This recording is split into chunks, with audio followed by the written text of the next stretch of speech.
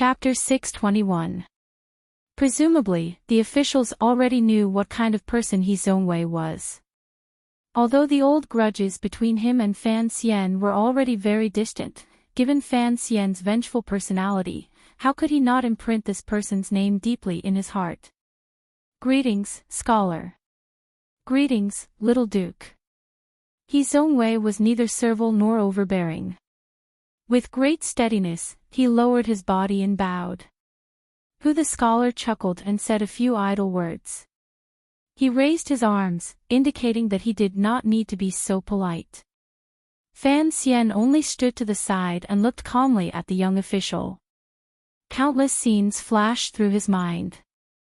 At the beginning of the 7th year of the Qin calendar, the military ambushed Fan Xian in the valley, giving the emperor a chance to change the court with new blood.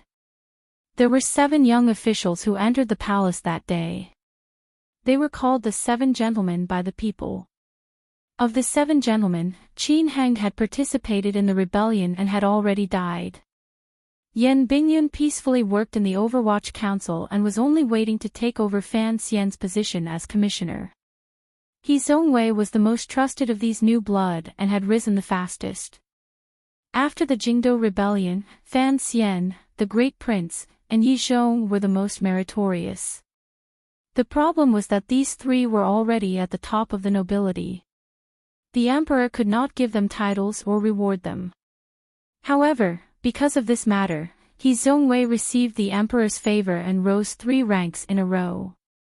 Like a rocket, he entered the center of the court's politics. This kind of promotion speed was truly unusual.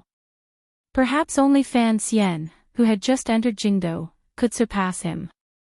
It was not just Fan Xian who knew.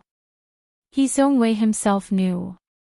In reality, everyone in court knew that this person's promotion and the emperor's trust and delegation of power were just the emperor's naturally created power to balance Fan Xian.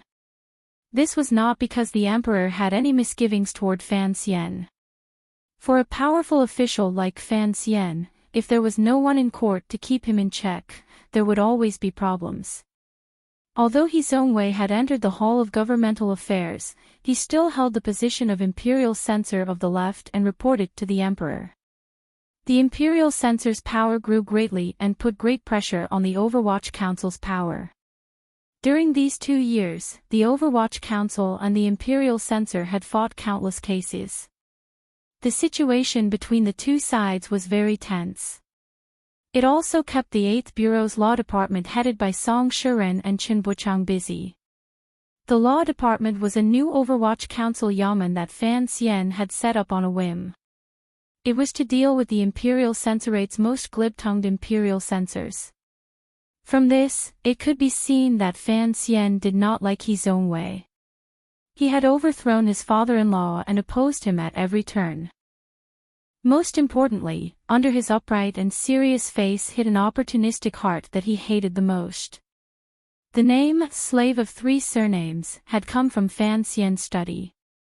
The main door of the Imperial Censorate had been kicked down by Fan Xian. Everyone knew that Sir Fan Jr. despised He Zhongwei. Each time they met in court or in the yamen, He Zhongwei still maintained absolute respect for Fan Xian. It was as if he didn't know about this matter. It was as if the 2 of them still felt the same way when they first met in Yishir Tavern. As the saying goes, one does not hit a smiling person.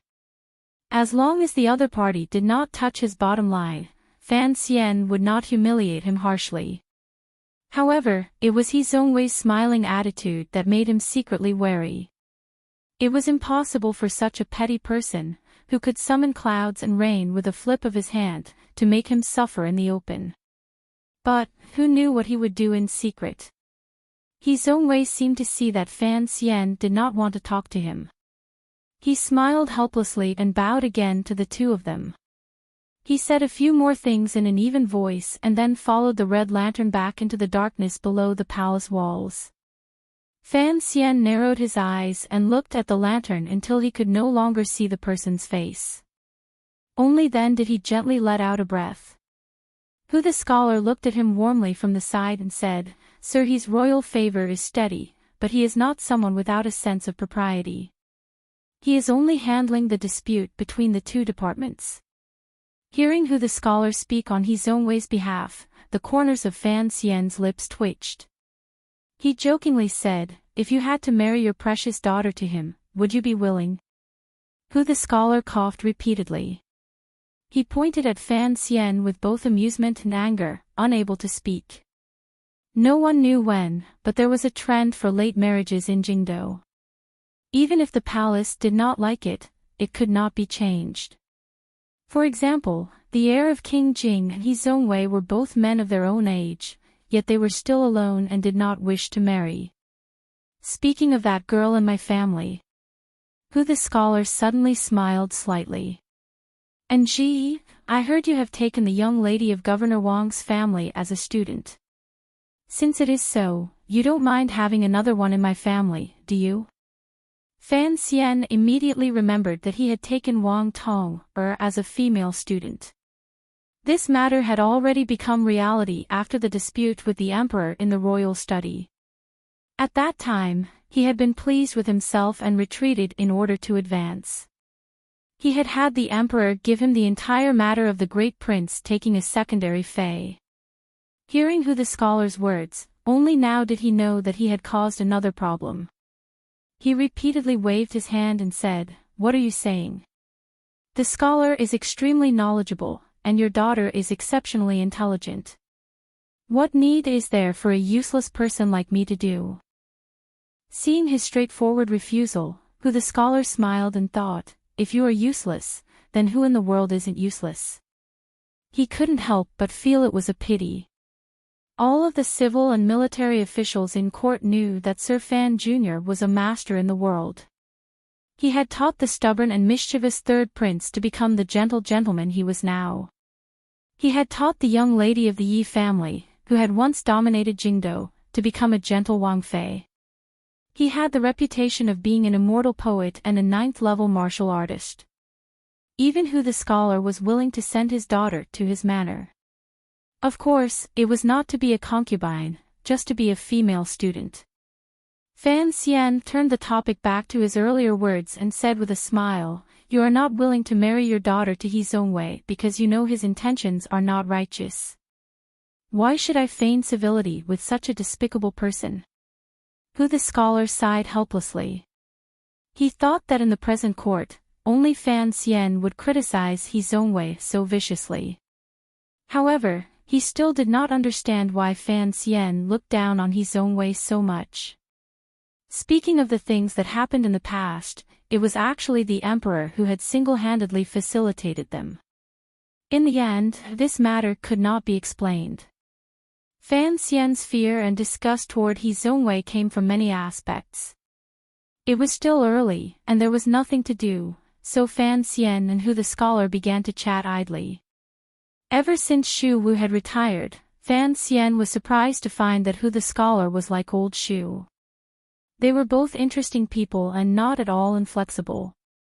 Additionally, during the Jingdou rebellion, Fan Xian had received a great deal of friendship from Shu and Hu the scholars. The old and the young usually interacted on official matters and got along well. Their relationship had also grown closer. Fan Xian gathered with the two of them and talked about Hu the scholar's new culture movement. Although this matter ended without any problems, it was the proudest thing in Hu the scholar's life. It was even more so than entering the Hall of Governmental Affairs. Fan Xian was also a disciple of the headmaster who had been baptized by the May 4th movement. He spoke happily.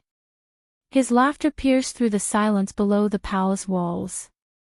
In the darkness below the palace doors, countless red lanterns were actually all looking up. Many people wanted to participate in the conversation between the head scholar of the Hall of Governmental Affairs and the Duke, but they knew they did not have the right. As for laughing while waiting for the court conference, only these two people had the courage. A moment later, Fan Xian straightened his body and suddenly felt that the atmosphere around him was strange. His brows furrowed slightly and he sighed. Hu the scholar glanced at him and knew that he had understood something. He smiled slightly. Fan Xian had never known that after the emperor quelled the rebellion, there had been a moment when he had considered the question of having him succeed the throne. Although the emperor had resolutely erased this thought from his mind afterward, he knew the emperor's initial arrangements for the Qing kingdom's court politics. He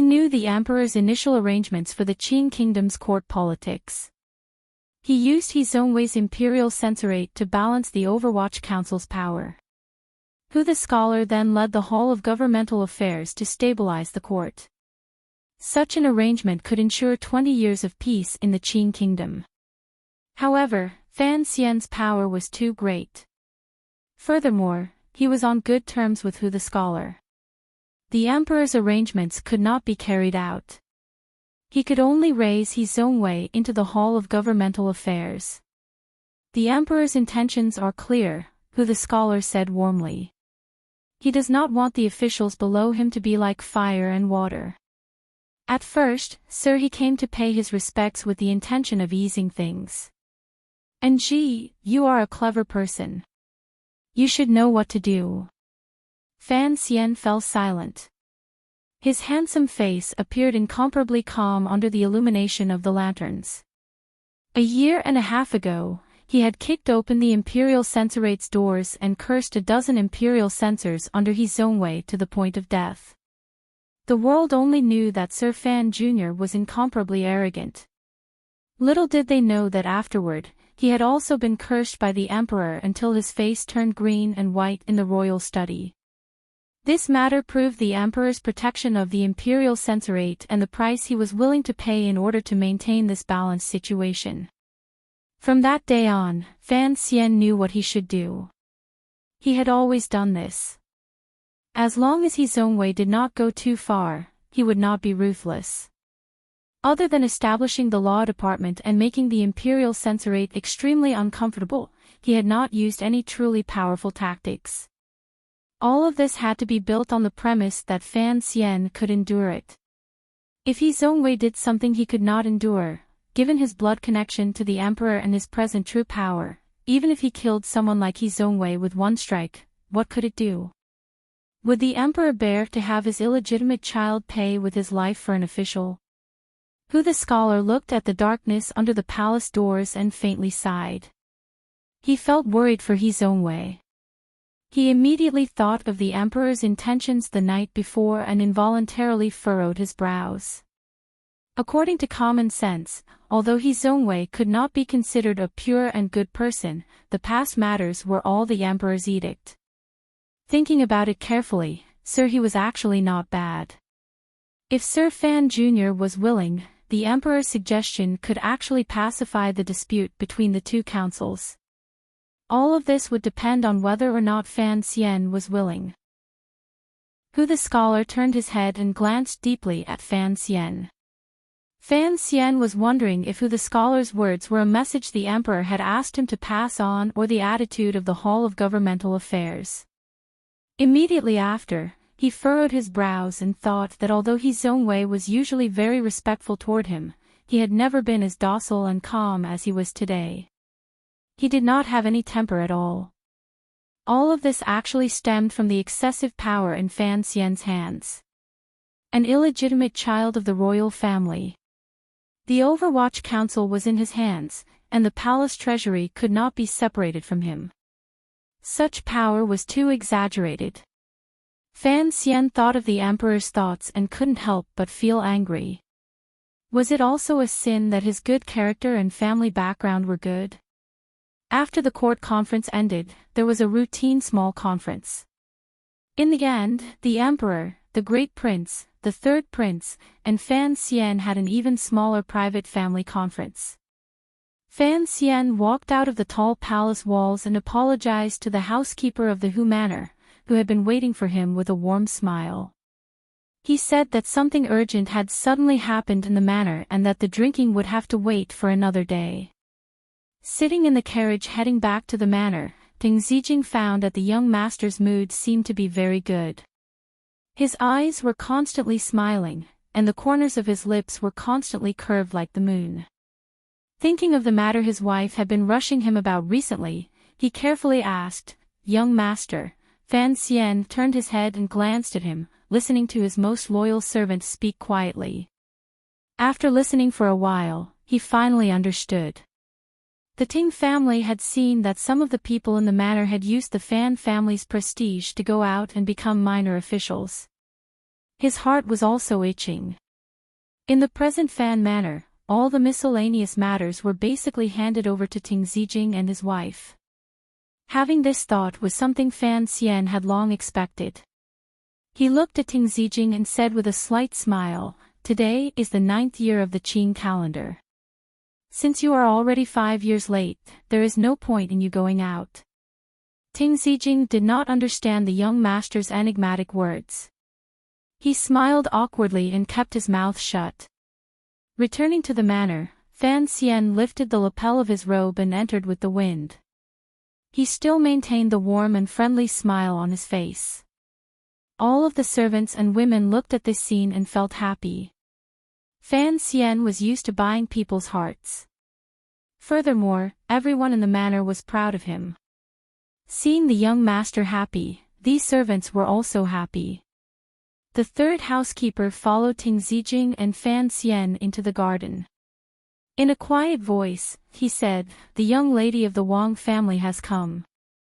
I heard she wants to formally take him as a teacher." Looking at the young master's mood, it should be approved. What should we prepare? Ting Zijing's face didn't turn. Like Fan Xian, he smiled mysteriously and said, "The young lady of the Wang family is in trouble today." "Why?" the third housekeeper asked in surprise.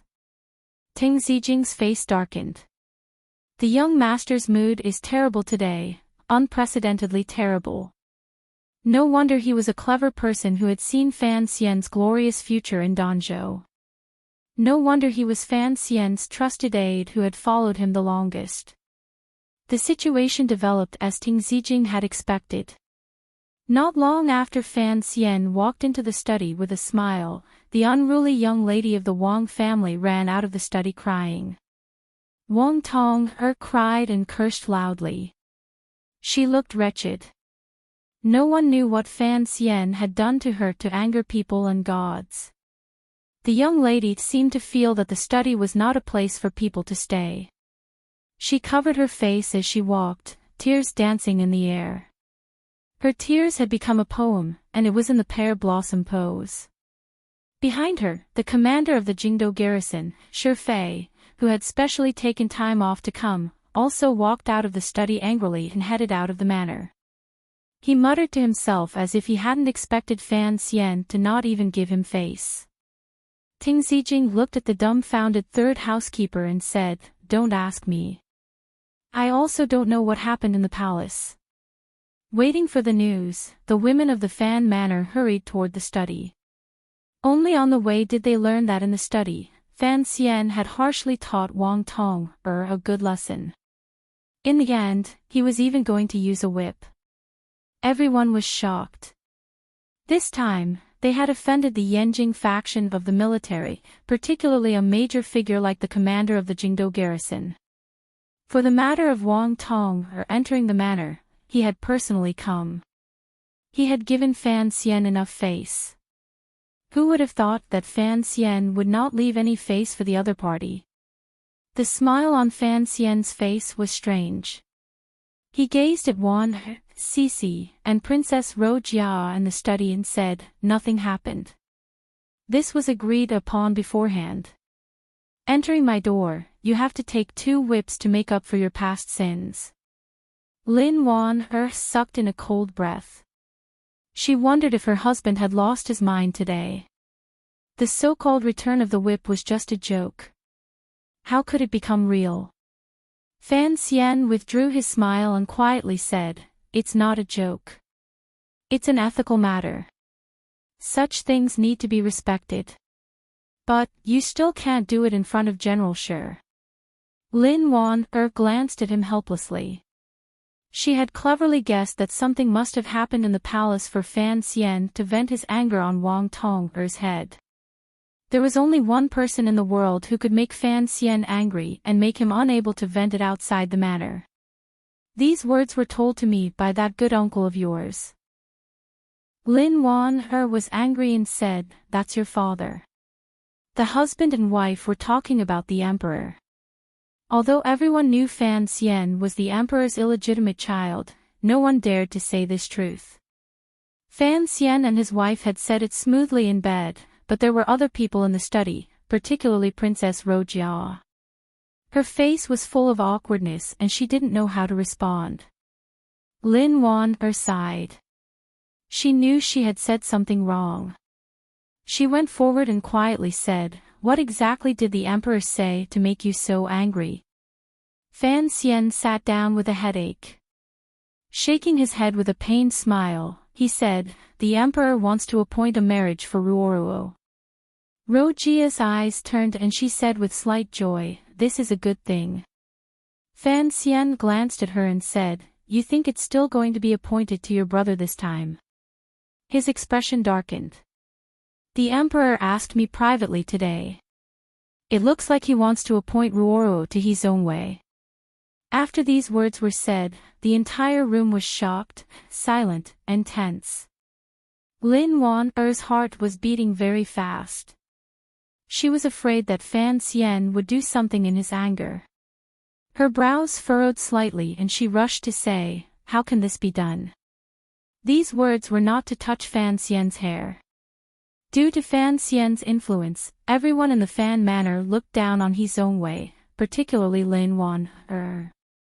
On one hand, she remembered the fall of her father in Wuzhou. On the other hand, she had learned from Fan Xian that He Zongwei had once had thoughts about Ruoruo.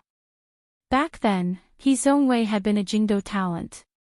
It was not wrong for young people to admire Ruoruo. However, Fan Xian felt incomparably disgusted.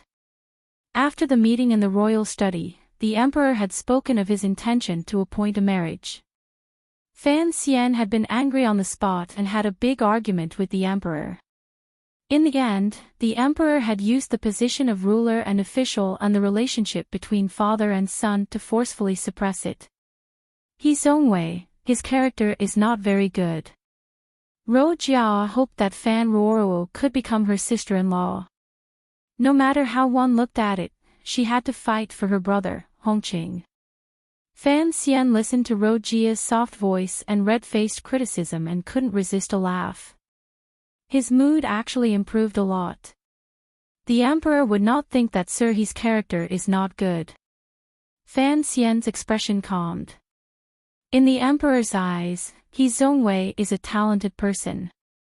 He is also a high official and noble. He is also loyal to the emperor.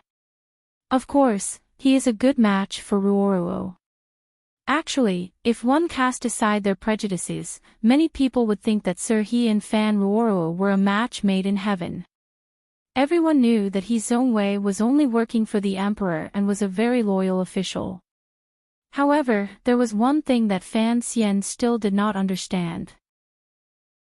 When he was in Qingzhou thinking about the matter of the great prince taking a secondary fei, he had thought that the emperor trusted and favored him greatly. He also knew that he had beaten Hongqing into a lewd person for Ruoruo's marriage, so he probably would not forcefully arrange a marriage to seduce him. However, the emperor now had the intention of marrying Ruoruo to He Zongwei. What exactly was he thinking? Since the emperor is asking you privately, he knows you will certainly object. It is only a test. Lin Wan immediately calmed down and began to analyze everything. You shouldn't have resisted the emperor. It's not like you don't know the emperor's personality.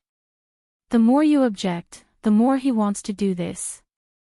I am just angry that the emperor would be so muddle-headed. Did he think that by forcefully arranging this marriage, the court would be peaceful?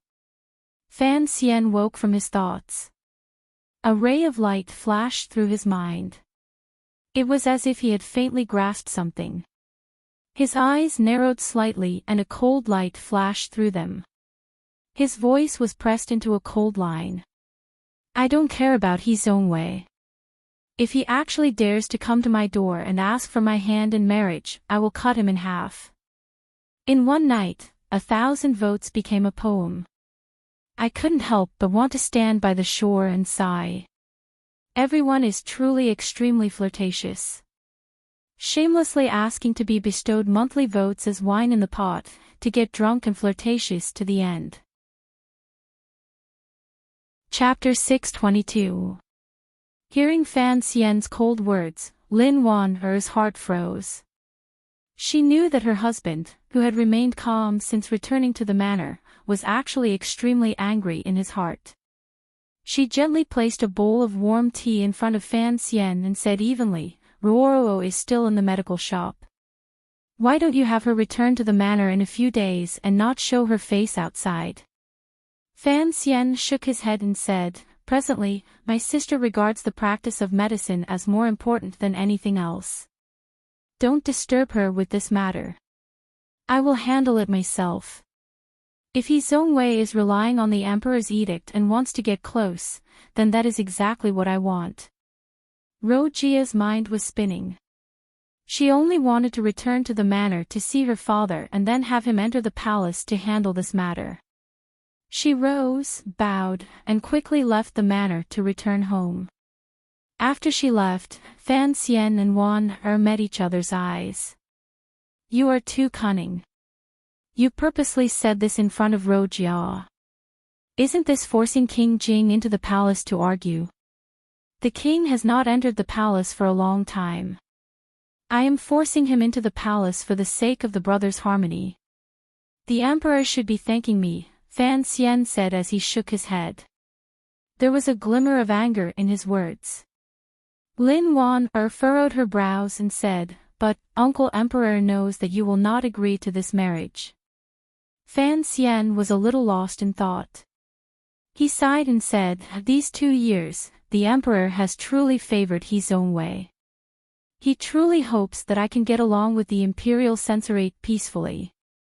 Furthermore, he thinks that since Ruoro doesn't like Hongqing, then she should like He Zongwei, the great genius. He doesn't have any bad intentions. There were many examples of good intentions doing bad things. Even someone as wise as the Qing Emperor was no exception. Fan Xian could empathize with the emperor's intentions, but he couldn't resist his disdain for that toad. Thus, the most disdainful words in history were born. A cup of tea went cold. Fan Xian touched his hair. There was no longer a glimmer of anger on his face. The emperor has given me harsh words. He wants to protect He Zongwei. I don't want to have a falling out with the palace at this time. Furthermore, whenever He Zongwei runs into me these 2 years, he acts like a grandson. I can't find a reason to act. Wan'er quietly said, The emperor only hopes that you and Sir He can get along peacefully in court. I didn't think he would touch your reverse scale. I'm not the son of heaven. I'm not a dragon. I don't have any reverse scales. For the sake of Ruoro's marriage, I made such a big fuss back then and even moved Kuhi to the Qing kingdom. If His Majesty thinks he can control my life and my surroundings, then he's wrong. Fan Xian said with slight mockery, the emperor truly thinks highly of this marriage.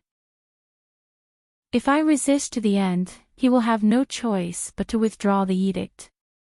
However, the crime of resisting an edict is not light. Who knows what he wants to take from the Overwatch Council or the palace treasury? In reality, Fan Xian had misunderstood the emperor's intentions this time. Although the emperor of the Qing kingdom was the most powerful man in the world, he was only a commoner. After learning of Fan Ruoro's return to the capital, the emperor's heart jumped. Naturally, he thought of He Zongwei, who was still unmarried. He thought that King Jing's side had long been hopeless, so he was willing to let His Highness's officials have a good match. He Zongwei was an older man, and Fan Ruoro was an older woman. The emperor thought he was doing a good deed. He only lightly asked to see if this matter could be carried out. He thought Ji would be able to understand his intentions. Unexpectedly, his reaction was to clash head-on in the royal study. The emperor was already showing mercy by not punishing Fan Xian for the crime of roaring in front of the emperor. He could not understand. And Ji, you are a loyal official, and He Zongwei is also a very loyal official. The marriage between two loyal officials is truly a beautiful matter that will be praised for thousands of years. Why are you so angry and out of control? Do you have other thoughts in your heart? No one knew whether or not the emperor had such dark thoughts in his heart. Just as Lin Wan had said, the Qing emperor was a valiant ruler. If Fan Xian had asked nicely, perhaps there would have been a chance to turn this matter around. However, Fan Xian's clashing head-on strengthened the emperor's resolve. He would not allow anyone in the world to go against his edict, not even his most trusted and favored Fan Xian. In an instant, the news of the marriage between the Fan Manor and the He Manor spread throughout Jingdou. Although the palace had not issued a clear edict, according to those with inside information, this matter was already set in stone and could not be changed. The civil and military officials thought about it carefully. This marriage was indeed of great benefit to the court. The emperor's heart was indeed distant. However, everyone knew of Fan Xian's attitude toward He Zongwei and knew that he would certainly oppose it. No matter how powerful Fan Xian was, in the end, he was only an official. Could he be more powerful than the emperor? After hearing that scholar who had personally entered the Fan Manor to persuade Fan Xian to agree to this marriage, the news reached its peak. The officials who had been dealt with wretchedly by the Overwatch Council and the people who were usually intimidated by Fan Xian's power all began to wait for the day the young lady of the Fan family married into the He Manor. They waited to see Sir Fan Jr.'s expression when he swallowed a fly alive. They prepared to see the best joke. Fan Xian's performance since entering the capital had been too perfect. He had put too much pressure on many people. It was a rare opportunity to see Sir Fan Jr. lose his composure, anger, and helplessness. No one wanted to miss it. Thus, countless people secretly cheered for He Zongwei. Unexpectedly, Fan Xian did not do anything. He did not enter the palace again to argue with the emperor. He also did not kick open the imperial censorate's doors and give He Zongwei a beating. Everyone felt it was strange. The story of Fan Xian personally giving He Zongwei a black fist in the manor was a long-circulated gossip in Jingdou. Now, Fan Xian watched as his sister was about to marry Sir He, yet he was still able to appear so calm. Had Sir Fan Jr.'s personality changed? In less than 2 days, everyone knew the reason for Fan Xian's calmness. He had no intention of putting on a show for the court. Instead, he sat calmly to the side, waiting to see others make a joke of themselves. To see the emperor make a joke of himself. King Jing, who had not entered the palace for 2 years and only knew how to uproot weeds for fun, entered the palace late one night and had a big argument with the emperor. According to the eunuchs in the palace, the argument was unusually intense. In the end, King Jing even broke a blue and white porcelain brush washer in the royal study. In the end, King Jing left angrily. When he was young, he had not beaten his brother in a fight. It looked like he had not won an argument now either. Immediately after, the next day, King Jing went to the imperial censorate.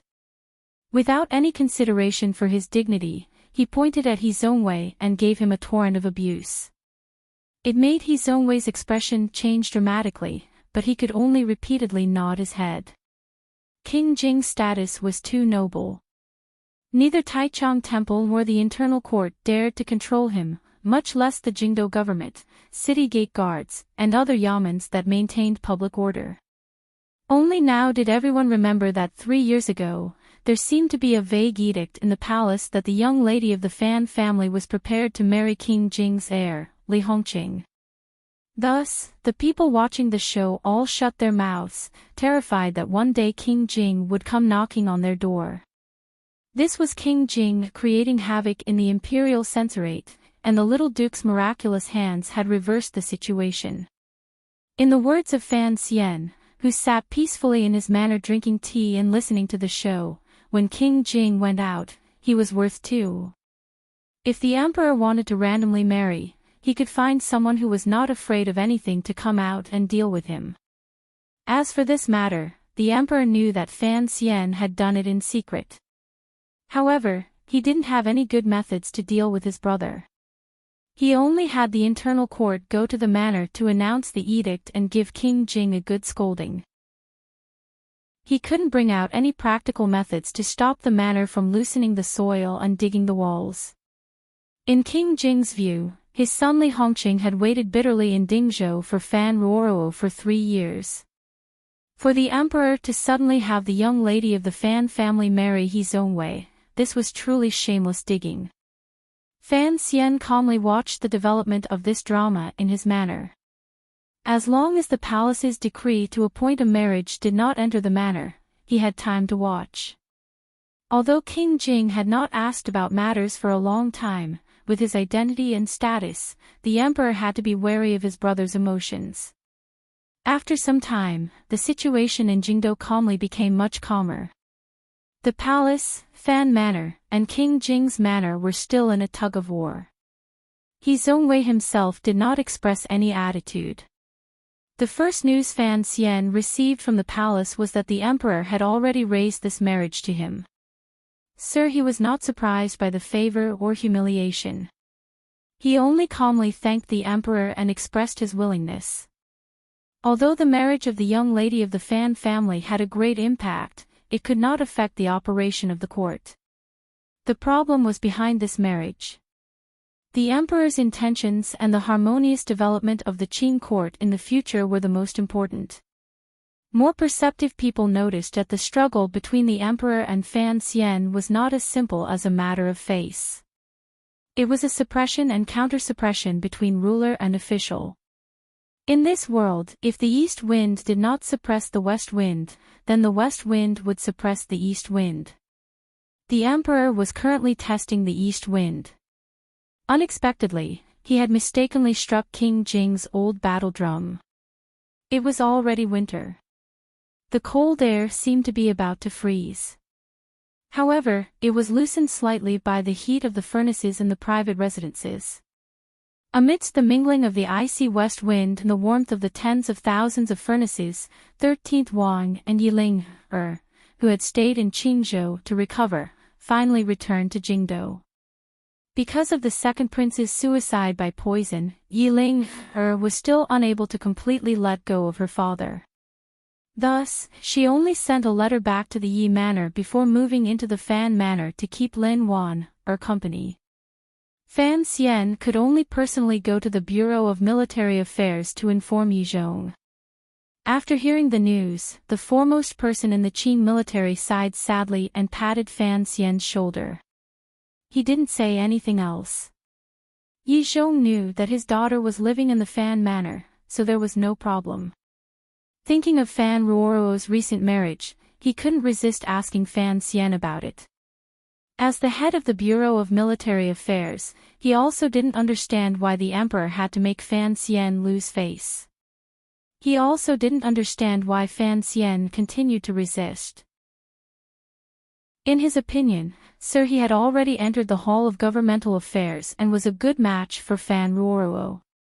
As long as Fan Xian nodded, King Jing's side would not be able to find any more reason to make trouble. Everything would become smooth. It seemed that everyone knew of the emperor's stubbornness but had overlooked Fan Xian's. No one could force Fan Xian to do anything he didn't want to do, not even the emperor. Fan Xian didn't explain to Yi Zhong. He only laughed and left the Bureau of Military Affairs. He didn't return to the manor. Instead, he sat in the carriage and headed in the direction of the Imperial College. His wife and Yiling were gossiping in the manor, but he was going to see the gossip. Yiling and 13th Wang had already returned to the capital. Hongqing had also returned. King Jing's old battle drum was about to be broken by the emperor. He had to personally go out and light this fire. The carriage came to a stop at the intersection of Dongchuan Street. Fan Xian went into a restaurant not far from the bookstore and ordered a few side dishes. As he slowly ate, he looked in the direction of the bookstore. Across from Donbo bookstore was a medical shop. Fan Xian had personally chosen the name. The words had been written by Xu Wu. The medical shop managed by the young lady of the Fan family had received great praise throughout Jingdo in a short amount of time. Her medical skills were exquisite, and her fees were low. She didn't care about the status of the patients. She only had to wait in line for consultation and medicine. Before long, she had won the praise of the common people of Jingdo. It was almost dusk, but there was still a long line in front of the medical shop in the cold wind. The capable servants Lin Wan had sent from the Fan Manor were maintaining order outside the shop and handing out hot soup.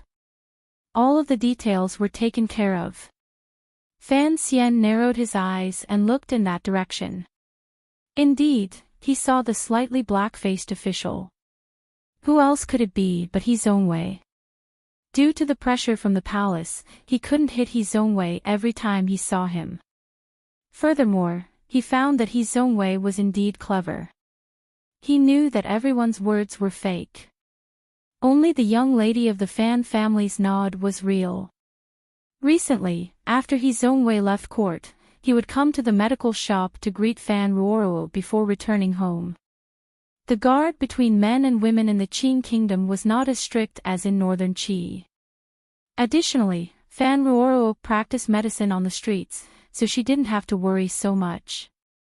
Thus, no one could stop He Zongwei from greeting her politely. Now, this had become news that everyone in Jingdo knew. It had already become a much-told tale. Fan Xian's eyesight was very good. He saw clearly that his sister would occasionally say a few words to He Zongwei as she consulted. He was not surprised by this. As early as 5 years ago in Yishir Tavern, he knew that his sister and He Zongwei knew each other. They had probably met at the poetry conference in King Jing's manor. At that time, the young lady of the Fan family was a talented girl in Jingdo, and He Zongwei was a scholar in Jingdo. Naturally, the two of them knew each other. He sighed in his heart. Thinking of how everyone in Jingdo had changed these years, he couldn't help but feel a little strange. Back then, He Zongwei's arrogance had yet to be shed. His face was as black as charcoal. Even if he wanted to flatter him, it would appear unnatural. Thus, he was not in Fan Xian's eyes at all. Who would have thought that after a few years, this person would actually become so calm and steady? Perhaps there was still a bit of arrogance in his bones, but when he did things, there was not a trace of arrogance. The speed at which he matured was truly astounding. No wonder this person still received the support of most of the officials in court and the favor of the person in the palace despite Fan Xian's purposeful slander. Fan Xian sat in the restaurant and watched with cold eyes. He wanted to see whether or not He Zongwei had the ability to suddenly launch a surprise attack and resolve this stalemate while he and the emperor were wrestling. At this moment, a rider galloped over from the other end of the street. Fan Xian put down his wine cup and smiled with narrowed eyes. He thought to himself that his surprise attack had finally arrived. King Jing's heir, Li Hongqing, had returned to the capital to debrief.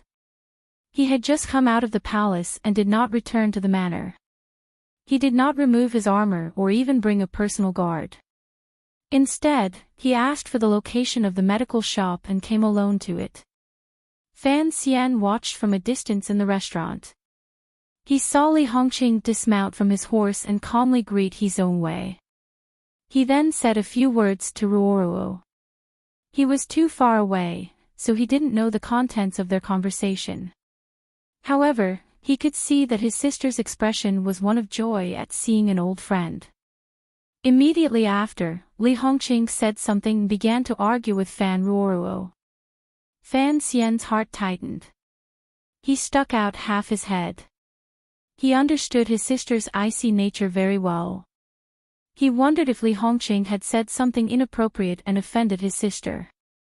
At this moment, He Zongwei seemed to have come forward to explain a bit, but Li Hongqing did not even look at him. He ordered the servants of Fan Manor to close the door of the medical shop.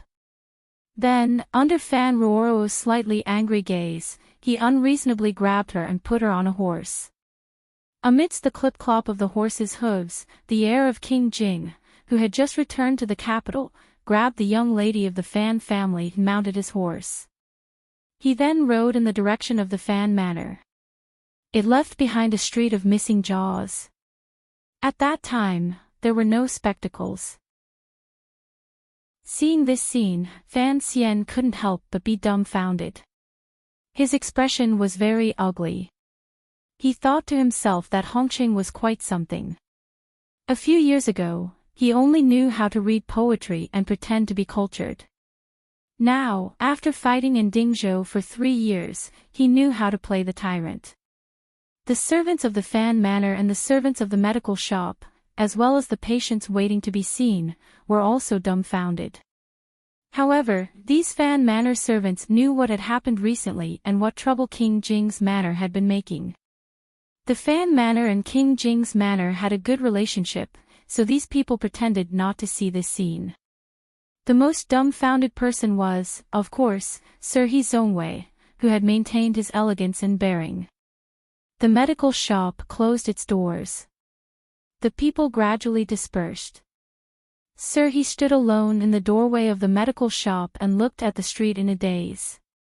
He did not dare go to the Fan Manor because he was afraid Fan Xian would actually beat him. Thus, he could only watch helplessly. This scene looked extremely wretched. Fan Xian slowly came to his senses and recovered his calm. He knew that Li Hongqing would not do anything rash. He had probably exploded in anger after hearing the news on the road, which was why he was acting so forcefully. If Fan Xian had to choose his brother-in-law, Li Hongqing, who had broken off his relationships with women and turned over a new leaf, was much better than He Zhongwei. Thinking of this, a smile rose to his face. "Invite Sir He up here to sit." He slowly placed the wine cup on the table and ordered Mu Feng behind him. In a moment, He Zhongwei entered the restaurant with his brows furrowed and sat across from Fan Xian. This was the first time in many years that the two of them had met in private. Fan Xian gently used his finger to spin the small wine cup. He knew that there were spies from the palace downstairs. They should be the attendants the emperor had bestowed to He Zhongwei, but he did not care much. "Eat." Fan Xian raised his chopsticks. Although He Zhongwei didn't know why Sir Fan Jr. had summoned him, he was not afraid. Very shamelessly, he began to eat. Looking at his posture, if Fan Xian did not shout for him to stop, he would not put down his chopsticks. Looking at this scene, Fan Xian felt a bit of admiration for this person. There were not many people in the world who could be so natural under his gaze. Furthermore, this person knew very well that Fan Xian greatly disliked him. After the food and wine, Fan Xian calmly said, "Sir He, you have come to the medical shop to look after us these days. As your brother, I must thank you." "You are too polite," He Zhongwei replied with a slightly astringent smile. Fan Xian raised his brows and said, "You saw the scene earlier. You should know what King Jing's attitude is." He Zhongwei was slightly absent-minded. After a moment, he slowly said, "You have good methods." "This has nothing to do with methods." Fan Xian looked at him and said straightforwardly, "I've never had a chance to sit and talk with you. Today is a rare opportunity, so I'll tell you directly. This matter is impossible, so you should give up on it." He Zhongwei's slightly dark face froze. A moment later, he said sincerely, "Sir, I know." Fan Xian tilted his head and listened to the other person's words. It went in one ear and came out the other.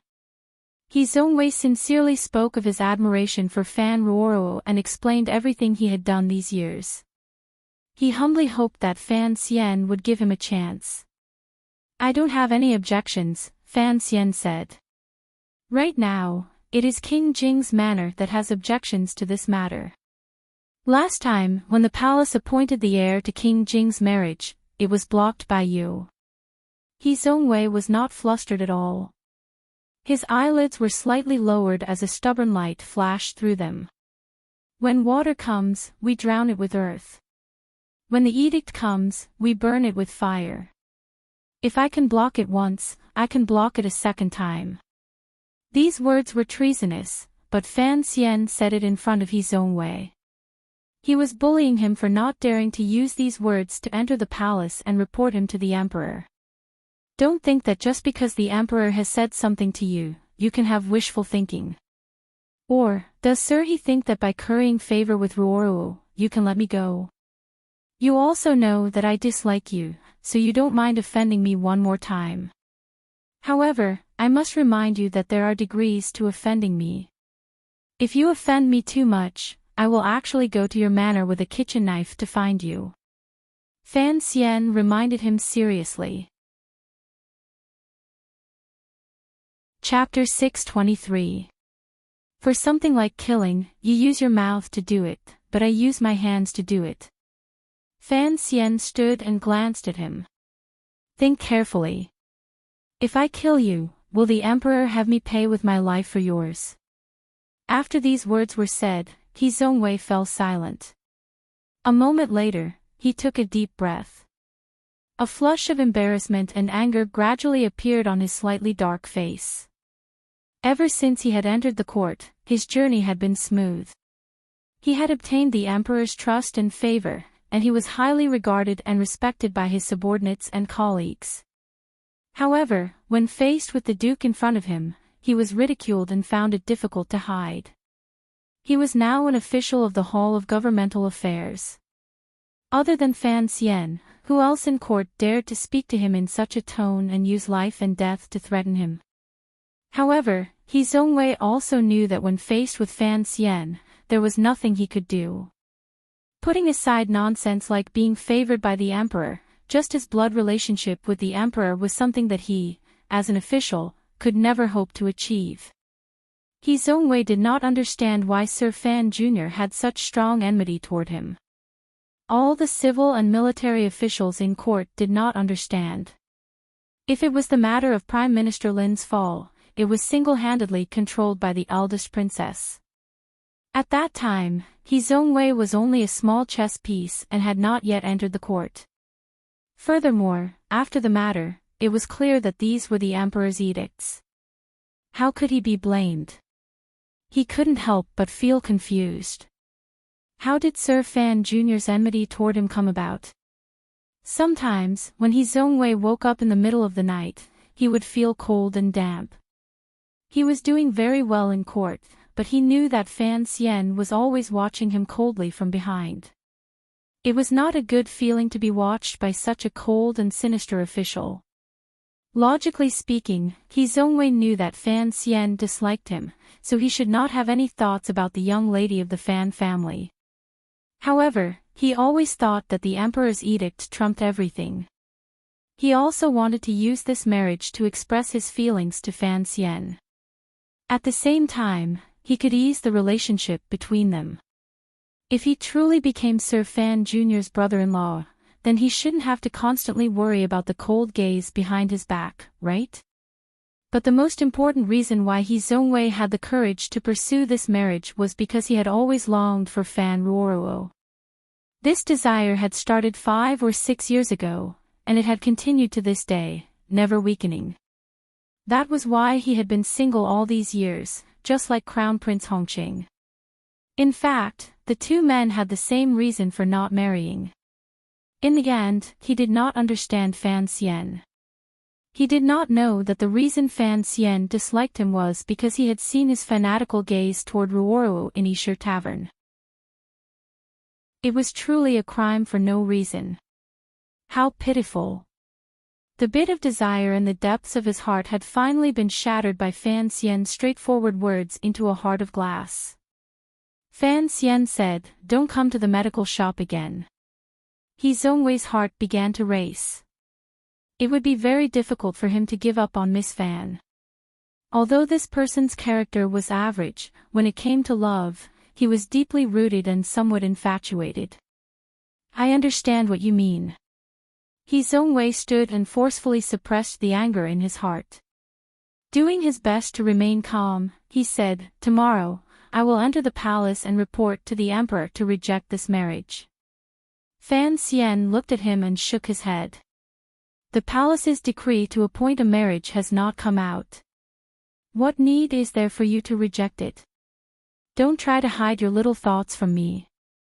Go cry and complain in front of the emperor and aggrievedly say that you are not worthy of the young lady of the Fan family. You won't say a single bad word about me. But, when the emperor sees you like this, he will know that I have bullied you again. Whoever I bully, that person will be red. This is the current situation." He looked at He Zongwei and smiled self-mockingly. "Do you want to use this matter to make the emperor pity your loyalty even more?" He Zongwei finally could not suppress the anger in his heart. He looked coldly at Fan Xian and said, "What exactly do you want me to do? This won't do, and that won't do. Do you have to force an official to death before you are satisfied? That's what you said yourself." Fan Xian looked at him with slight mockery. "The night before last, who the scholar personally came to the manor to speak on your behalf? Last night, the former scholar of the Hall of the Virtuous, Tsing Wenxiang, your former teacher, came with Scholar Panling to speak on your behalf.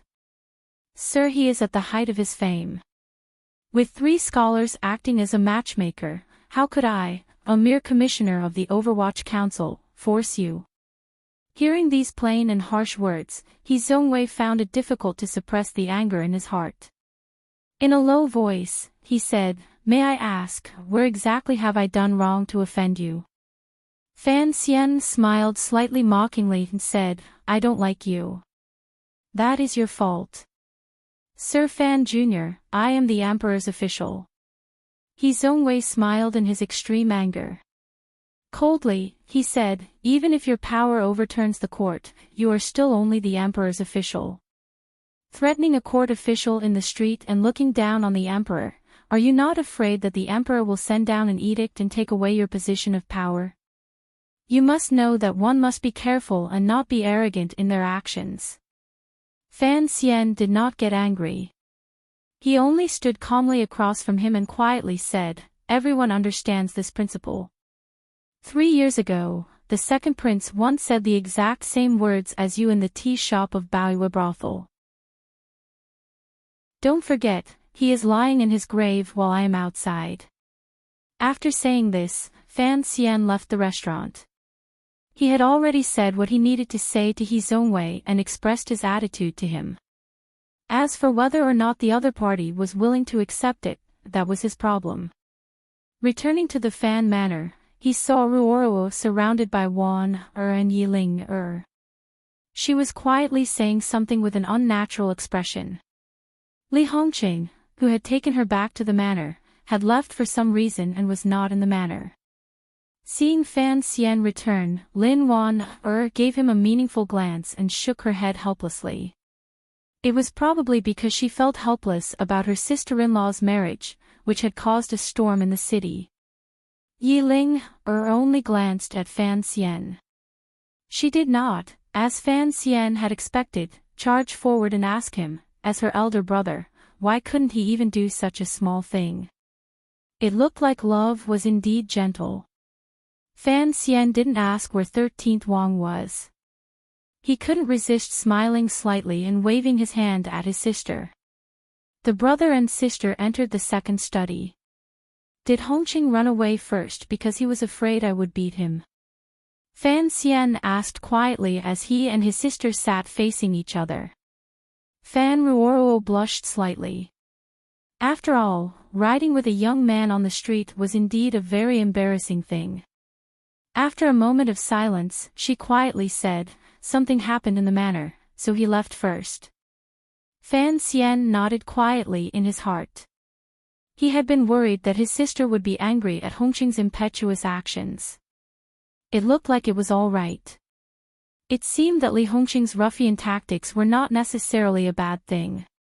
Fan Ruoruo suddenly came to a realization and looked at Fan Xian in a daze. Brother was there just now. Fan Xian paused and smiled. This matter spread quickly. Everyone in Jingdo knows that the heir has returned to the capital and is fighting with Sir He for a wife. Of course, I know. Hongcheng is also messing around. Fan Ruoro's expression was slightly angry. There are still so many patients waiting to be seen in the medical shop. We'll talk about those things later. It is impossible for the patients in the world to stop. You can't cure them all in one day. Fan Xian gazed at his sister and asked solemnly, I know that He Zhongwei often goes to the medical shop these days. I want to ask you something. What exactly is your attitude toward the emperor's arranged marriage?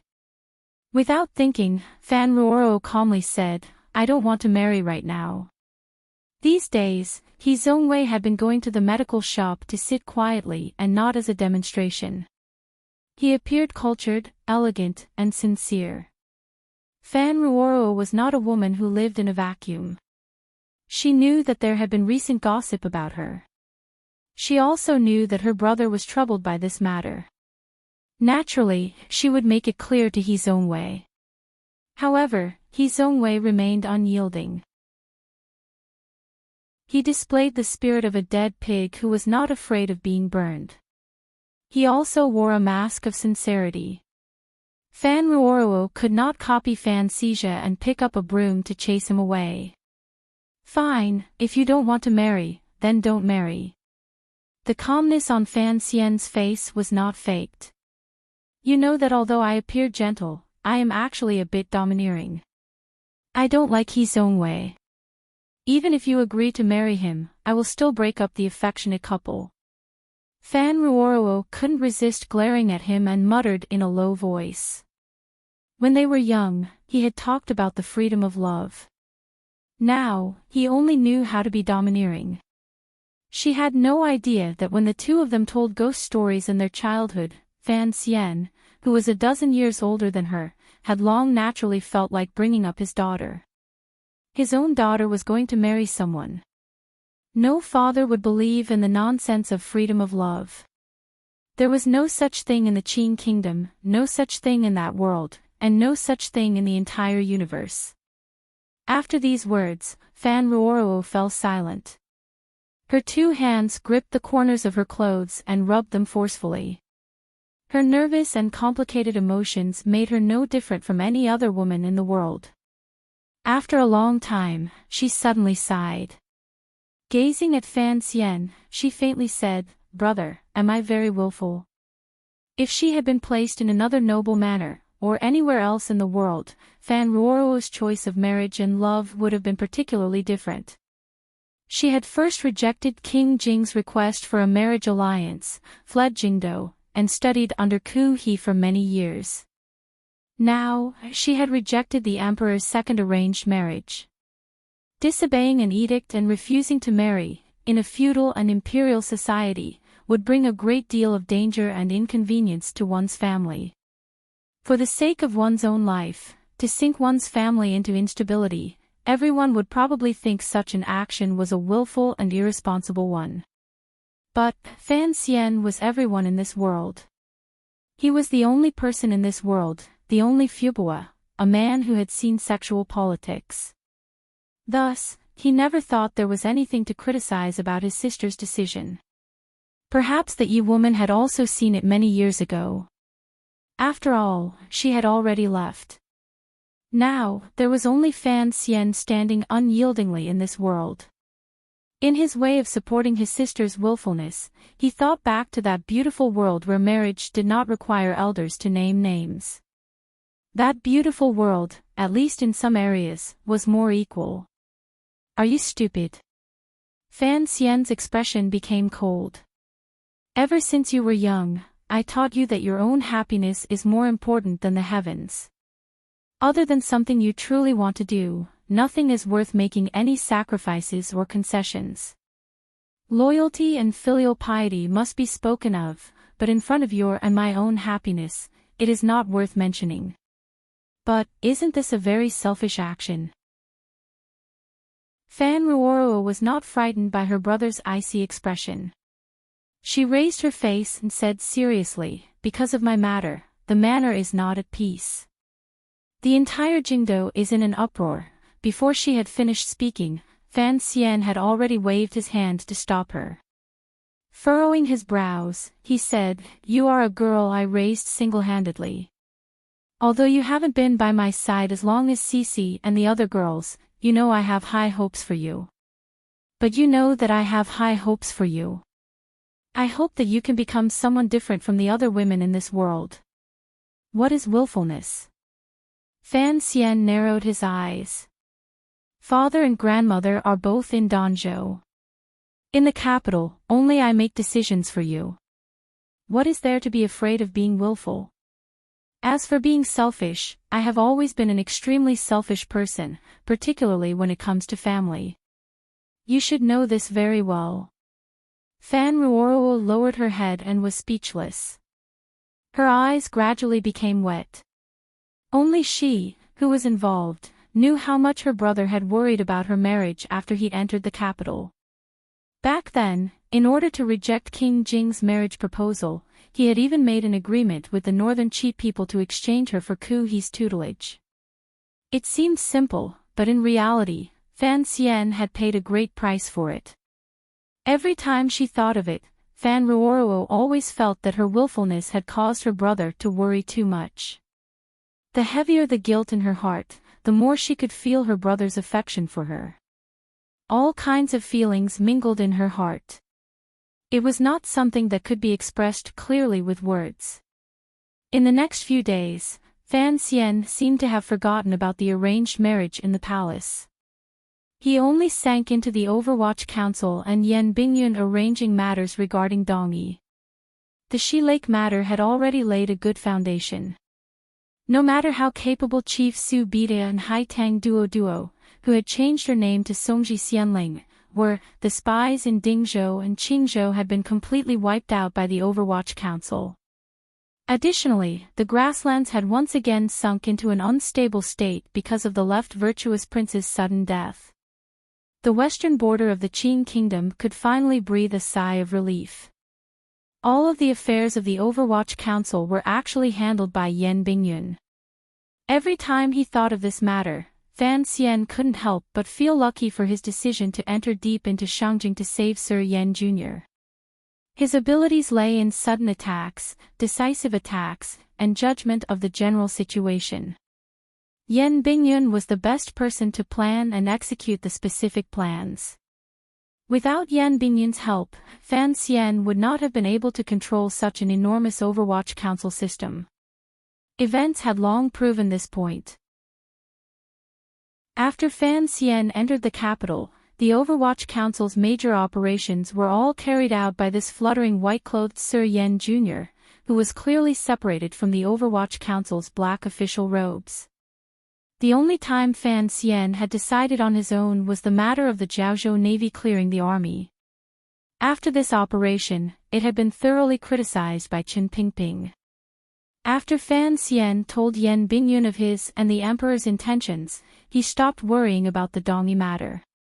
He only took 13th Wang and quietly entered the palace. Although Fan Xian and the emperor were still in a cold war because of Ruoruo's marriage, this was a major matter concerning court politics. Neither father nor son would choose to be angry. Since the emperor already secretly knew of 13th Wang's existence, Fan Xian would not make a big mistake on such a small matter. As for the marriage appointment, although the task of challenging the emperor had already been handed to King Jing's manor, Fan Xian still watched with concern from the side. Fan Ruoruo continued to go to the medical shop every day to take care of the patients. Crown Prince Hongqing stood outside the medical shop with a cold expression. Perhaps the Crown Prince felt great anger at the news of the marriage appointment in the palace. His face was extremely dark. The patients who came to and from the medical shop couldn't help but feel a chill in their hearts as they felt the coldness from this noble's body. Li Hongqing was now the #1 figure in the Dingzhou military. It was rare for him to return to the capital to debrief once in 3 years.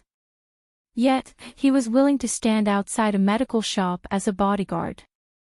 For a proper general to be a door god, everyone in Jingdo felt a glimmer of coldness. Even Hu the scholar did not waste any more words with Fan Xian. He Zhongwei did not give up the idea in his heart because of Fan Xian's threats. He went to the medical shop a few times and was coldly chased out by Li Hongqing. The small medical shop had become a wrestling ground between an official and a general. However, He Zhongwei was, after all, a civil official. How could he defeat Hongqing, who pretended to be a martial artist? A medical shop had already become a sight in Jingdou.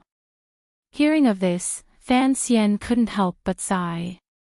He thought to himself that old Master Lu was right. Words were never as powerful as fists. He smiled slightly and felt sad for He Zhongwei. He was a proper official of the Hall of Governmental Affairs, yet he had run into two unreasonable but indescribably noble descendants of the royal family like himself and Hongqing. In the end, he could only suffer. During these few days, He Zhongwei had entered the palace once and probably expressed his intention to tactfully decline the marriage appointment. This was not outside of Fan Xian's expectations. Given He Zhongwei's harsh thoughts, he would not pass up such an opportunity to strike at Fan Xian. Even though Fan Xian had warned him, he still did not give up. As expected, when the emperor saw He Zhongwei's dim appearance, he guessed that Fan Xian had secretly and inhumanely threatened his trusted official. He flew into a rage and urgently summoned Fan Xian into the palace to give him a good scolding in the royal study. Fan Xian only listened expressionlessly and, as always, used silence to resist. Appointing a marriage was a small matter. The emperor intended to use this matter to completely break down his defenses and have him become a timid and blindly loyal official. This was an arrangement he could not accept. He was not afraid of the emperor's displeasure. The present was different from the past. The Overwatch Council and Palace Treasury in Fan Xian's hands provided the most important order and financial support for the healthy development and maintenance of the Qing court. Even the emperor knew this. He knew that he was becoming more and more inseparable from this proud illegitimate child. For the Qing emperor, the more he admired Fan Xian, the more he hoped that Fan Xian would reveal all of his thoughts to him and listen to all of his arrangements. He always felt that Ji, this child, was sometimes too stubborn. His personality was a bit too distant. He even faintly felt that he wanted to jump out of his control. For a powerful ruler, this kind of feeling was not very comfortable. Thus, he wanted Fan Xian to back down. Entering the winter months, Fan Xian still did not back down. He continued to carry King Jing's manor to fight with the palace. After the matter of the marriage between the He and Fan families caused a ruckus, it gradually calmed down. There was no follow-up edict from the palace. The Crown Prince's door god continued to coldly watch all of the doctors and patients who came in from the medical shop. If any of those poor patients had the surname He, they would all take a fake name and go see the doctor again. The only person in the world who was not afraid of the emperor was probably King Jing. After all, he had fought with his brother many times when he was young. Even though he hadn't won many of them, his fists had at least tasted dragon meat. Once they were close, there was less respect and fear in his heart. Furthermore, one could be strong without desires. King Jing's life was filled with flowers, grass, and soil. He never interfered with court politics. The emperor probably always felt some guilt toward his only brother. Other than furrowing his brows, he could not come up with any more methods of punishment. Li Hongqing had led the army in Dingzhou for 3 years. He had taken the lead and bathed in blood as he killed the enemy. Even if he had not performed meritorious deeds, he had worked hard. He was clearly going to steal He Zhongwei's wife. What could the emperor do? It was only because of the emperor's words that he could not go back on. Additionally, he could not save face. That was why he stubbornly insisted on his own opinion. The first snow fell in Jingdou. Fan Xian blew out a mouthful of white mist. Standing by the carriage, he said to 13th Wang beside him, everything that needs to be said has been said.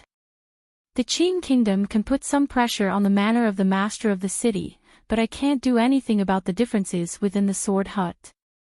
Presumably, you also don't want me to interfere. 13th Wang was going to leave the Qing Kingdom and return to Dongyi's sword hut to accompany his teacher on the last leg of his journey. Fan Xian had specially taken the time to send him off. The two of them stood alone in the snow and chatted here and there. Most of the words were said by Fan Xian. I'll wait for you at the sword hut. 13th Wang put his bag on his back and held the green banner tightly in his hand. Looking at Fan Xian with a warm smile, he said, come early. Fan Xian also smiled. After 13th Wang entered the palace, the emperor finally nodded and gave him full authority over the Dongyi matter. The initiative was finally in his hands. He was in a good mood. Thank you. Fan Xian paused slightly and then continued. I hope I won't have to thank you in the future. 13th Wang started. Only then did he understand what his thanks were directed at. Shaking his head, he walked into the wind and snow. Chapter 624. The mink coat was very warm. Looking at the figure gradually disappearing into the wind and snow, Fan Xian's heart was also very warm. His life was truly frightening and full of scheming and scheming. Although it was fulfilling, it also made his heart tired. It was a rare enjoyment to be able to associate with a simple and pure person. Pulling back his gaze from the snowflakes in the distance, Fan Xian's heart suddenly jumped. He had a strange feeling. It was as if next spring, when the sword hut opened for the last time, he might have some experiences he had never had before. He walked to the side of the black carriage and raised his right knee. Lowering his head, he carefully scraped at the snow and mud on the bottom of his boots on the steps of the carriage. As he scraped at the snow, he thought silently. After a long time, he lifted the thick cotton curtain of the carriage and lowered his head to crawl in. A gust of hot wind hit him in the face. Inside the spacious Overwatch Council carriage, a specially made little heater was releasing a spring-like aura. Compared to the freezing weather outside, it was a completely different world. Fan Xian accepted the towel and brushed away the snow on his collar. He's already gone far away. Can we go back now? Yi Ling accepted the towel from his hand and lowered her head. Her long eyelashes decorated her bright eyes, as well as the complicated emotions in them. Quietly, she said, I'm not here to send him off. If you're not here to send 13th brother off, are you here to admire the snow with me? Fan Xian asked without good humor. I really don't understand what you're thinking. It's already been over a month, yet it's still like when we first met in Qingzhou. Teacher, I'm not thinking anything, Yi Ling said seriously as she raised her head. Next year, Sigejian is going to die. Dongyi is split into two factions of opinion and is arguing endlessly. 13th Wang's return to Dongyi this time will probably be troublesome. Although he is Sigejian's most beloved last disciple, he doesn't have many connections. Fan Xian thought for a bit and then slowly said, I'm afraid there will still be a fight in the end. Can't you help him? He has done so much for the Overwatch Council, Yi Ling asked anxiously. You don't need to say that. He is someone who works for me. Of course, I have to repay him, Fan Xian said. Fan Xian said, Sigejian's attitude toward me is sufficiently sincere. Although this strange old creature certainly doesn't want to make any deals with the Emperor, it shouldn't be a problem to discuss a deal with me. He suddenly looked at Yi Linger and said quietly, the problem is that after he returns to Dongyi, he will probably stay there for a long time. Have you thought about this problem? Why am I thinking about this? After the second prince's death, Yi Ling was no longer as free and easy as before. She had become much more silent and mature. Although she still talked and laughed freely in front of Fan Xian and these familiar people, regardless of whether it was Fan Xian or Lin Wan, they could all see the shadow in the depths of her heart. It was not until she met 13th Wang in Qingzhou and saw each other's scenery that Yi Ling's emotions seemed to shake off the military on the border. Fan Xian was very happy to see this kind of change.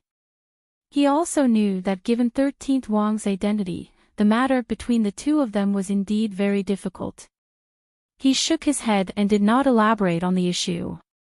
It was Yi Ling who, because of her own thoughts, thought of the matter that had been troubling these young people recently. Looking at Fan Xian, she asked carefully, "Ruoruo, are we just going to drag this matter out like this?" At the mention of this matter, Fan Xian's head was full of questions. Originally, he had thought that with King Jing and his son acting as the bad guys, the emperor would go with the flow and take back this muddled arranged marriage. He had not expected the emperor to be so stubborn. He used the excuse that the Fan family had already rejected King Jing's marriage request and completely ignored these movements. Let's drag it out for now. With so many of our faces added together, there will at least be some weight. It won't be good for the emperor to forcefully push through. Fan Xian pressed his lips together. He thought that if his sister was willing to marry Hongqing, then this matter would be much easier to handle. At least in front of the emperor, it would be more reasonable to argue. I don't know his own way, but I hear he has a good reputation. I don't know where you get such anger from, Yi Ling said casually. Anger? Fan Xian smiled and didn't say it clearly. Vaguely, he said, if the He and Fan families join in marriage, wouldn't that be like a lunchbox? What kind of lunchbox? 8 treasures rice. That's right, the governor is holding a banquet at Isher Tavern. Wants me to remind you not to be late, Yi Ling said seriously. Fan Xian's heart tightened. Only now did he remember this interesting matter. For the sake of the great prince taking a secondary fei, Fan Xian had bravely taken on the heavy responsibility of disciplining the young lady of the Wang family. Immediately after, the arranged marriage appeared in the palace. In his anger, Fan Xian did not leave any leeway in his lecture. It made Wang Tong so angry that she howled out of the manor and offended the commander of the Jingdou garrison, Shi Fei. He had thought that after this lesson, Wang Tong would certainly be angry and never come back to the manor again. Unexpectedly, after a few days, Wang Tong begged Shi Fei to bring her back to the Fan manor. She begged Sir Fan Jr. to take her as a disciple. Furthermore, her words were sincere. She said that she had changed a lot and would never act as recklessly as before. The young lady of the Wang family had suddenly become so sensible. It gave Fan Xian a fright. He thought that this unruly young lady truly loved the great prince. Otherwise, she would not have wronged herself like this. It was the second day that Yanjing Governor Wang Jikuan had returned to the capital to debrief. The governor had personally invited Fan Xian to a banquet to thank him for helping him discipline his daughter. Wang Tong is your fan. Fan Xian furrowed his brows. Have you seen her before? Yi Ling could guess what a fan meant. She smiled helplessly and said, I saw her many years ago.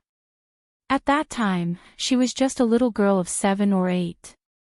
Who would have thought that her temper would change so much when she grew up? She's much better now, Fan Xian said with his eyes closed. Looks like the young ladies are all the same. They're all masochists. If I don't give them a good beating, they won't listen to reason. Yi Ling's expression became awkward. Thinking of the old matter in Jingdou, she glared fiercely at Fan Xian and said, Are you talking about me? Fan Xian's eyes remained closed, but a faint smile rose to the corners of his lips. Back then, you were going to confess after being beaten. Now, you're confessing without being beaten. As the two of them spoke, the carriage slowly turned back toward Jingdo. Crushing the ice and snow on the road, it moved forward along the deep tracks.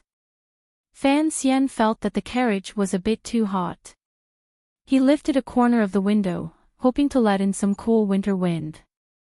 His gaze moved along the window and caught a glimpse of silver branches and snow trees. It was a beautiful scenery. He looked at this scene in a daze and couldn't help but think of himself. He Zhongwei couldn't be too forceful, but he wasn't too worried. After he resolved the Dongyi matter next year and performed a great service for the Qin kingdom, no matter how harsh and merciless the emperor was, he would probably not be able to bear to force him again. However, the wind and snow made it difficult for the horse to move forward. Fan Xian suddenly felt that he was like a horse in the emperor's harness, forced to do his best to break through the wind and snow and drag a massive carriage forward into the distance. That distance might not be where the horse wanted to go. He took a deep breath and allowed the cold wind to cool his chest and the heart hidden there. Putting down the curtain, he closed his eyes and thought calmly. Regardless of whether it was Shiliang or Dongyi, he was fighting so hard to be a pawn for the emperor. He didn't want to change any of this. In the entire world, the only person he didn't have the courage to challenge was this unfathomable emperor. If Uncle Wu Zhu and the chest were still by his side, the situation would certainly change greatly.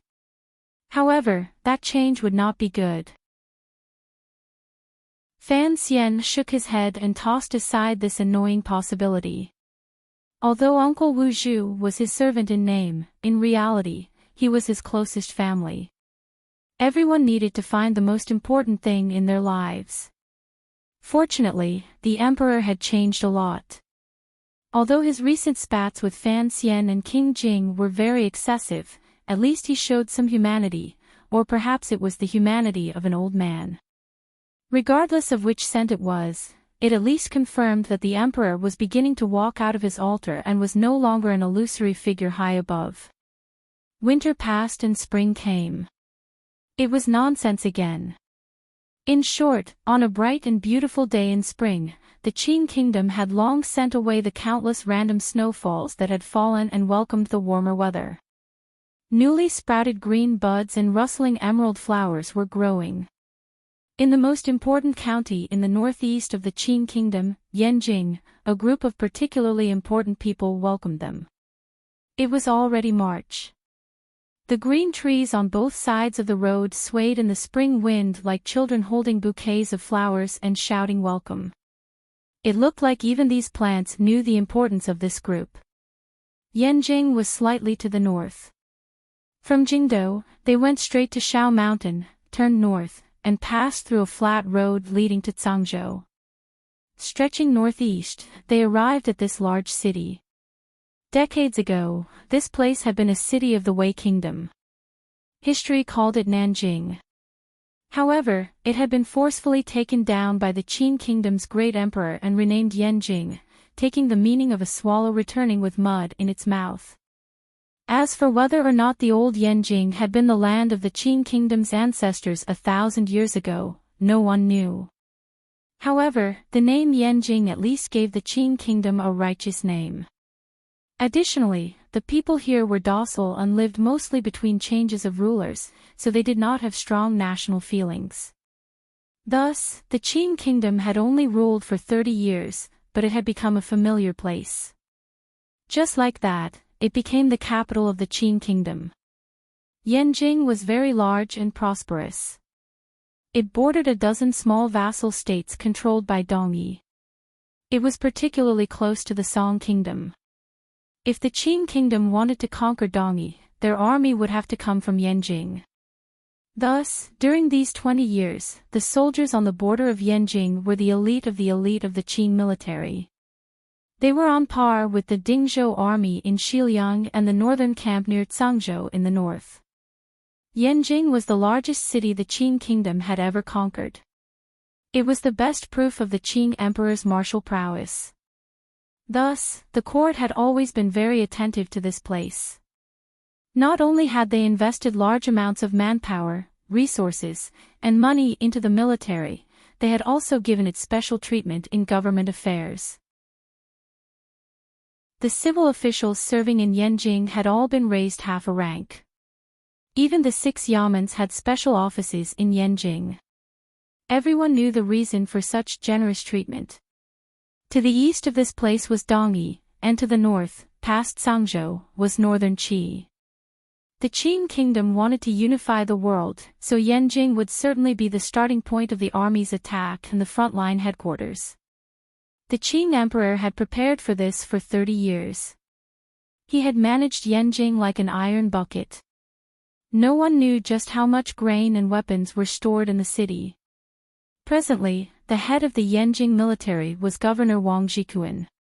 He had always been deeply trusted by the Qing emperor. In the 7th year of the Qing calendar, the Yenjing camp had played an important role in stabilizing the country. It was because of the Yenjing camp's great power that the Zhangzhou northern camp, which had lost Yan Shui, was so smoothly taken over by Shi Fei. The officials of Dongshan Road had no power to retaliate at all. The head of the civil officials in Yenjing was also an important figure. His name was Mei Zhili. He was once a student of Duke Liu. 6 or 7 years ago, he had already taken up the position of Jingdo magistrate. Later, he rose through the ranks and came to Yenjing. He had long become a second-level local official, only half a rank lower than a governor. These 2 important figures were waiting outside Yenjing with a smile. The officials and subordinates at their sides did not show any surprise. These officials and generals knew that although this group was not the emperor's royal entourage, it was about the same rank as the royal entourage. Furthermore, Governor Wang's daughter was also in the group. Amidst the music, countless signboards passed by. Eunuchs with swords walked by. The group of carriages stopped in front of the welcoming officials. A young official wearing black official robes with a light yellow ribbon around his waist lifted the curtain and came in front of the group. The person who had come was Fan Xian. He had come with the identity of an imperial envoy, so he was not surprised to see the array of people in front of him. He only laughed bitterly and accompanied Governor Wang and Sir Mei to go through all the procedures. Only then did he let out a long breath. He invited the 2 of them to rise so he could greet them. Wang Jikuan and Mei Zhili repeatedly said that they did not dare. Although the 2 of them were powerful officials, when they met this young master, they knew it was better to be respectful. Otherwise, no one knew what kind of wretched ending they would have in the future. They had heard that the days of the currently popular Sir He in court had not been very good. Wang Jikuan had only returned to Jingdo to report on his duties in the winter. He had met Fan Xian twice, so he was not a stranger, particularly since Fan Xian had brought Wang Tong back along the way.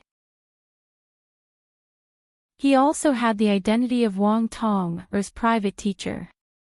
Thus, Wang Jikuan was particularly warm to him. Other than being polite, he purposely added a sense of ease. Fan Xian smiled merrily as he watched this scene. He guessed that this military elder had purposely let Sir Mei see this. Regardless of whether it was in Dingzhou or Yenjing, there would always be friction. Governor Wang probably thought that with his help in court, Mei Zhili and the other civil officials would be more cautious. Mei Zhili laughed at the side and then walked forward. He said to Fan Xian, "How is the old man?" Fan Xian said seriously, "Father is living comfortably in Danzhou. The Duke's health is also good." The Duke he was talking about was Lady Lu's father and Mei Zhili's teacher. Wang Jikuan watched this scene from the side and began to mutter in his heart. Only now did he understand that old Mei and Sir Fan Jr. had long known each other. Fan Xian and Mei Zhili were indeed old acquaintances. The first sensational thing that had happened when Fan Xian entered the capital had happened right under Mei Zhili's eyes.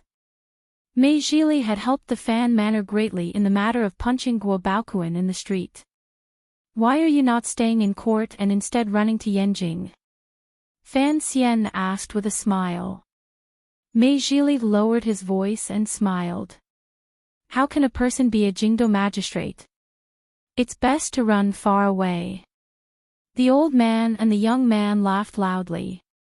Mei Zhili glanced at Wang Jikuan with an unspeakable pride.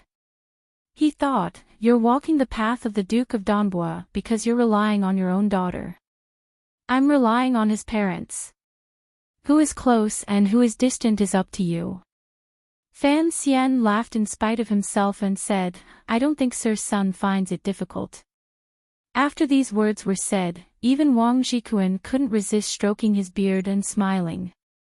He thought, the Duke was indeed harsh and ruthless. Who in officialdom did not know of the Jingdo magistrate, Sun Jingshou, who had profited from misfortune?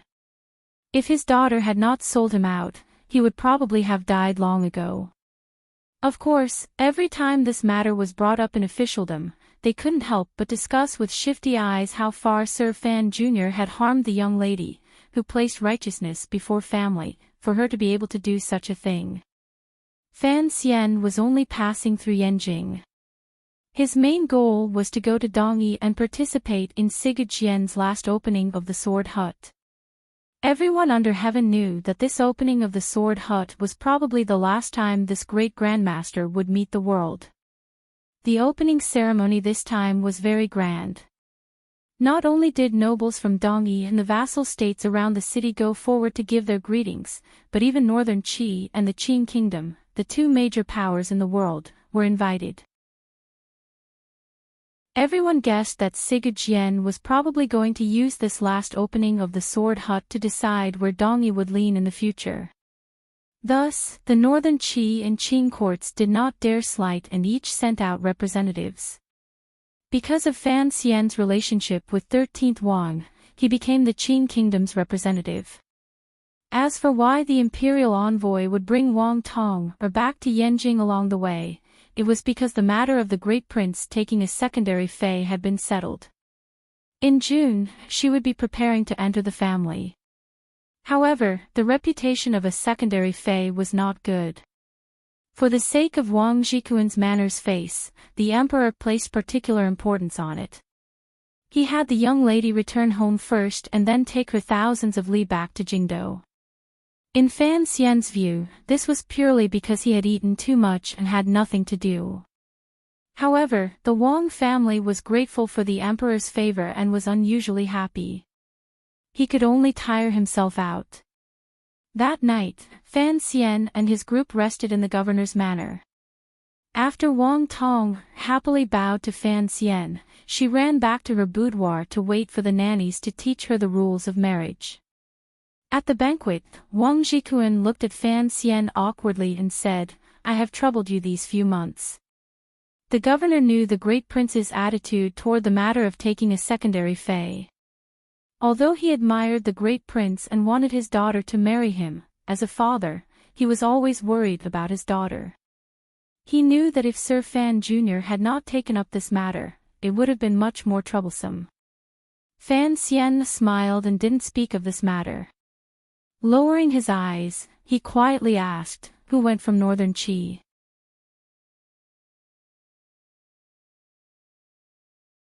Chapter 625. First of all, I apologize. I didn't update yesterday, and I didn't ask for leave at the beginning. There's nothing to explain. It's all my own problem. I've truly drunk too much. I've slept through the early hours of last night and am still not feeling well. Before I came, I had thought that I would definitely get drunk, but I didn't think I would drink so much and fall so thoroughly. I will add yesterday's chapter before the 20th of this month and say my apologies. I'm planning on quitting drinking. Really. Looking at the world with one's eyes drunk and suddenly realizing there's a problem, it's scary. Furthermore, drinking is not good for the body. I have to take responsibility for myself, my family, everyone, and my work. Fan Xian had 2 intelligence teams in his hands. Regarding the movements under the heavens, he investigated quickly. However, the matter of Dongyi opening the Sword Hut was the most important matter of the various powers' attention. He left the capital quickly. At that time, the Overwatch Council on Baoyue brothel had not returned with intelligence. Yanjing was in the north and had many interactions with the other two powers under heaven. Furthermore, the military had its own intelligence network, so he urgently asked Wang Jikuan to see if he had any information. Wang Jikuan furrowed his brows and thought for a moment. He then said without much conviction, logically speaking, it should be Marquis Chongning. The influence of Dongyi's direction in the future was too far-reaching. Regardless of whether it was Northern Qi or the Qing Kingdom, they were both very nervous. The Qing Kingdom sending out their best fighter, Fan Xian, would probably not escape the analysis and judgment of the people under heaven. Northern Qi would certainly have to send out a corresponding figure to make Dongyi feel their sincerity and bargaining chips. Marquis Chongning was the brother of the Northern Qi Empress Dowager. Furthermore, he was in charge of the Northern Qi Palace Treasury's money flow. He was indeed an important figure. Fan Xian raised his brows and quietly said with some suspicion, "This Marquis is an old acquaintance. He's good at drinking, but when it comes to actually doing things, he's much worse than his son." Wang Jikuan knew they were talking about serious matters. Given his status as a governor, he didn't dare to slight it. Although Wei Hua is the commander of the Brocade Guard, the status of the Northern Qi Brocade Guard is far below that of the council. He doesn't have that much authority. Fan Xian nodded. The Overwatch Council was a special organization. Other than the extremely confident emperor, no emperor dared to allow such an organization to exist. Although the Northern Qi Brocade Guard had inherited the Red Cavalry that Shaoan had organized, under the attacks of the Northern Qi Empress Dowager and the emperor and his mother, their power was far from what it had been in the Wei Kingdom. Particularly after Shinzhong had been stabbed to death in the street by Shang Shanhu, although the Brocade Guard's power remained, their status was declining day by day. If the Northern Qi Emperor truly wanted to do something in Dongyi, Wei Hua was not a good choice.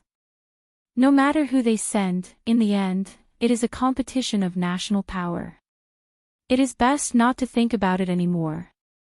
Fan Xian took a sip of wine. A faint tiredness rose between his brows. Wang Jikuan looked at him with a slight smile and said, "Sir Fan Jr.'s trip will certainly be successful." Fan Xian laughed bitterly. Before leaving Jingdo, everyone, including Hu the scholar, had the same confidence as Governor Wang. Even when the emperor was giving instructions in the royal study, it seemed that he had never thought that Fan Xian would lose this battle. He didn't know that in the hearts of the Qing officials and people, the words Sir Fan Jr., embroidered in gold, had long become a patch of gold. Everyone had a great deal of confidence in him. The events of the past 5 years had long proven that as long as he personally acted, there was nothing he could not do. In the spring of the 10th year of the Qing calendar, the entire Qing court seemed to be quietly waiting for Dongyi's submission and Sir Fan Jr.'s carriage to enter the sword hut. Without the use of a single soldier, they would begin to take over a large piece of land, the people living on it, and the vast wealth accumulated over countless years. However, Fan Xian himself would not have such thoughts. Although he had sensed Sigurd Jian's attitude through 13th Wang and had carefully expressed his attitude to this sword saint, the two sides had, to a certain extent, found a point of intersection of benefits. However, the benefits he had to fight for the Qing kingdom on this trip to Dongyi were too great. Looking at it from another perspective, the benefits Dongyi had to pay were too great. This was not playing house or a large business that involved millions of liang of silver. It was a true change in history. A true historical event was about to happen in front of Fan Xian's eyes, perhaps even in his hands. In such a situation, Fan Xian had no choice but to be fearful. He often wondered what virtue or ability he had to be able to open up land and expand his borders. Furthermore, he might be walking the path of the Qing dynasty. The problem was, Sigurd Jian was heavily injured and about to die. His hatred and anger toward the Qing emperor could probably not be washed away even with all the waters of the East Sea. Although this great grandmaster knew that after his death, Dongyi would certainly be divided between the two large countries, he had to think about the city and the vassal states beside it. That was why he had invited Northern Qi and the Qing kingdom to participate in the last opening ceremony of his life. He still had to fight for the people of Dongyi one last time. Fan Xian couldn't help but think of the last deep conversation he had with the emperor in the royal study before he left the capital. At that time, there had been a faint smile on the emperor's face. Although, like the other officials, he was full of confidence in Fan Xian's trip to Dongyi, his words and actions showed that he did not place much importance on this opening ceremony. Fan Xian understood the emperor's thoughts. Someone as confident as the emperor did not care at all about the conciliatory intentions and final goodwill that Dongyi was about to collapse. In the emperor's view, this was Dongyi's last cry of sorrow. If the Qing kingdom could spend less money to obtain Dongyi's land and wealth, it would be worth it. However, if the conditions Sigurd Jian raised were nonsensical to the Qing emperor, the Qing emperor would not be afraid to raise the knives and spears in his hands and turn this cry of sorrow into a wretched cry. Given Fan Xian's analysis and understanding of the personalities of these two powerful men, the conditions Sigurd Jian was about to raise were certainly something the Qing emperor would not be able to accept. This was the biggest problem he faced on this trip. The diplomatic group did not waste too much time in Yanjing. Early the next morning, Fan Xian left the city under the escort of Wang Zhikuan and Mei Zhili. He met up with the 4th Bureau of the Overwatch Council who had hurried over from Jiangnan and headed toward the official road. The group of carriages headed toward the Qing border. Before they had completely left the escorting soldiers of the Yanjing camp, they met up with another group. Under everyone's confused gazes, a merchant climbed into Fan Xian's carriage. "You've worked hard." Fan Xian patted Shi Chanli's shoulder. During these years, 3 of Fan Xian's 4 disciples had worked hard in the Qing court. Only Shi Chanli, who had failed to pass the imperial examinations, had become Fan Xian's personal helper. He had been in Jiangnan and in the luxurious counties outside the borders, opening Baoyue brothel with Sang Wen and secretly helping Fan Xian organize his sources of intelligence. In a low voice, Shi Chanli explained the recent situation of Baoyue brothel to Fan Xian, as well as some small news he had heard in Dongyi. Looks like 13th Wang was right. There is internal strife in Dongyi. This time, everyone thinks the Qing kingdom is going to pick the fruit. Who would have thought that the fruit could also be poisonous? Fan Xian listened for a moment and then smiled self-mockingly. However, I don't know where the master of Dongyi gets his courage to oppose the Qing kingdom when Sigurd Jian is about to pass away. The northern Qi people are certainly supporting him in secret. Even within the Sword Hut, there are many people who are unwilling to get close to the Qing kingdom. These things are not up to them whether they want to or not. Fan Xian sighed. Power decides everything. Once Sigurd Jian dies, Northern Qi and Dongyi will no longer have great grandmasters. The two sides can only meet on the battlefield. Northern Qi's territory is vast, the people are rich, and the soil is fertile. They have the power to fight the Qing kingdom. However, Dongyi is built on trade. They are rich but not very strong. How can they be a match for the Qing army? The key problem is that Sigurd Jian was injured by the emperor. Everyone in the Sword Hut hates the Qing kingdom to the bone. They would probably rather fight to the death than submit and become subjects. Shi Chanli had lived the life of a boss these years and had grown fatter. There was no white hair on his head. Compared to his youthful and wretched appearance of the past, he had changed a great deal. The only thing that had not changed was his loyalty and respect for Fan Xian. Since last year, he had stayed in Dongyi to investigate the intentions of the Sword Hut. He knew the danger hidden under the deathly silence of the sword hut. He couldn't help but worry for his teacher. The key is still Sigurd attitude. Fan Xian lowered his head and closed his eyes. Rising and falling with the advance of the carriage, he smiled bitterly and said, "If he is truly an idiot with a twisted temper, there will probably still be a great fight. However, if there really is to be a fight, then what about 13th Wang? If the news you've sent these years is true, then 13th Wang will be his successor." Such a powerful and forceful attitude forces me to think again and again on behalf of Dongyi. Sigurd can't have made this move for nothing. That's another question. Whether Dongyi leans toward the Qing kingdom or northern Qi is one thing. However, who will be in charge of the sword hut after Sigurd is another important matter, Shi Chanli said worriedly. Shi Chanli said worriedly, although Sir 13 is deeply favored by Sigurd, it is Yunjilan who is the first disciple of the sword hut. He has many friends and is very popular. He also has countless disciples and juniors supporting him. Additionally, he has the support of the manor of the master of the city and northern Qi. If Sigurd dies, I'm afraid Yunjilan will not give Sir 13 any chance. Fan Xian opened his eyes. A cold light flashed through them. He muttered to himself, "Are we going to have to kill the entire family like many years ago before the sword hut can decide who it belongs to?" He was talking about an old matter that happened many years ago in Dongyi. Sigurd had caused people's hair to stand on end and killed hundreds of people in his family.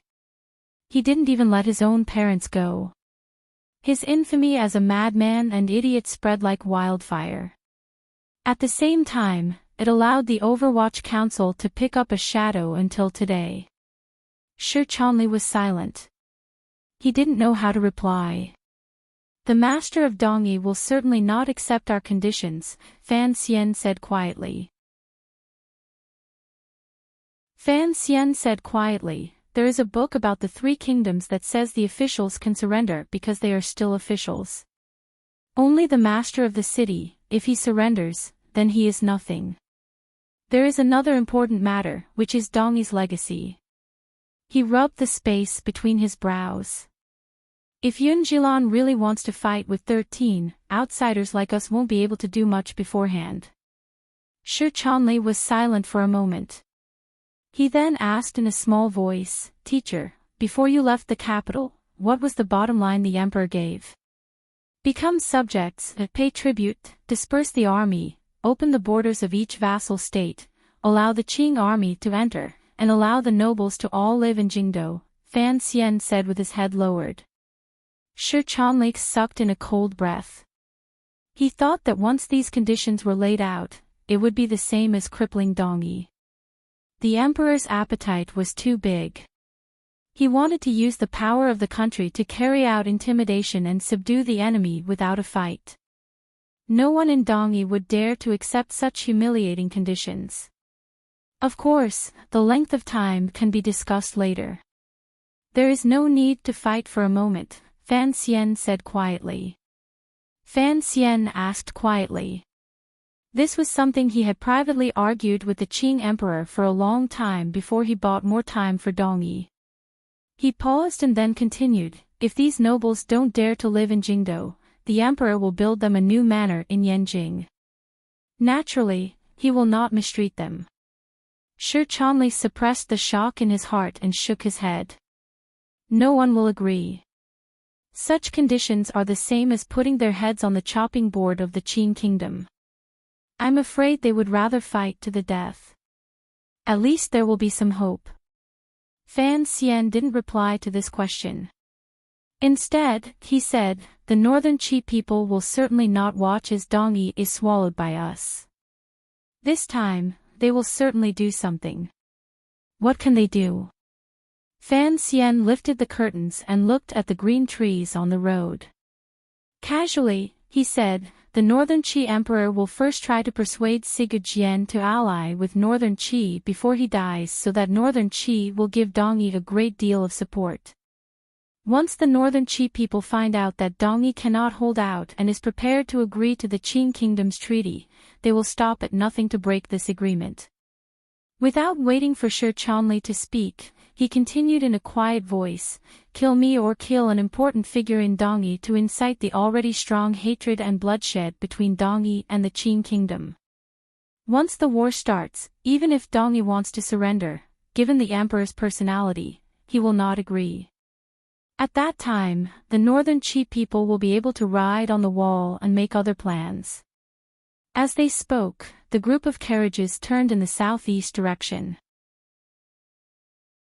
Leaning against a small mountain, they followed a clear stream and headed in the direction of the Song Kingdom.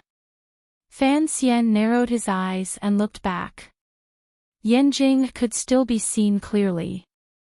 The soldiers in the camp were waiting for the arrival of the war, or perhaps they were terrified of the arrival of the war. The young lady of the Wang family was going to marry into Prince Hiqing's manor as a secondary fei, so it was impossible for her to see Fan Xian off. However, she still respectfully asked Governor Wang to bring Fan Xian a gift. Every time he thought of this young lady, who was at first unruly and unparalleled but later had been punished by him into a wretched state, Fan Xian's emotions would feel complicated. No matter what kind of person's personality, whether it was a great grandmaster or an arrogant and unruly daughter of a noble family, if he or she had a goal he or she had to achieve in this world, then he or she would certainly be willing to pay a price for it that he or she would normally not pay. "I am only worried about one thing right now." Fan Xian withdrew his gaze from the carriage window and quietly said, "Sigu Jian is not a saint. If he is like me and believes in the creed of not being afraid of the flood after death, then it will be troublesome." It was clear that Shi Chanli did not completely understand these words. Fan Xian laughed bitterly and said, "Before Ku he died, he made 2 ruthless moves and dragged on the Qing Kingdom with great difficulty. It also gave me a strange headache. For major figures like them, they see further than anyone else. I find it difficult to believe that Sigu Jian, who had lost to the emperor and struggled at death's door to this day and thought about it for 2.5 years, would willingly admit defeat and not have any other thoughts. He was afraid of these great grandmasters' terrifying thoughts." On the 3rd day, the group of carriages passed through the invisible border hidden in the plains and entered the Song Kingdom. The area of this small vassal state was not large. It was not even the size of a large province in the Qing Kingdom or Northern Qi, but it had a long history. Although there was a king in name, in reality, everything was controlled by Dongyi. Other than the power to appoint and remove officials, all of the armed forces came from the manor of the master of Dongyi and the sword hut. Fan Xian was not unfamiliar with the Song Kingdom. He was very familiar with this path. The Baoyue brothel in the Song Kingdom had opened very early. It was the first batch of experiments when Fan Xian controlled the high-end brothel industry and developed a chain store. During the Dong Mountain incident a few years ago, after Fan Xian killed Yan Xiaoyi, he escaped the mountains with a heavily injured body. He had also entered the territory of the Song Kingdom, passed through Yanjing, and finally returned to Jingdou. Leading the Overwatch Council, he launched a ruthless counterattack against the eldest princess faction. After the previous year, Fan Xian was alone. He hid his identity and disguised himself. He was tired in body and mind, and his injuries lingered. He didn't know what path to take.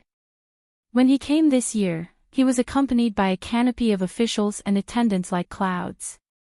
He was well-dressed and watched by tens of thousands of people. His glory was boundless. With the title of the most powerful official in the world, he walked proudly on the streets of the Song Kingdom. In Fan Xian's view, he had not changed at all. What had truly changed was the comparison of power among the 3 powers under heaven.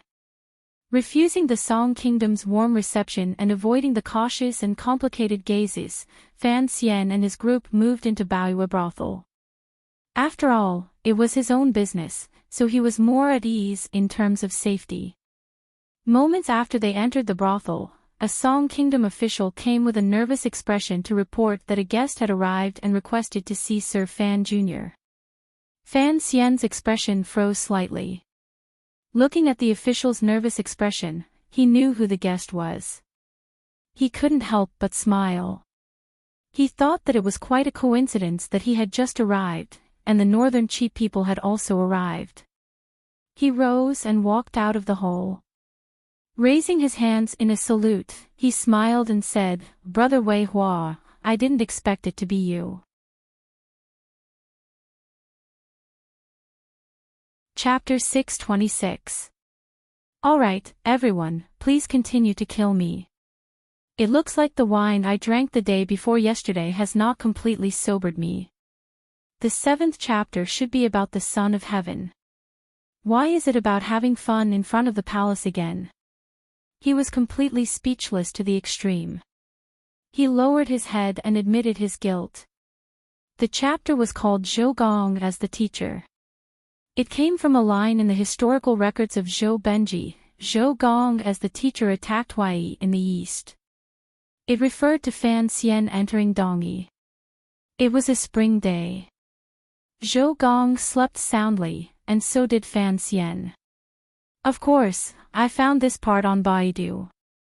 P.S. Today is the last day the monthly votes will be doubled. Given my condition and level of effort these 2 days, I truly do not have the confidence to ask for a vote. However, I will still shout. I will not release a single chapter to ask for votes. I promise everyone that for the rest of this month, I will let me, who is writing, and you, who is reading, live happily and of high quality. Amitabha, those who believe in me, please bestow a monthly vote. Fan Xian and Wei Hua, the 2 heads of the greatest special agents in the world, were like 2 pure and open-minded scholars holding hands and exchanging pleasantries. They were filled with admiration and speechlessness. Immediately, they sat down hand in hand and drank and chatted merrily. They thought back to the foreign affairs of Shangjing in the past and quietly talked about smuggling. When they were happy, they laughed loudly. When they were emotional, they had 1,000 thoughts.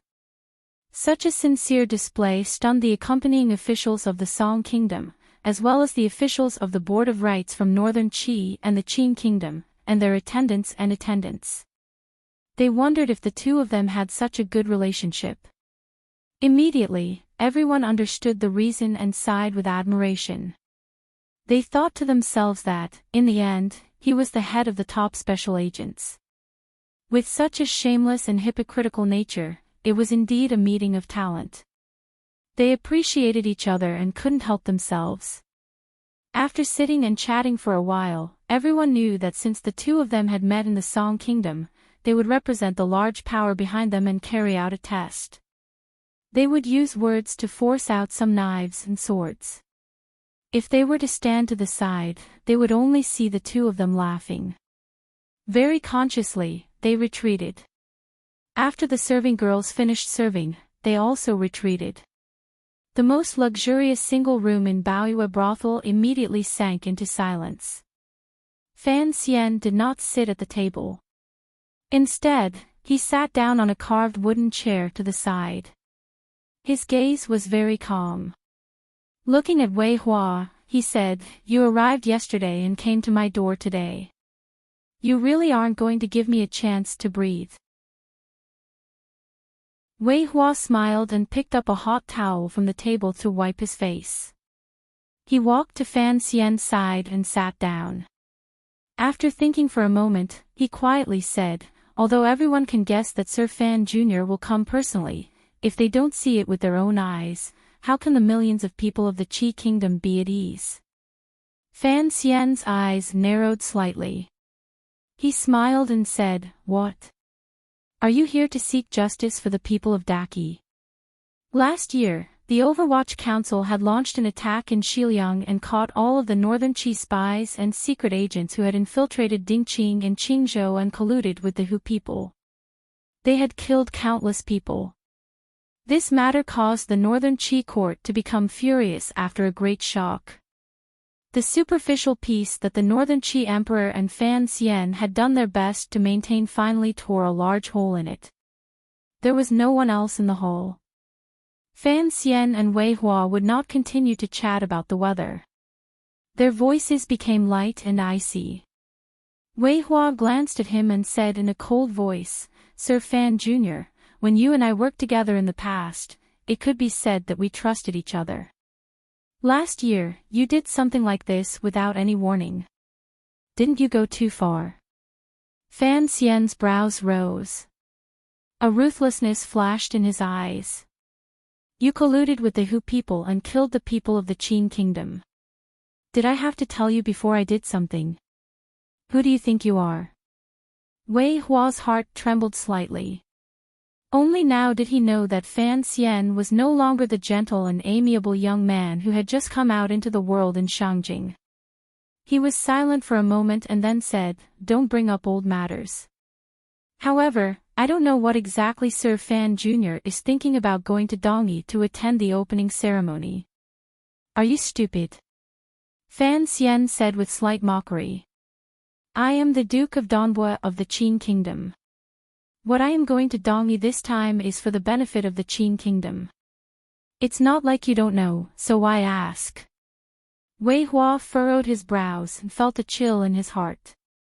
He thought that although the emperor was talented and managed the court affairs in an orderly manner, the situation in the world was here. The Qin Kingdom was as powerful as it was yesterday. If he wanted to persuade the Sword Hut and the master of the city to not be overwhelmed by the Qin Kingdom's power, it would be a difficult task. Particularly since the Qin Kingdom had sent Fan Xian, a person he had never seen clearly, his heart was beating like a drum. He did not have much confidence. "Someone asked me to ask you something," Wei Hua said as he sat by Fan Xian's side. Wei Hua sat beside Fan Xian. Lowering his voice, he said, "Does the agreement in the restaurant still stand?" After these words were said, Fan Xian's expression changed slightly. A difficult-to-grasp self-mockery shone through his eyes. Quietly, he said, "What agreement?" Wei Hua's expression did not change. However, his brows furrowed a little deeper. Perhaps even he did not know what the emperor wanted him to ask about the agreement.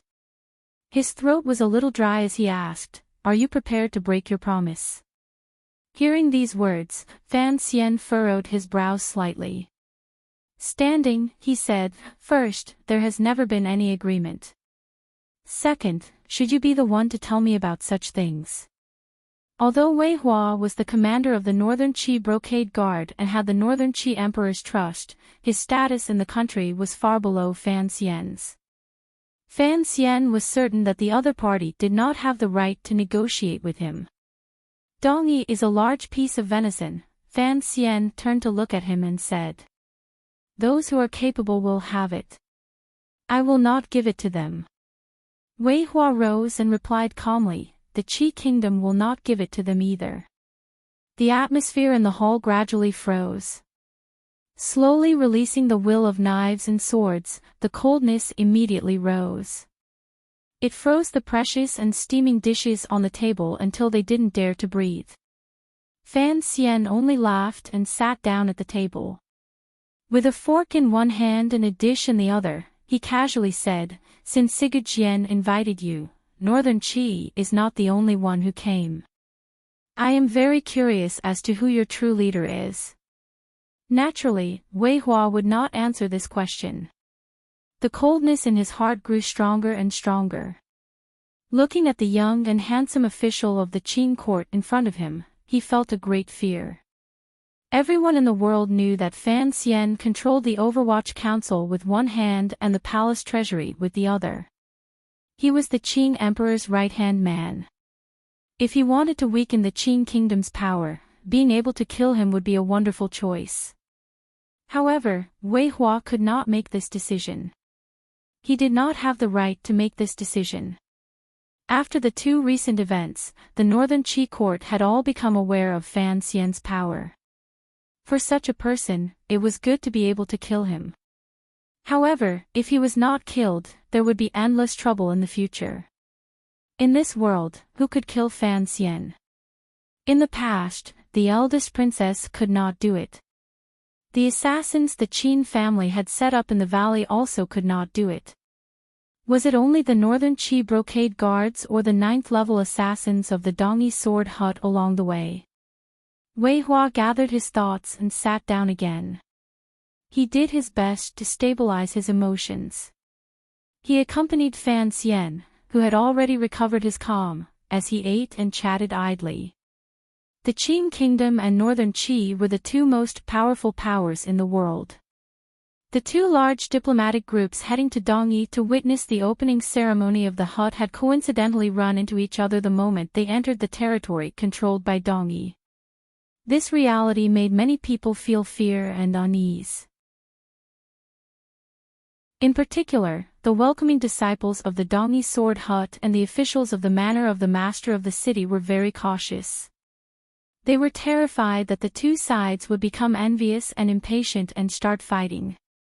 The diplomatic groups on both sides added up to 500 people. Coincidentally, they lived in two adjacent courtyards. Every time they entered or left, the officials of both sides stood on either side of the long street.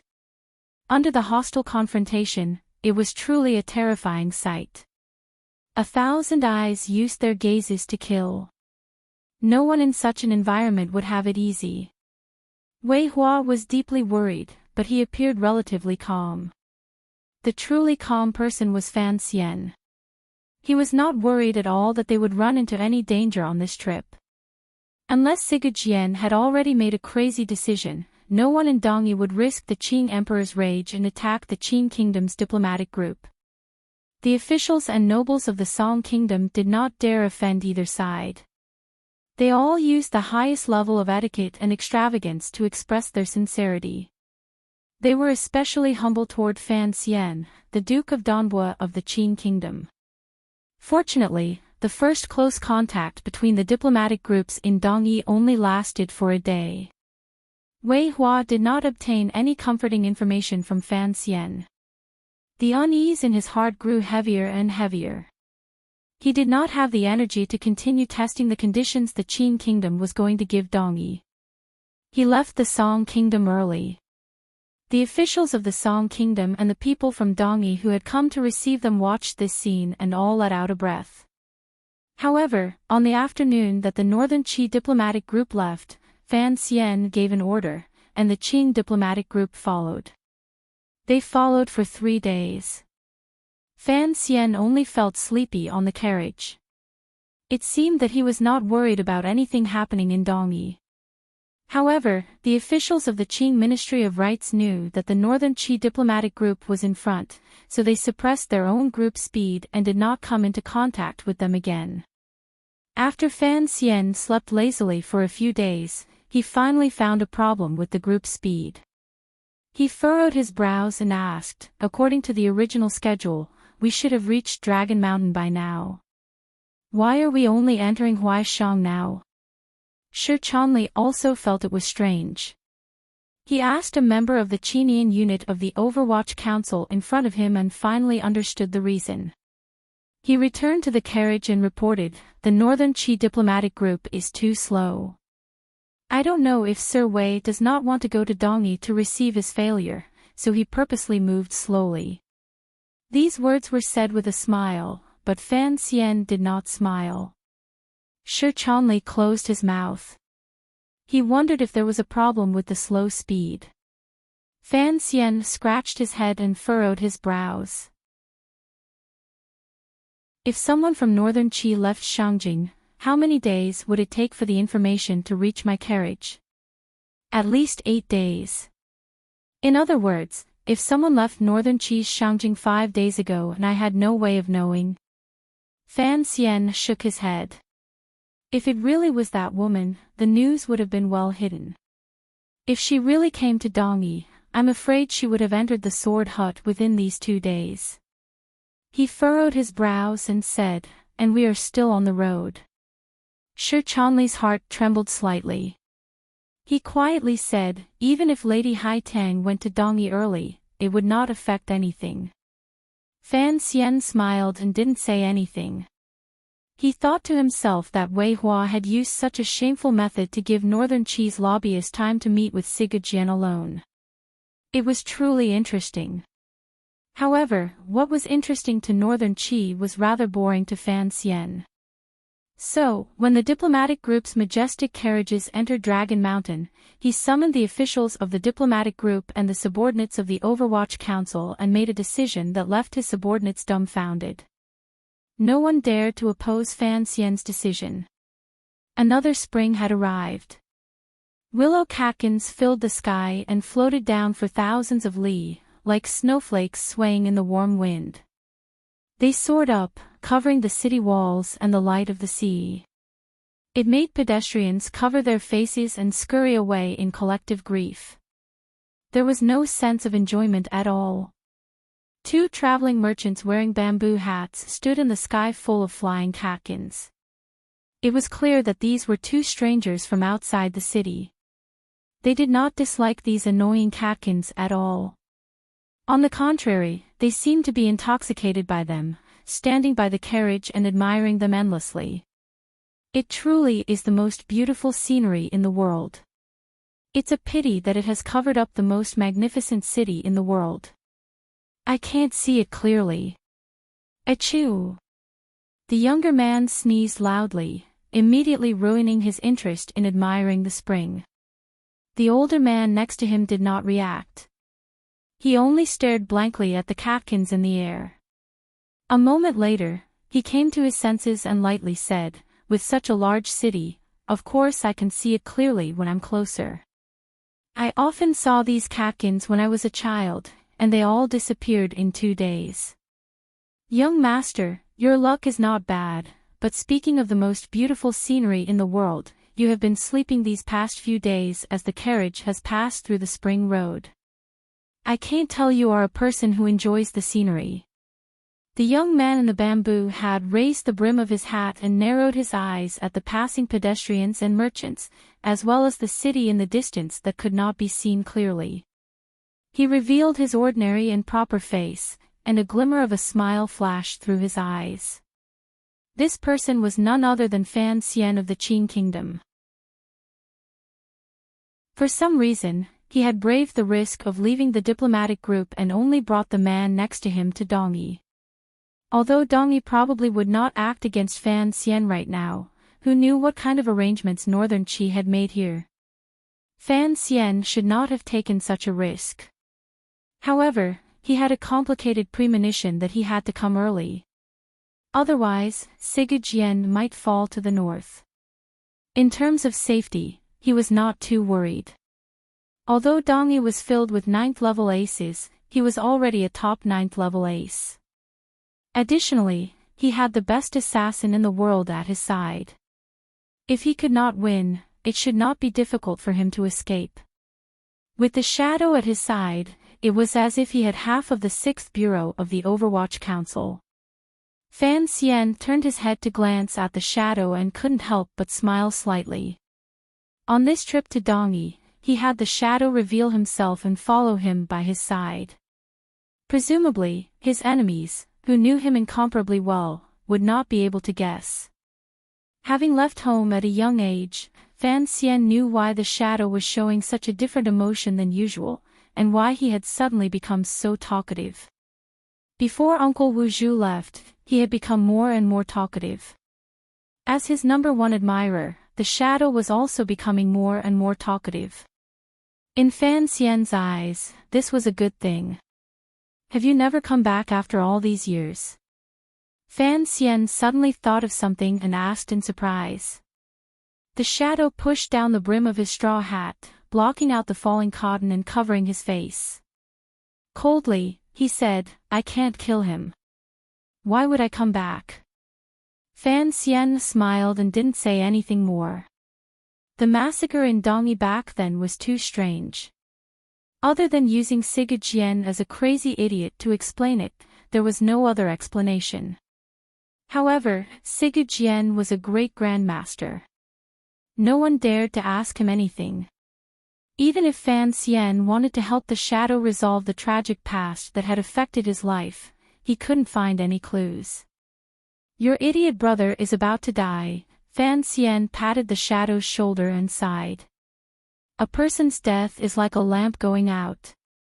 In the future, when the family is reunited on the road to the underworld, we can go ask. The shadow's shoulders froze.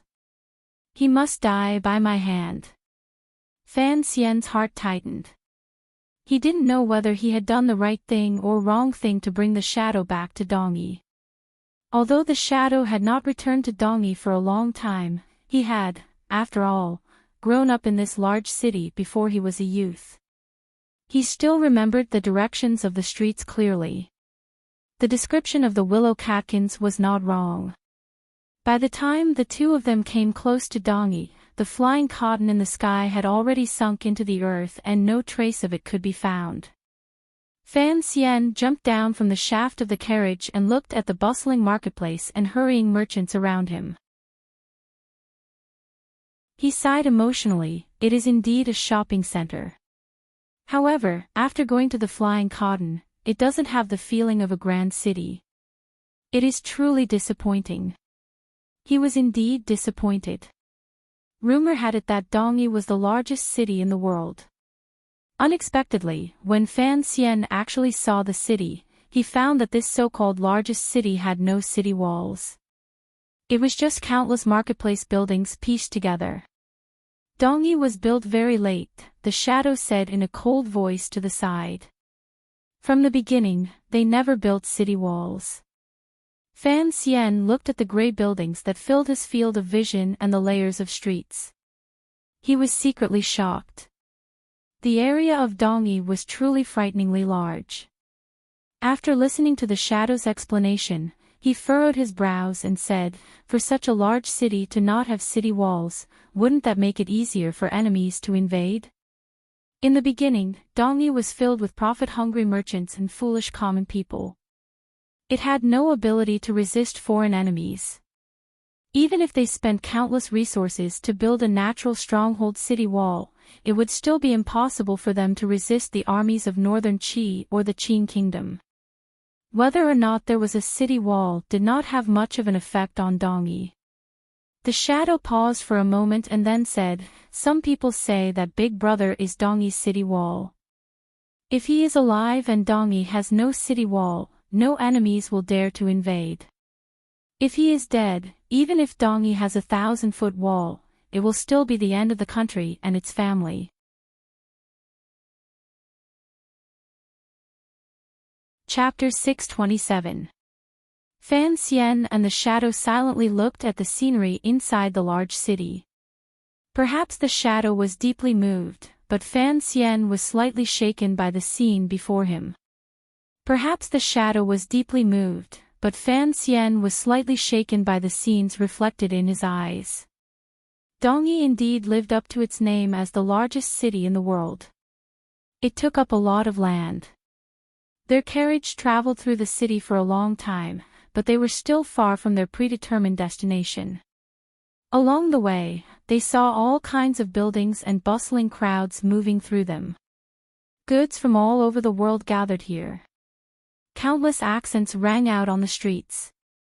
Countless people wearing different clothing were haggling over prices, and they were using a sign language that Fan Xian was not familiar with. The 100 forms of the marketplace could be seen clearly in this Dongyi city that was built on commerce. Fan Xian sat in the carriage and looked down the street. He found that there was not a single item that could not be found in this city. He couldn't help but secretly exclaim in admiration. In such a bustling and prosperous place, who would be able to hold back from spending money on tourists from other places? Although the Qin kingdom had begun to set up a large commercial port in Chuanzhou over 20 years ago and relied on the enormous production of the palace treasury to forcefully take a large share of the sea trade with foreigners, it not only directly caused Danzhou port to fall into decline and calm, but it also dealt a great blow to Dongyi. However, Dongyi was, after all, a place where merchants from all over the world gathered. In particular, the ships that went out to sea were skilled in the art of controlling the waves. They intersected with the land far away, so the trade had continued to flourish. Even with the palace treasury that Fan Xian now controlled, if they wanted to travel by sea, they could not completely rely on Chuanzhou to go out to sea. Many adventurers and merchants from overseas were still used to doing business through Dongyi. This kind of change would probably take decades. After Fan Xian saw a dozen foreigners on the street, he accepted this point of view in his heart. When he was overseeing Jiangnan, the furthest the foreigners were willing to go was as far as Chuanzhou, so he had never seen a single one. Do you find it strange? The shadow asked in a low voice beside him. Foreigners only trust Dongyi, so every time the Qing people see these blue-eyed people, they always feel uncomfortable. Fan Xian smiled and didn't say anything. He thought to himself that in his previous life, he had once taught mahjong in the foreign students' building all night. How could he feel strange when he saw foreigners? Why don't the foreigners trust the Qing kingdom? At most they are willing to stop at Chuanzhou for a few days, they are never willing to go deep into the interior. Fan Xian asked quietly, Northern Qi does not have a suitable outlet to the sea. That is one thing, but we have already built 3 large ports in the Jiangnan area. In particular, the Chuanzhou port has been built for over 20 years. Why have we never completely taken away Dongyi's position? I'm not too sure either. The shadow pressed down the bamboo hat and coldly said, but I heard that 20 years ago, the Chuanzhou Navy had a good relationship with the foreigners. Later, something happened to the Chuanzhou Navy, and many of the foreigners were scared away. Fan Xian raised his eyebrows and didn't ask any more questions. On his way into the city, he had been looking in all directions and listening in all directions. He had carefully savored the atmosphere of the marketplace that was particularly different from that of this land. He had gradually come to understand the reason for this. Dongyi had always been able to occupy the center of the world's commerce because the people there valued freedom. Merchants used their words and actions for profit. On the streets, other than the officials from the manor of the master of the city who maintained public order, there were not many officials. Although he hadn't had the opportunity to personally see the specific process of trade, Fan Xian already had a strong feeling that Dongyi's trade basically already had some kind of contract. Regardless of whether it was the manor of the master of the city or the sword hut, neither of them would try to control the actions of the merchants. They would only draw up general market regulations. In comparison, although the Jiangnan area of the Qing kingdom was also developed in commerce, this kind of development and prosperity was, to a large extent, based on the overly special product of the palace treasury. Jiangnan's commerce relied on the unique production of the palace treasury, so it could be completely set by the court, or rather, by itself, with very little fluctuation. The commerce of the Qing kingdom's Jiangnan was a kind of commerce that was monopolized by the court. Regardless of whether it was the incomparably illustrious Ming family, the Lingnan Xiong family, or the Chuanzhou Sun family, they were only the recipients of the palace treasury. If the court wanted these 3 families to die, then they had no choice but to die. The court did not care about the sanctity of contracts with merchants. However, Dongyi's business was rooted in the foundation of equal trade. No power could be like the Qing court and shamelessly use force. No one could be like Fan Xian, who could use the power in his hands to make the Ming family vomit 3,000 liters of blood and innumerable losses. It was clear that, for merchants, the latter kind of prosperity was more reliable, long-lasting, and worthy of trust. Dongyi was like a gathering place and autonomous territory for the world's merchants. They used their sweat or cunning to seek benefits. Their life and death were up to heaven and not imperial power. Fan Xian pulled his gaze back from the door of a large merchant house. An absurd feeling suddenly welled up in his heart. If Dongyi truly leaned toward the Qing kingdom, given the emperor's powerful desire for power, how could he be willing to remain unchanged for 50 years? How could he be willing to have so many merchants not listen to his orders in the territory he ruled? If the glory of the Qin kingdom's powerful imperial power truly descended upon Dongyi, would this prosperous and free or secretly dirty city still be able to maintain its current vitality? Fan Xian and the Shadow chose an unremarkable inn to stay in. After settling down the carriage, they walked onto the main street and merged into the crowd. It was still early, so it was not yet convenient to do what they wanted to do. Thus, these two powerful warriors, each with their own thoughts, decided to imitate the situation of women and once again wandered the streets in the noisy seaside city. The reason Dongyi was so large, other than the shocking amount of trade that attracted merchants from all over the world, was because all kinds of strange people gathered here, such as the great bandit Wang Qinian, and even earlier, the young lady of the Yi family and her blind, young servant at her side. With strange people, there were naturally legends and legends. Adding to the glorious and threatening name of Sigurd, who knew how many vagrants and homeless people had come to settle down and seek a living. Countless young people from northern Qi and the Qin kingdom had come to travel. Even the Hu people far away on the grasslands and the snowman people in the north had once traveled tens of thousands of li year after year. The population of Dongyi increased, and the city grew larger and larger. Looking at the various styles of buildings on the main street, Fan Xian clicked his tongue in wonder. He thought to himself that the Bund of the past was nothing more than this. However, the Bund had mostly been Western buildings, while the buildings in Dongyi were of various styles from the mainland. Northern Qi inherited the black and green flying eaves from the Wei kingdom, the Qin kingdom's solemn and square buildings, the domed houses on the grasslands, and Nanzhao's gilded rain and arrow towers. It was said that back in the day, the Western people's buildings had been in the limelight in Dongyi. Later, following the rise of the Yi family, the Western people's position fell completely. The trade on this land began to move in the direction of imports. The reason was simple. They could not make the silk, tea, and porcelain that the Western people wanted to buy. The Yi family could also make the expensive glass and mirrors that they used to sell. Furthermore, they made them better and sold them cheaper. Thus, it was very difficult for the kingdoms in the overseas continents to trade on the sea because Dongyi no longer needed their goods. Instead, they were required to use silver to settle accounts. If it weren't for the large amounts of silver mines that were rumored to have been discovered somewhere in the wild lands a dozen years ago, their national coffers would have long been emptied by the cunning and ruthless merchants of Dongyi, as well as the Yi family that had fallen from the sky. They would no longer be able to support the extravagant needs of the nobles in their country. After listening to Fan Xian's rueful words, the Shadow coldly said, "The Western people are no different from us. However, their martial arts are like their sorcerers.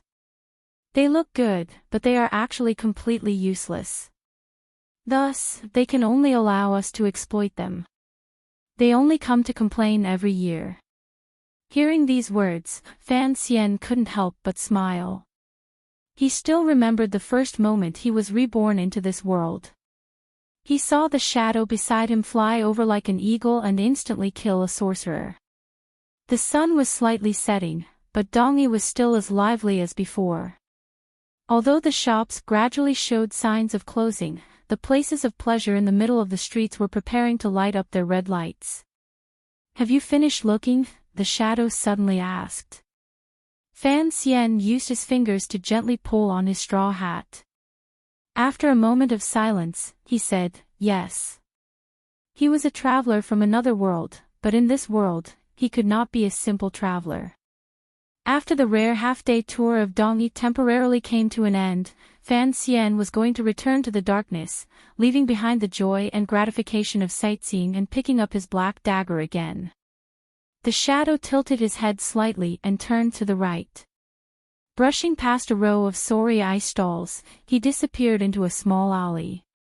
In a flash, the straw hat disappeared without a trace. The setting sun in the west lost the honor of shining on the East Sea. Miserably, it was blocked off by the various tall buildings in Dongyi and turned into patches of darkness. Fan Xian walked in and covered his tracks. The manor of the master of the city in Dongyi was brightly lit. Although it was not completely night and there was a lingering warmth of the setting sun still shining on the tall eaves of the manor, the servants in the manor had long lit the lamps. It was as if they were all afraid of the arrival of the night in Dongyi. In a few days, the diplomatic groups from the Qing Kingdom and Northern Qi would arrive in Dongyi. Everyone knew that the great Grand Master of the Sword Hut was about to decide the future direction of Dongyi after the opening of the hut. However, everyone knew that once the Sword Saint passed away, no matter what Dongyi chose, it would be an endless dark night descending for these common people who were happy in the name of free merchants. Of all these people, the most nervous was the master of Dongyi. Regardless of whether Dongyi became a territory outside the Qing Kingdom or Northern Qi, there was no need for him, the master of the city in name, to continue to exist. He was the master of the city in name because the true masters of Dongyi were Sigurd and the Sword Hut. He only enjoyed the glory and wealth and carried out simple administrative work on behalf of them. The master of the city looked worriedly at the middle-aged swordsman sitting across from him. Faintly, he sighed and said, "Master Yun, to say something inauspicious, it looks like the Sword Saint is not going to make it. As the head of the Sword Hut, you have to make a decision." Yun Jilan, the first disciple of the Sword Hut, lowered his head slightly and maintained his silence. After a long time, he said, "Teacher knows his limits. There is no need for you to worry too much. Even if I don't worry for myself, I have to worry for the people in this city." The master of the city stared into his eyes and said, "If we really surrender to the Qing Kingdom, at worst, I will go to the Qing Kingdom's Jingdo to be a free and unfettered marquis. Dongyi has worked hard to build this city. Are we really going to give it to our enemy, the Qing Emperor, with both hands?" Yun Jilan knew that the master of the city purposely spoke in such a dignified manner because he was worried about his own path of escape once the city fell and the hut fell. If this person actually dared to go to Jingdo to be a free and unfettered marquis, why would he ask him so seriously today? Everyone knew the Qing Emperor's ambition and terrifying ruthlessness. If the master of the city went to be a free and unfettered marquis, he would probably be greeted with a cup of poisoned wine within 2 years. Yun Jilan had to admit that his thoughts were the same as those of the master of the city. As a superior 9th-level ace, he was not worried about his future after the city fell.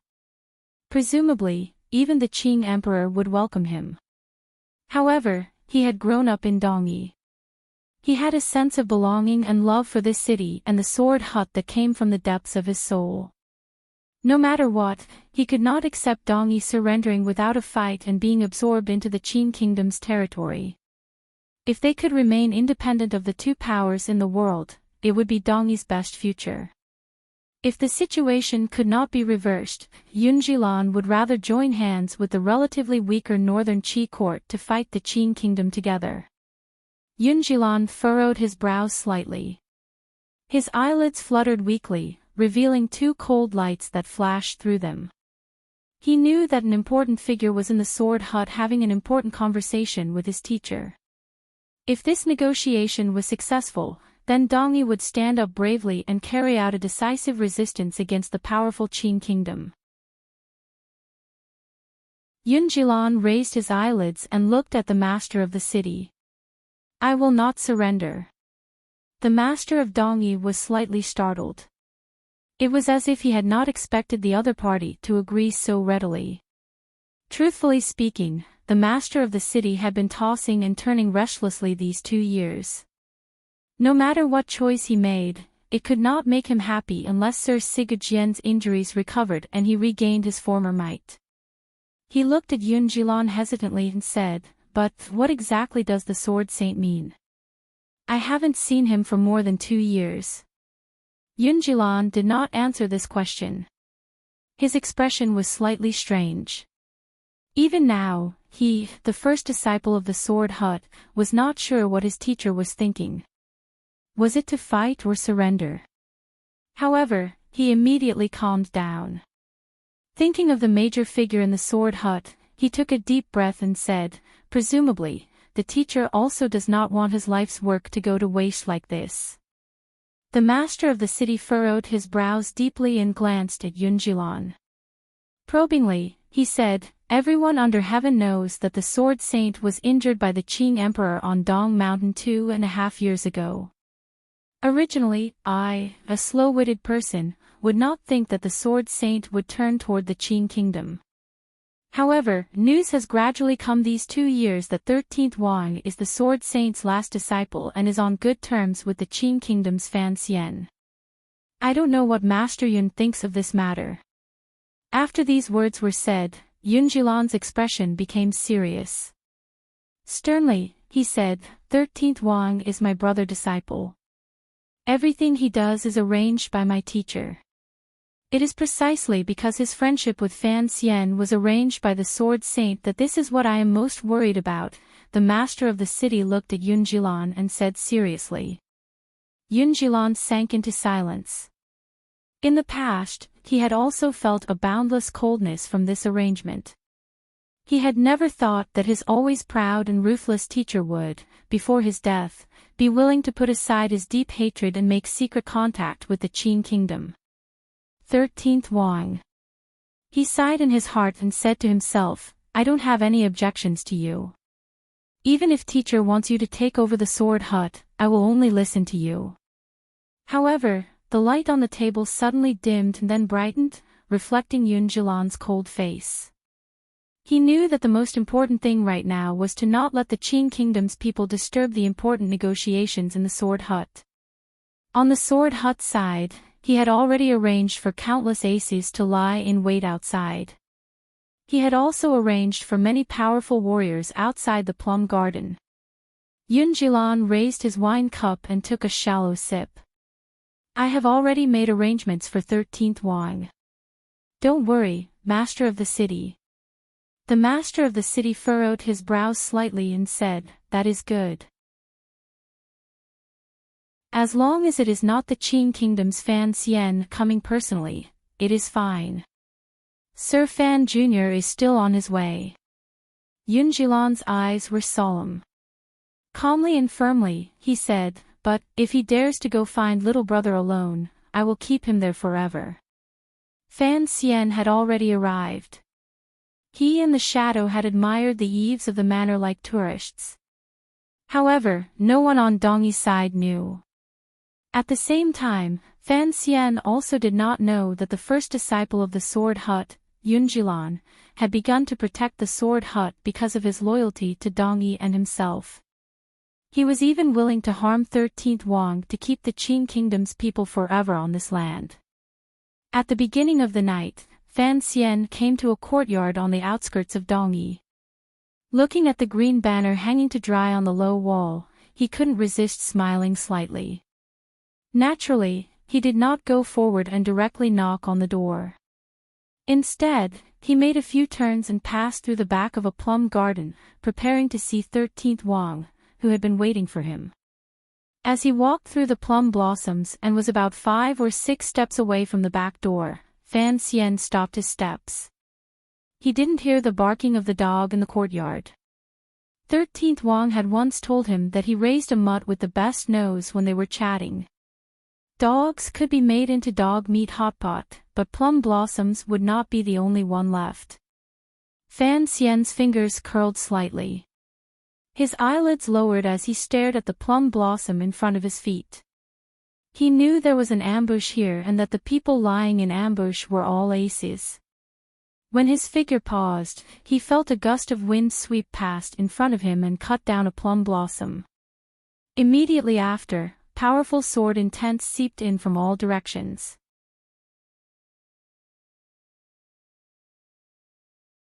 Chapter 628. He was thankful for the days he had spent with 13th Wang holding a green banner and chatting. He was thankful for the loyal dog in the courtyard of the plum garden that could die. At the most dangerous moment, Fan Xian stopped his steps a moment earlier than he should have. He stepped just outside the circle of sword qi. His sudden pause and landing caused one of the aces who had been accumulating power for a long time to finally lose control of the sword intent in his hand. It broke through the air and landed in front of Fan Xian, revealing his figure. A streak of sword intent landed in the air. Immediately after, a number of sharp sword intents followed. Although they had not reached a perfect realm, they still attacked Fan Xian's body from 3 directions like venomous snakes. Fan Xian's left temple felt like it had been pricked by a needle. He blinked his right eye and felt slightly sore. At the same time, he felt the hairs on his right arm begin to stand up one by one. He felt danger. Since the Qin family's attack in the valley and Yan Xiaoyi's arrow pointing at him with his godly bow, this was the most recent and coldest danger. 5 streaks of sword intent. Other than the person who had struck at the plum garden earlier, who was slightly weaker, the other 4 were all aces. At first, it was just a calm night in the plum garden. Suddenly, terrifying sword intents seeped out and faintly controlled the directions Fan Xian could escape in. Just as Fan Xian had sighed with emotion earlier, Dongyi was a strange place with as many aces as there were clouds in the sky. For 9th level aces had appeared on such a normal night. Such an ambush was truly frightening. However, Fan Xian still had his head and eyelids lowered. Feeling the sword intents in 3 directions around him, he did not move at all. Those 5 swords did not move. The sword intent was initially fierce and vigorous, but it quickly returned to a neutral and peaceful atmosphere. However, this neutral and peaceful atmosphere was mixed with an aura of absolute determination. It was like a few enraged venomous snakes that were lifting their slender and long bodies, slightly leaning backwards, staring at the prey in the field, ready to give it a fatal blow at any time.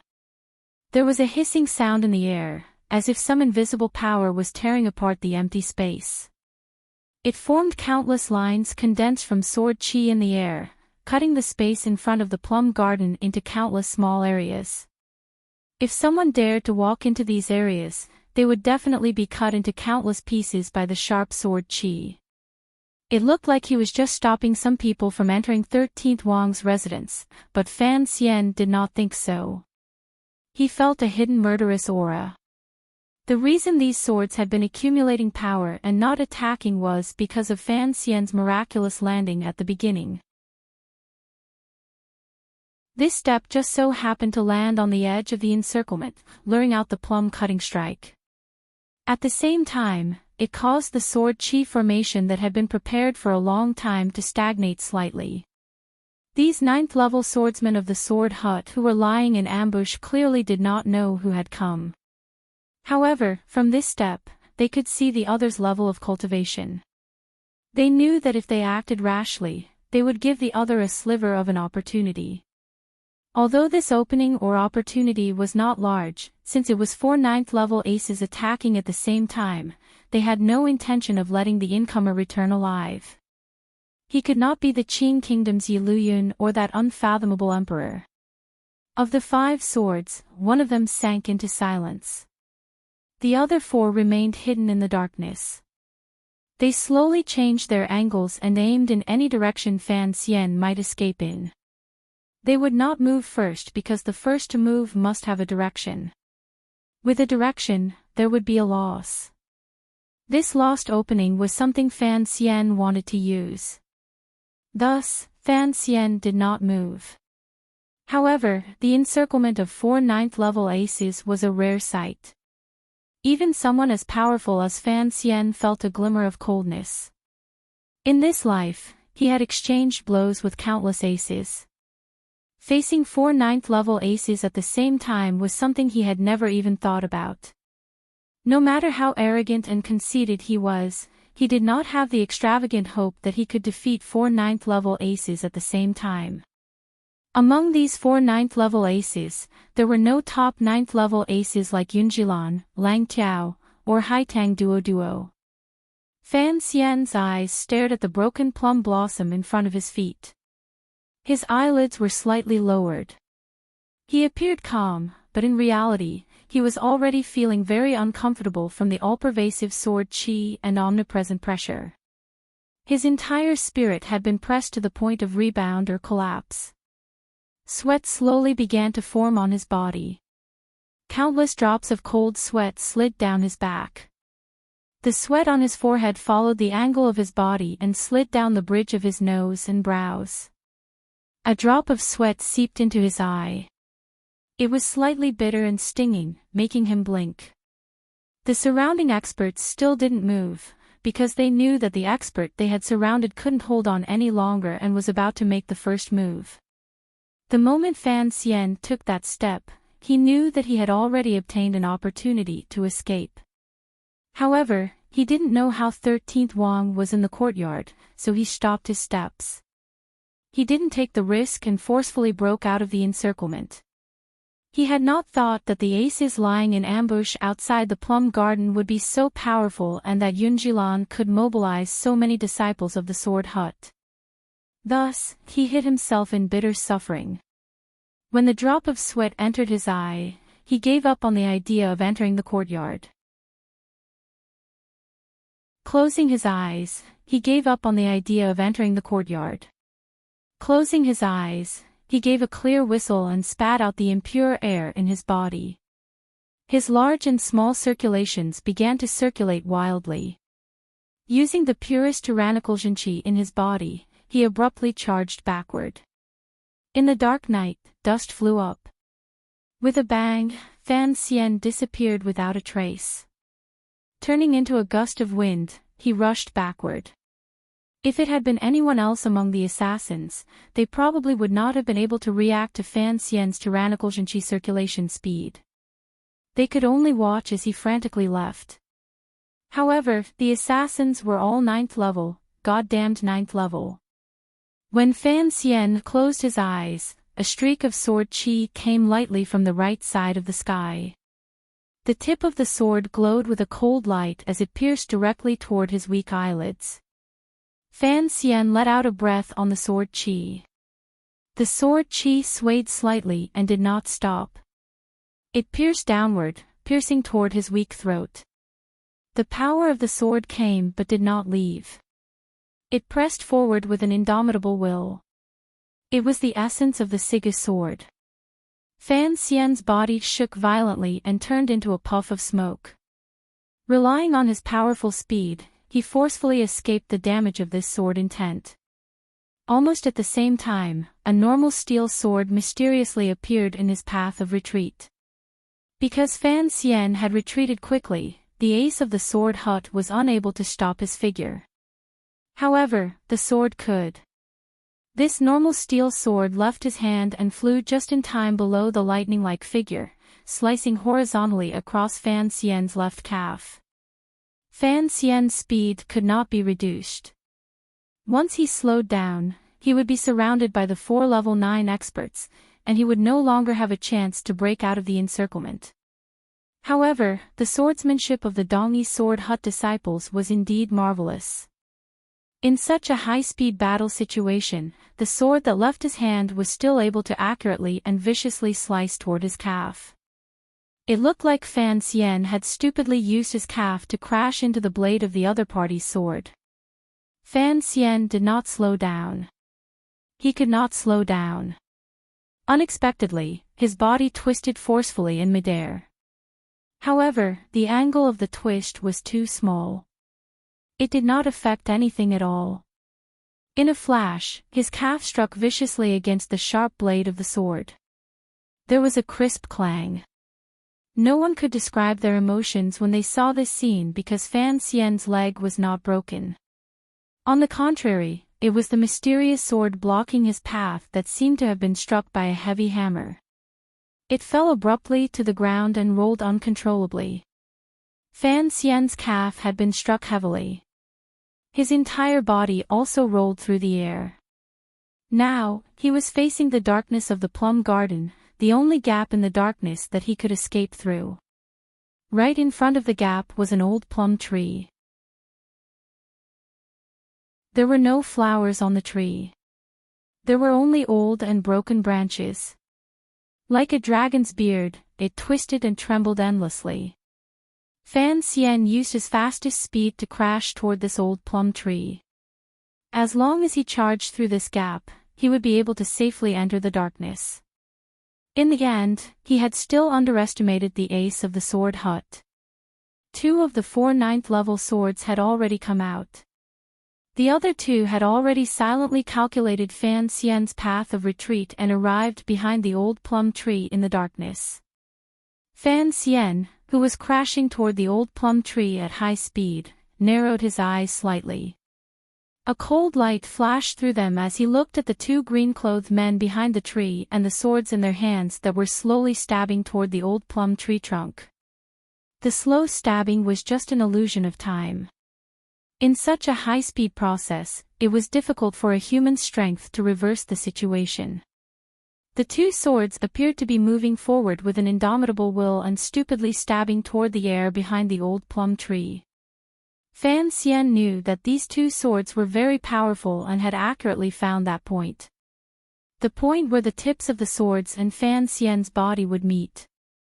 Given Fan Xian's tyrannical martial method and the trajectory he had forcefully increased his speed to crash toward the old plum tree, he would certainly come into the most intimate contact with the tips of the 2 swords. He thought for a long time. In reality, it was only for a moment when he rode the white horse past the mouth of the alley. The hard old plum tree trunk lay in front of Fan Xian's body. When it came into contact, it became soft like a steel bar had become soft to wrap around a finger. Fan Xian's momentum crashed toward the old plum tree. His body pressed the old plum tree forward. He was getting closer and closer to the tips of the 2 swords that seemed to have found an opening in the plum garden. No one could change any of this. In the next moment, Fan Xian would be pierced through the chest by these 2 wondrous swords. However, the old plum tree changed everything. The trunk of the plum tree slowly changed shape. The bark behind it had already been shattered by the 2 sword intents close at hand, but it did not break or shatter. It continued to block Fan Xian's body behind it. It was as if it did not want Fan Xian to receive any harm. The eyes of the 2 green-clothed disciples of the sword hut suddenly lit up. It was as if they were seeing something they had never seen in their lives. The plum tree had bent to the point where wood could bend, but it still did not break. Fan Xian's tyrannical momentum was clearly ruthless, so why had this plum tree not broken? The tip of the swords gently touched the trunk of the old plum tree. With 2 soft sounds, the sword intents moved up the tree and pierced toward Fan Xian's heart meridian. However, Fan Xian's tyrannical momentum had long ceased to exist. His entire person was like a leaf attached to the plum tree. It was as if he was a part of this old plum tree. Strangely, the plum tree bounced back, bringing Fan Xian, who was like a leaf, back. He just happened to avoid the 2 swords that the green-clothed disciples of the sword hut had been accumulating for a long time. With countless cracking sounds, the old plum tree, under the attack of the 2 green steel swords, turned into a sky full of splinters. Fan Xian was already flying violently back in the direction he had come through the sky full of splinters. Turning into a gray dragon, he swept past the completely unprepared aces of the sword hut behind him like a bolt of lightning. Viciously, he crashed into the wooden door of the courtyard and charged into the room. The 2 green-clothed aces of the sword hut behind the pieces of the old plum tree met each other's eyes. A strange light flashed through their calm eyes. They knew who had come. Other than a faint excitement, they couldn't help but feel a powerful sense of admiration. At first, it was as tyrannical as wild thunder. Once it touched the old plum tree and saw the hidden swords, it became as gentle as a cool breeze, gently brushing against the tree trunk. Going with the flow, it miraculously avoided the 2 swords of the sword hut. Using the force of the rebound, in an instant, the cool breeze once again became a ruthless hurricane. Unexpectedly, it crashed back into the courtyard where 13th Wang lived. The Sword Hut aces lying in ambush all thought that Fan Xian wanted to escape. No one had thought that his retreat, which he had been accumulating power for a long time, was actually an ambush for his final charge into the courtyard. No one had thought that Fan Xian would have the courage to not retreat when faced with the ambush of 4 9th-level aces of the Sword Hut. In such a short amount of time, he had made such a complicated plan. He had even calculated the old plum tree in his path of retreat and the possible responses the aces of the Sword Hut might make. Fan Xian's simple retreat and advance contained a great deal of life and death experience and determination when facing an enemy. What shocked and impressed the aces of the Sword Hut the most was Fan Xian's ability to change the nature of his Xinqi as he wished. If Fan Xian did not have such a miraculous ability, when he first came into contact with the old plum tree, he would have smashed through the plum tree and fallen into the 2 swords that had been accumulating power for a long time. In this world, no one had ever been able to simultaneously cultivate in 2 completely different yet top-notch Xinqi methods within the scope of each other, much less someone like Fan Xian, who was able to switch between the tyrannical method and the natural method so naturally and effortlessly. Thus, the 2 green-clothed aces met each other's eyes and saw the shock and admiration in each other's eyes. In this world, only Sir Fan Jr. had practiced the Qing Emperor's tyrannical true method and the natural method of Northern Qi's Tianyi Dao. The aces on Dongyi's side had studied this intelligence report for a long time. Even they had not thought that Fan Xian would be able to use these 2 kinds of Xinqi methods at the same time in an instant. Thus, contrary to all the warrior's expectations, he had cleverly found an opening. In this world, only Fan Xian, a freak, had 2 cycles of circulation. Fan Xian crashed into the courtyard and charged into the back room. He saw 13th Wang sitting cross-legged on the bed with a sallow complexion and soulless, sunken eyes. It was clear that 13th Wang had been poisoned. For some reason, seeing this scene, Fan Xian's heart was filled with anger. Like a gust of wind, he charged to the side of the bed. With a flick of his right finger, he stabbed toward the woman by 13th Wang's side who was holding a sword to his throat. Fan Xian charged in too quickly. It was clear that the woman had not thought that her 5 sect uncles would not be able to kill the enemy even when they attacked at the same time. On the contrary, he had charged into the inner courtyard. Her face was full of shock and confusion. She had no time to react. She could only watch as Fan Xian's powerful finger pierced straight toward her vitals. She was about to die. Suddenly, a glimmer of pain flashed through 13th Wang's eyes. Fan Xian's expression did not change, but his heart darkened slightly. His finger pulled back slightly. The wind in his finger deviated slightly and struck the female disciple of the Sword Hut on the left side of her chest. The female disciple gave a muffled grunt and fell onto the bed. She sank into unconsciousness. There was no time to say anything. Outside, there were still 4 9th-level aces of the Sword Hut in pursuit. Fan Xian did not ask why 13th Wang had been poisoned. He only silently picked him up and stomped viciously on the bed with the tip of his foot. With a crash, the large carved wooden bed collapsed. Fan Xian's figure followed the direction he had come from and charged out of the courtyard. 1 retreat, 1 advance, and 1 retreat. Fan Xian's choice of direction 3 times in a row was very strange. It did not conform to common sense at all and was completely outside of the Sword Hut aces' expectations. The 4 9th-level aces of the Sword Hut saw Fan Xian enter the courtyard. Their hearts were filled with fear, admiration, anger, and complicated emotions. They immediately calculated that he would certainly take their youngest disciple and break through the wall at the back of the courtyard to break out. They had not thought that Fan Xian would stupidly carry 13th Wang and charge out from the direction of the main door. The 3 ninth-level aces and the 8th-level disciple had already flown up like large birds toward the direction of the courtyard.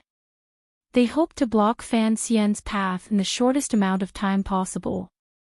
However, while they were in midair, they discovered with unusual shock that Fan Xian had brushed past them on the ground and was charging toward the plum garden. The green-clothed swordsman with powerful sword techniques was shocked. With a loud whistle, he used his brilliant cultivation to forcefully turn around in the night sky. Kicking the moon in the sky, his entire body drew an arc in the air and stabbed toward Fan Xian's back. He was worried that 13th Wang was on Fan Xian's back, so the tip of his sword was aimed at the back of Fan Xian's head. Kicking the moon and stabbing through the air, this strike was free and at ease. Outside the front door of the courtyard, there was another green-clothed swordsman holding a sword with both hands. His expression was cautious. His elbows were slightly bent. Using the stance of a straight sword, he stabbed toward Fan Xian's face. It was still these two green-clothed swordsmen. It was still Fan Xian. However, it had become two green-clothed swordsmen attacking Fan Xian from the front and back. Fan Xian lowered his head and charged forward. It was as if he did not care at all about the strike that was stabbing toward the back of his head.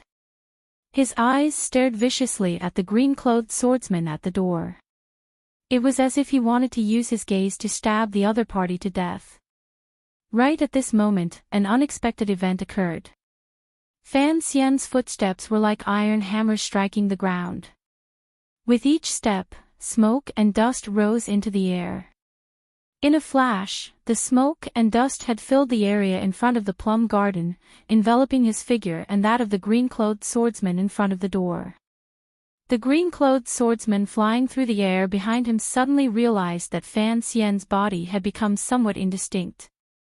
His state of mind was not at all panicked. He continued to stab forward with his flying sword. Suddenly, he felt his left eye twitch strangely. It was as if he felt some kind of extreme fear. There was an additional shadow under the moonlight. Was it his own shadow? Fan Xian charged into the smoke. The black dagger was already in his hand. The sword light scattered. The green-clothed swordsman in the smoke also had his sword in his hand. The sword light scattered. Each of them focused on what was in front of them and did not care about what was behind them. They used each other's sword intent to the extreme. A glimmer of panic suddenly flashed through the green-clothed swordsman's eyes. A deep wound had been cut under his left armpit. For some reason, this person's state of mind had panicked and allowed Fan Xian to charge through. A shadow floated past in the sky. The other green-clothed swordsman let out a sharp cry and forcefully stopped the momentum of the moonlight kick. His sword slashed horizontally, but he completely cut empty air. Immediately after, he felt a chill in the left side of his chest. His shinchi immediately dissipated. Sharp pain rose as he fell to the ground. The smoke dissipated. The 4 ninth-level disciples of the sword hut gathered in front of the plum garden. 2 of them were injured. The other 2 stood in a daze. Looking at the empty ground in front of the courtyard, they didn't know what to say for a long time. No one had thought that the 2 ninth-level swordsmen the sword hut was most proud of would be injured by the other party's sword in one move. They believed that even if Yunjilan had personally acted, or if their youngest disciple had not been poisoned, he would not have been able to injure them with just one strike. What happened? A 9th-level disciple of the sword hut looked at the 3rd and 4th brother disciples sitting on the ground with a face full of shock. The 2 green-clothed swordsmen were the 3rd and 4th brother disciples with the deepest cultivation in the sword hut. The sword hut had 13 disciples, but 12 of them were 9th-level swordsmen. Among them, the 3rd and 4th brother disciples were the best of the best. They could not believe the scene they were seeing. The left armpit of the 3rd disciple of the sword hut had been cut by Fan Xian's black dagger. It was not a serious injury. However, his mind was already scattered, which allowed Fan Xian to carry 13th Wang out. The fourth disciple's injury was even more serious. A sword had pierced his chest. Fortunately, it had not pierced his heart, but fresh blood flowed. It looked terrifying. The two green-clothed swordsmen met each other's eyes again. There was no longer admiration for Fan Xian's strength in their eyes. Instead, there was true fear. The smoke is poisonous. They still had a big secret they had not said. Sir Fan Jr. of the Southern Court was a master of poisons. Dong Yi knew this. Even if Fan Xian's use of his feet to spread out the poison earlier was a marvelous skill, the third disciple of the Sword Hut should not have been defeated by him in one move. Although the fourth disciple of the Sword Hut, who had kicked at the moon and faintly understood the essence of the Sigu sword, had been suddenly attacked by the assassin hiding in the shadows by the door to the courtyard, he should not have been injured to such an extent. The two green-clothed swordsmen slowly lowered their heads and digested the shock in their hearts. They knew this matter was too important. They had to report it to their teacher. Their defeat in one move earlier was not completely due to their strength. Rather, it was due to the shock that one strike and that shadow had given them. Fan Xian of the Southern Court knew where the door to the Sigu sword was. The assassin hidden in the darkness had used the most authentic Sigu sword. Furthermore, the sword intent was even sharper and more bloodthirsty.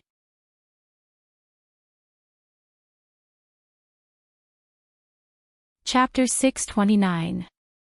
A clear and bright moon shone on Dong Yi, which was made up of endless buildings and strange shadows. The light was not very dazzling. Combined with the slightly salty sea breeze blowing in from the harbor outside the city, it filled the air with an enchanting scent. It was like someone had thrown a dried salt plum into a clear cup of wuliangye. It suffused with a light green color and sinisterly hid a pungent killing intent in its fragrance. The back door of a two-story private residence opened silently. The shadows of two people stacked on top of each other passed through like a gust of wind. Immediately after, the people behind the door closed it. At the same time, a few secret signals came from outside the residence indicating that it was safe and there were no traces of anyone. This was a secret stronghold of the 4th Bureau of the Qin Kingdom's Overwatch Council in Dong Yi. The owner of the painting and calligraphy shop responsible for this stronghold had been waiting there the entire night. Unexpectedly, an injured person had arrived. After he opened the door, he nervously tightened his grip on the dagger in his hand and sat motionlessly behind the back door. He carefully paid attention to the movements around the stronghold, making sure that if things went wrong, he would be able to call the police at the first instant. The moonlight spilling into the courtyard suddenly dimmed. The owner of the painting and calligraphy shop raised his eyes nervously but didn't find anything unusual. He also didn't notice a shadow floating in through a crack in the wooden door on the 2nd floor of the residence. Inside the room, Fan Xian placed 13th Wang on the bed. He stared at the pale green color on his face and carefully observed it for a moment. He then pried open his lips and looked at the coating of his tongue. He then tilted his ear to listen to his pulse and lungs. His brows slowly furrowed together. To be able to scatter the powerful 13th Wang Xinqi and make his entire body weak and powerless, this kind of poison had to be a terrifying thing. There was too little time. Fan Xian was still unable to accurately determine what kind of medicine the first disciple of the Sword Hut, Yunjilan, had given 13th Wang. However, he had a general understanding of the medicine's general composition and effects. He thought for a moment and then took out a small bag that never left his body. Choosing a slightly brown medicine blade, he crushed it with 2 fingers and stuffed it between 13th Wang's lips. Then, he fetched half a pot of cold water from the table and forced it down his throat. The cold water soaked the front of 13th Wang's clothes. However, this brave warrior, who had killed the left virtuous prince of the Western Hu and was still able to kill his way out of the king's tent, did not have any reaction. He had already fainted. A glimmer of coldness flashed through Fan Xian's eyes. Pressing his dry lips together, he pressed and brushed his palm across 13th Wang's chest. His hand moved like a ripple of water. He sent Jinqi slightly to help 13th Wang swallow the water for the medicine. After doing all this, Fan Xian finally relaxed slightly. He sat silently by 13th Wang's side and waited for the medicine. He glanced at the shadow beside the door and remained silent. He seemed to be thinking about another very important question. Qi. By Fan Wang the water. With qi, he, and suddenly, qi, he. With Fan, he. With, he. By, he, with, he, yun, Fan, he. Wang, he. In Jiangnan, the meridians in Fan Xian's body had all shattered. It was only with the help of Begonia Duodua's Tianyi Dao martial method that he was able to repair them. Although 13th Wang was deeply poisoned, his meridians were a mess from the invasion of poison, and one could faintly feel that his blood vessels were riddled with holes. He was at least much easier to treat than Fan Xian had been in the past. It was impossible for the medicine to completely purge the poison in 13th Wang's body. Adding on Fan Xian's healing Jinqi, it was another result. Fei Jia had left, Shaoan had died, and Dongyi's poison master was nowhere to be found. In this world, Fan Xian could be said to be the foremost expert in using and curing poisons. Although Yun Jilan's medicine was powerful, it was not difficult for him. The shadow stood silently by the door, waiting for the matter of treating the poison. He looked coldly at 13th Wang, whose face was growing redder and redder. No one knew what he was thinking. After an indeterminable amount of time, 13th Wang finally opened his eyes and woke up. In the instant he woke up, he did not look at Fan Xian, who had worked hard to treat him. Instead, two chilling sharp lights seeped out of his eyes and pierced toward the middle-aged man in the shadows by the door. 13th Wang didn't know who the middle-aged man was. He only knew that he was about 40 years old. He had once met him by chance in Qingzhou and knew that he was Fan Xian's trusted aide. 13th Wang had thought that the middle-aged man, whose height couldn't be seen, was a secret agent of the Overwatch Council. Earlier, before he had fainted on Fan Xian's back, he had clearly seen the sword strike the middle-aged man had sent toward his fourth disciple brother in the moonlight. Sigu sword. The secret of the sword hut was never taught to outsiders. Only the 13 personal disciples of the sword hut could practice the Sigu sword. Who exactly are you? 13th Wang was weak, but his gaze was cautious and complicated. He stared at the shadow and asked in a raspy voice. Fan Xian slowly pulled back his palms from 13th Wang's back. He had used up too much of his Jinqi. The sweat on his body flowed like syrup. His face was covered in sweat. He heard 13th Wang's shocked and nervous question and furrowed his brows slightly. He had not thought that 13th Wang would return to the sword hut's position right after escaping death's door and develop a powerful enmity and attention toward the shadow. The shadow lowered his head slightly and focused his gaze on the tips of his feet. He did not reply to 13th Wang's question. Perhaps he found it uninteresting, boring, or disdainful. He was Sigu Jian's younger brother. Naturally, he found it absurd to be questioned by Sigu Jian's youngest disciple. In the entire world, there were no more than 4 people who knew his true identity. Before Fan Xian gave his permission, the shadow would not let anyone know of his connection to the sword hut. Following the shadow's forced action, this massive secret would probably arouse the guesses of many people. Fan Xian moved from the back of the bed and lowered his head to sit by 13th Wang's side. Burying his head between his shoulders, he appeared particularly tired. The sweat on his body gave off waves of an unpleasant smell. 13th Wang did not thank him. He only stared fixedly at the shadow like a tiger. It seemed that if the shadow did not give him an answer, even though he was extremely weak and had just been restrained by the Sword Hut's brothers using sinister methods, he would still attack the shadow in the name of the Sword Hut. Fan Xian lowered his head and raised the index finger of his right hand to sniff gently. The tip of his finger carried the sweat that had been forced out of 13th Wang's body. It had a slightly oily feel to it. He immediately identified the composition of the medicine. His heart thumped. Murderous intent flared in his eyes. What a powerful poison. 13, your eldest disciple brother truly loves you. After these words were said, 13th Wang fell silent and had nothing to say in response. After all, it was the two aces of the Qing kingdom who had saved him from the hands of his own brothers. Fan Xian suddenly waved his hand and said tiredly, "This poison is too powerful. I don't have any suitable medicine on hand. Just using Jinqi to force out the poison is not enough. You'll need at least a few more days to recover. If you have any questions, ask them when you wake up tomorrow." 13th Wang coughed violently as if he was not satisfied. He felt his eyelids grow heavier and heavier as he fell toward the bed. Fan Xian flipped his hand and pulled out the thin needle from 13th Wang's neck. Shaking his head, he sat up from the side of the bed. Picking up half a pot of cold tea, he poured it into his stomach and broke out in a sweat. He felt even more tired. He pushed open the door and sat in the shadows under the eaves.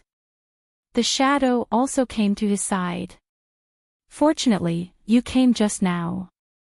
After a moment of silence, Fan Xian quietly said, "Otherwise, I really don't know if I would have been able to come back alive."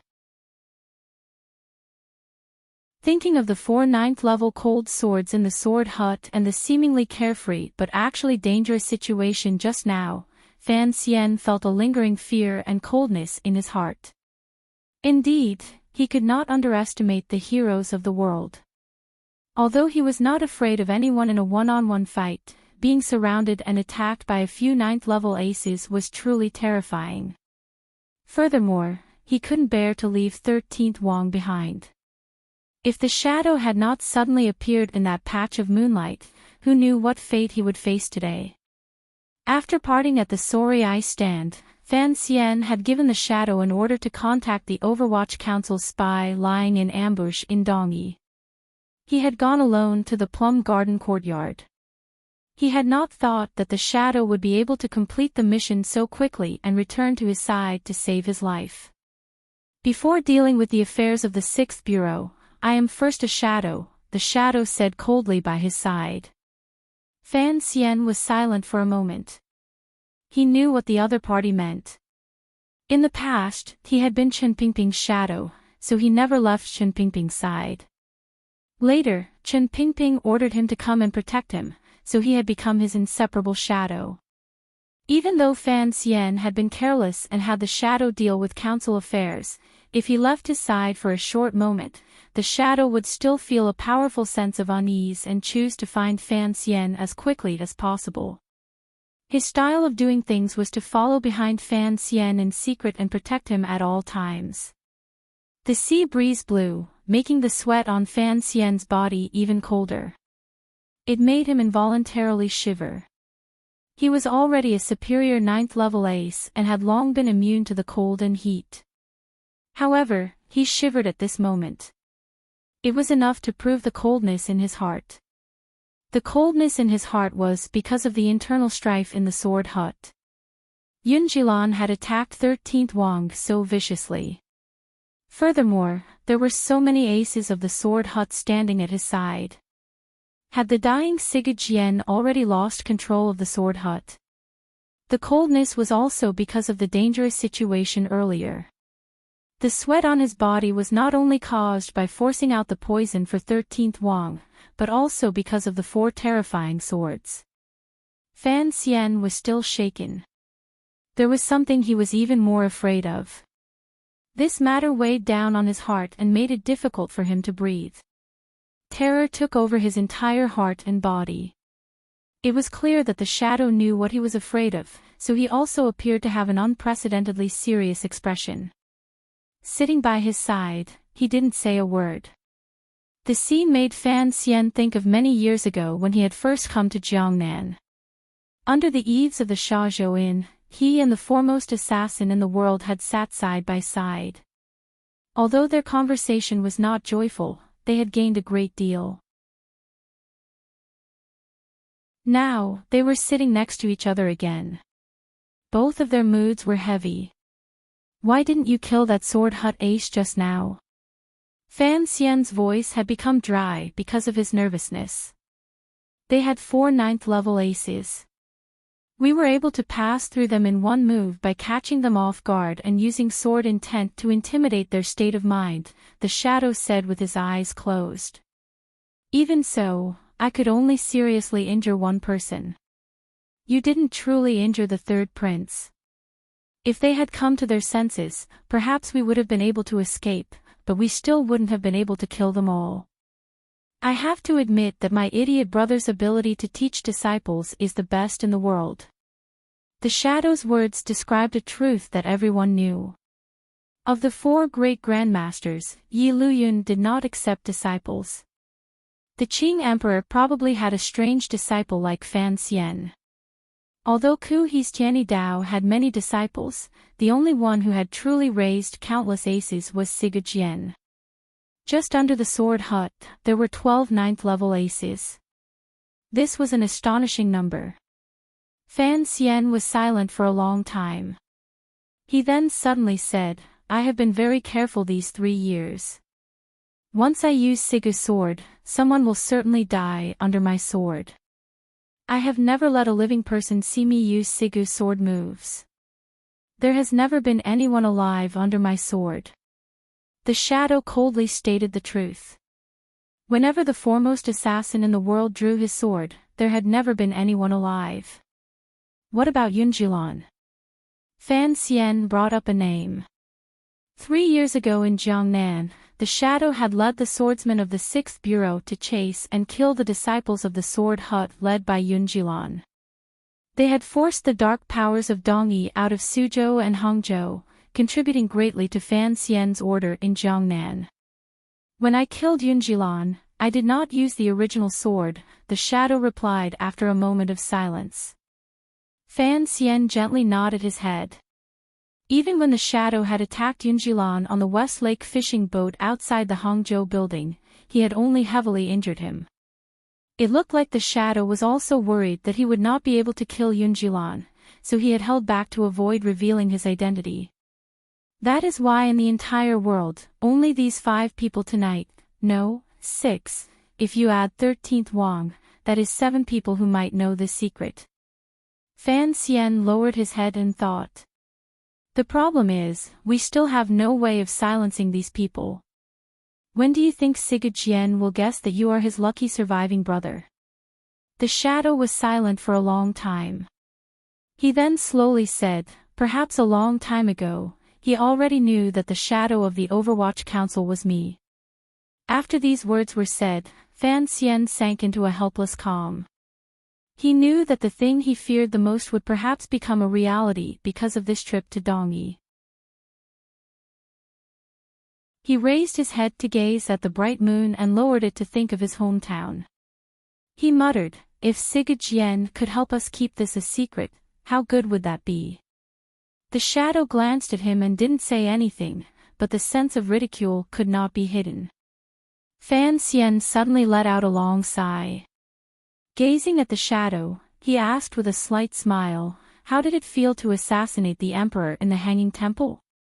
The shadow thought for a moment and then said, "It felt pretty good." Fan Xian shrugged and didn't say anything more. On the day of the assassination in the Hanging Temple, the emperor had revealed that the assassin was Siga Jian's younger brother who had left home at a young age. Everyone knew that the Qing emperor was a great grandmaster, so his judgment would not be wrong. If Siga Jian guessed that the shadow was his younger brother through the reports of his disciples and this news traveled back to the Qing kingdom, the head of the Overwatch Council's 6th Bureau, the shadow, had assassinated the Qing emperor. Would Qin Pingping still be able to sit properly in his wheelchair? This was the thing that Fan Xian and the Shadow were most afraid of. Both of them had respect and love for the lonely old cripple from the depths of their hearts. Coming back to their senses, they regretted revealing a flaw in the moment earlier, a flaw that exposed the Overwatch Council's biggest secret. Perhaps things are not as bad as we think, Fan Xian suddenly said calmly. Fan Xian suddenly calmly said, tomorrow, I want to see Sigurd Jian and discuss business with him. I want to discuss this matter as well. Just as Fan Xian had thought and said, this matter would not necessarily affect the Qin kingdom. However, he was carefully making preparations. The official business of this trip to Dongyi required him to carefully handle it. If he handled this matter well, perhaps all the problems would be resolved with the wind. We are friends. Fan Xian drank the thin porridge as he looked at 13th Wang, who was sitting by the bed with a pale face and injuries that had not yet healed. 13th Wang thought for a moment and then nodded. Fan Xian put down the bowl of porridge and said seriously, if you don't want to lose me, your friend, then, starting from today, don't say a word about everything that happened last night. Don't ask. 13th Wang nodded his head again. Although Fan Xian told him not to ask, he had to ask clearly about what had happened in Dongyi yesterday and a few days before. He used the tip of his finger to tap the table, indicating for 13th Wang to eat some porridge to nourish his stomach. Weighing his words, he said, yesterday, I dared to go alone to the plum garden to find you. It's not that I didn't think that Yunjilan would send people to keep an eye on that place. Presumably, you know that I had the Overwatch Council send people to keep an eye on your residence. The biggest problem is that, given your strength, I thought that even if something tragic happened in the Sword Hut, you would have the ability to notify my subordinates or leave some traces for me. Fan Xian stared into 13th Wang's eyes. Last night, I was almost surrounded and killed. This problem was caused by you. I don't understand how you could be trapped in a room and defeated so badly. Hearing these words, a glimmer of pain flashed through 13th Wang's eyes. It looked like the brothers in the sect had secretly taken action against him. It made even this young ace, who had a bright temperament, feel an unbearable pain. A moment later, 13th Wang said in a raspy voice, 3 days ago, eldest brother invited me to drink. We talked about the future of Dongyi. At the banquet, he was very excited, but I had no face to face him because I knew that what eldest brother said and did was correct. But, your actions were arranged by Sigurd Jian. You had no way of resisting. Fan Xian cut him off. 13th Wang was silent for a moment and then said, yes, if it weren't for teacher's orders, I would rather raise my sword against the Qing army than be like this, a role that my brothers spurn. It doesn't feel good to be a traitor, does it? The corners of Fan Xian's lips twitched slightly as he spoke with a smile. In his heart, he was thinking of himself. 13th Wang didn't quite understand the meaning of the word traitor. He shook his head and said, I believe teacher is thinking for the future of Dongyi and the millions of people. Furthermore, no one knows what exactly teacher will do. He paused for a moment, then continued, there were only me and eldest senior brother at the banquet. You know, before I came out of seclusion, although I had never seen senior brother, in these 2 years, we have a very good relationship. I even see him as my own brother. Fan Xian smiled coldly and said, so, he gave you poisoned wine to drink, and you drank it in one gulp. A pained expression flashed through 13th Wang's eyes. In a trembling voice, he said, eldest brother is not such a treacherous person. I know he poisoned me for Dongyi. He doesn't want you Qing people to see teacher through my channels. You are too naive and unaffected, Fan Xian sighed and said. In this world, if you don't kill people, then others kill you. With your personality, if you want to control the Sword Hut, it is no different from a fool's dream. eldest brother doesn't want to kill me. He only wants to kill you and break a possible agreement, 13th Wang suddenly said angrily as he stared at Fan Xian. Fan Xian's heart suddenly softened. Warmly, he said, I believe that. I've investigated the poison. Although it is harmful to your body, as long as you don't rashly use your Jinqi, it will not be fatal. Yun Jilan and the other brothers of the Sword Hut still have good intentions toward you. Fan Xian's words were actually just to comfort 13th Wang. Perhaps even he didn't want to see the purest of the aces of the younger generation have his soul clouded by such filthy things. Yun Jilan trapped you with the intention of killing the Qin Kingdom's liaison. Furthermore, the scouts earlier reported that the Sword Hut is heavily guarded and forbids anyone from entering.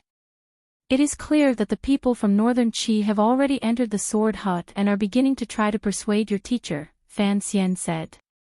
Fan Xian said, what I want to know now is, who exactly is the important figure from Northern Qi? I don't know, 13th Wang said straightforwardly. 13th Wang said straightforwardly, this matter was arranged by eldest brother from the beginning. Furthermore, I've been poisoned these few days and have been locked up in the courtyard. I want to see Sigajian. Is there any way? Fan Xian stared into his eyes.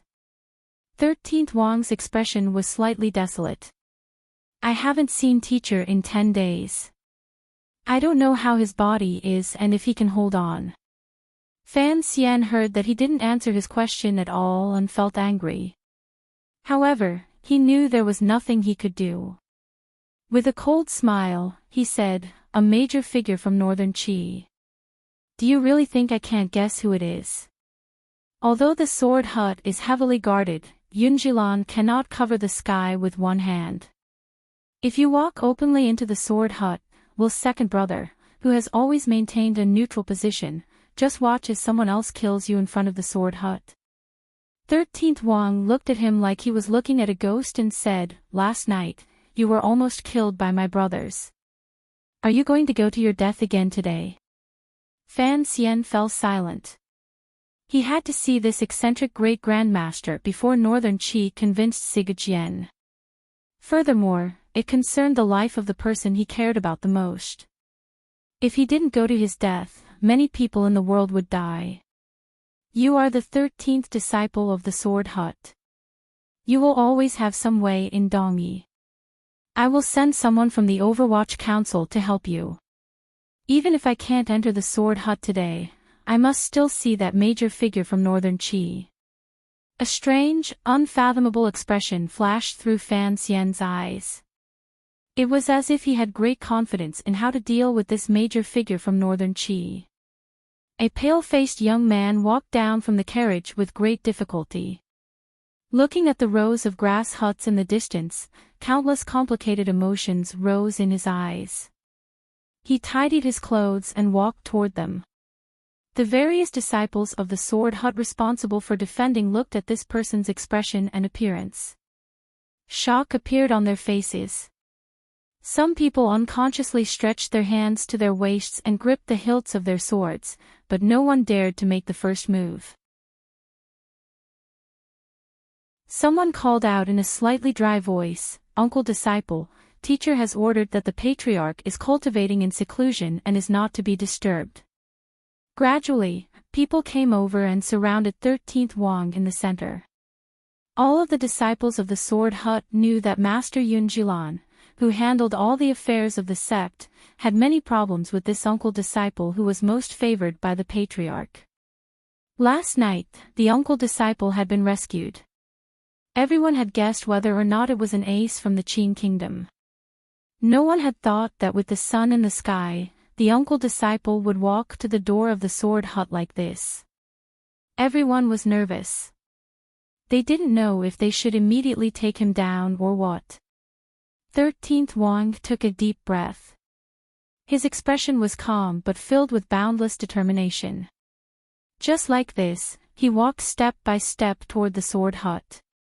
Then, he saw a person he wanted to see a lot. Lowering his body in a bow, he said, "Second brother, I want to see teacher." The second sword of the sword hut did not participate in this matter. He looked at 13th Wang with a glimmer of pity and quietly said, "Brother, go back." Just as there was chaos in front of the sword hut, a person silently slipped through the shadows at the foot of the mountain outside a quiet and secluded courtyard at the back of the sword hut. The attention of the disciples of the sword hut was completely drawn by the valiant appearance of 13th Wang. No one noticed this. This quiet and secluded courtyard was used by the sword hut to receive their most honored guests. However, that guest was inside the sword hut, so the defenses of the courtyard were not very strong. The figure easily passed through. Dodging the aces the northern Qi side had brought, Fan Xian was like a leopard cat as he made his way to the back of the courtyard. Smelling the faint fragrance that he would remember for the rest of his life, he came to a room and floated in. Looking at the woman facing the mirror who was wearing yellow flowers and relaxing the resentment of a serving girl, he couldn't resist smiling. He walked up behind the woman and bent down to gently blow a breath of air into her ear. With incomparable frivolity, he said, "Lily, do you miss a man?" The woman's entire body shook. Looking at her charming, resentful, and incomparably beautiful self in the mirror, as well as the unforgettable face next to it that was no less beautiful than her own, she was so shocked that she couldn't say a word. Sir Fan Jr. It had been a number of years since she had seen the owner of that face. Why had he appeared so mysteriously in Dongyi, beside the sword hut, and by her side? See Lily abruptly turned around. Her eyes were wide with fear as she looked at Fan Xian who had appeared beside her like a ghost. She opened her mouth but forcefully suppressed it. She didn't make a sound. Her flowing and gentle eyes were filled with shock. Fan Xian was very satisfied with this woman's behavior. He smiled slightly and quietly said, "Looks like he really dotes on you. Such an important matter, yet he still brings you with him. Is he afraid you'll make him a cuckold?" See Lily gripped the corners of her sleeves. Her entire body trembled slightly, but her lips were pressed tightly together. There was fear in her eyes. She and Fan Xian were old acquaintances. Back then, they had traveled north and met in prison. How could she not know what kind of person Sir Fan Jr. was? Although he appeared gentle on the outside, he was actually cruel and merciless. At this moment, he was in a dangerous situation. If she made the slightest movement, he would probably not care at all about their past friendship and ruthlessly destroy a flower. Fan Xian gently grabbed her chin. Where his hand touched, it was smooth. His thoughts floated back to the carriage that had traveled north. His heart swayed slightly. In a quiet voice, he said, "Do you want us to sew a cuckold for your family's emperor?" See Lily's fear faded slightly. She pressed her lips together and smiled. Back then, she had been the foremost beauty in Jingdou. Now, she had become a northern Qi imperial concubine and was deeply favored by the Qi emperor. She had been influenced by endless nobility and had become even more beautiful. With this smile, her eyes flowed like water. It was very alluring. Fan Xian also smiled. It was indeed very convenient to interact with a woman who knew his background. He smiled slightly and raised his hand in invitation. See Lily smiled bitterly and placed her hand in his large one. They walked behind the curtain. See Lily was too familiar with his style of doing things. She knew that under these circumstances, he would not be fooling around. He only wanted to borrow her room to wait for the person he had been waiting for. For some reason, when her hand was placed in Fan Xian's warm hand, she let out a long sigh in her heart. It was as if she had fulfilled a long-cherished wish of many years and was incomparably satisfied. In that instant, she had not thought about whether or not that person would encounter any danger when he returned in a moment. After a long time, or perhaps it was very short, a wave of hurried footsteps came from outside the room. A very young man entered the room under the protection of many people. This man's eyebrows were like two swords, and his eyes were like the ocean. He wore plain clothes with a bright yellow sash tied around his waist. He walked with a majestic gait and a natural aura. "Your Majesty, Lady Lily is not here. Perhaps she has gone to play in the garden," a eunuch disguised as a servant reported in a sharp voice. The young man seemed to have something troubling his mind. He made a light sound of acknowledgement and sat down on a chair. Out of habit, he crossed his legs. A eunuch had long taken off his boots.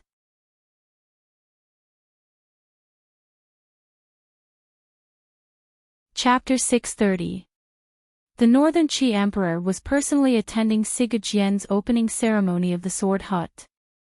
Although this was certainly the last time Sigurd Jien appeared in the world, the great Grand Master's position was respected.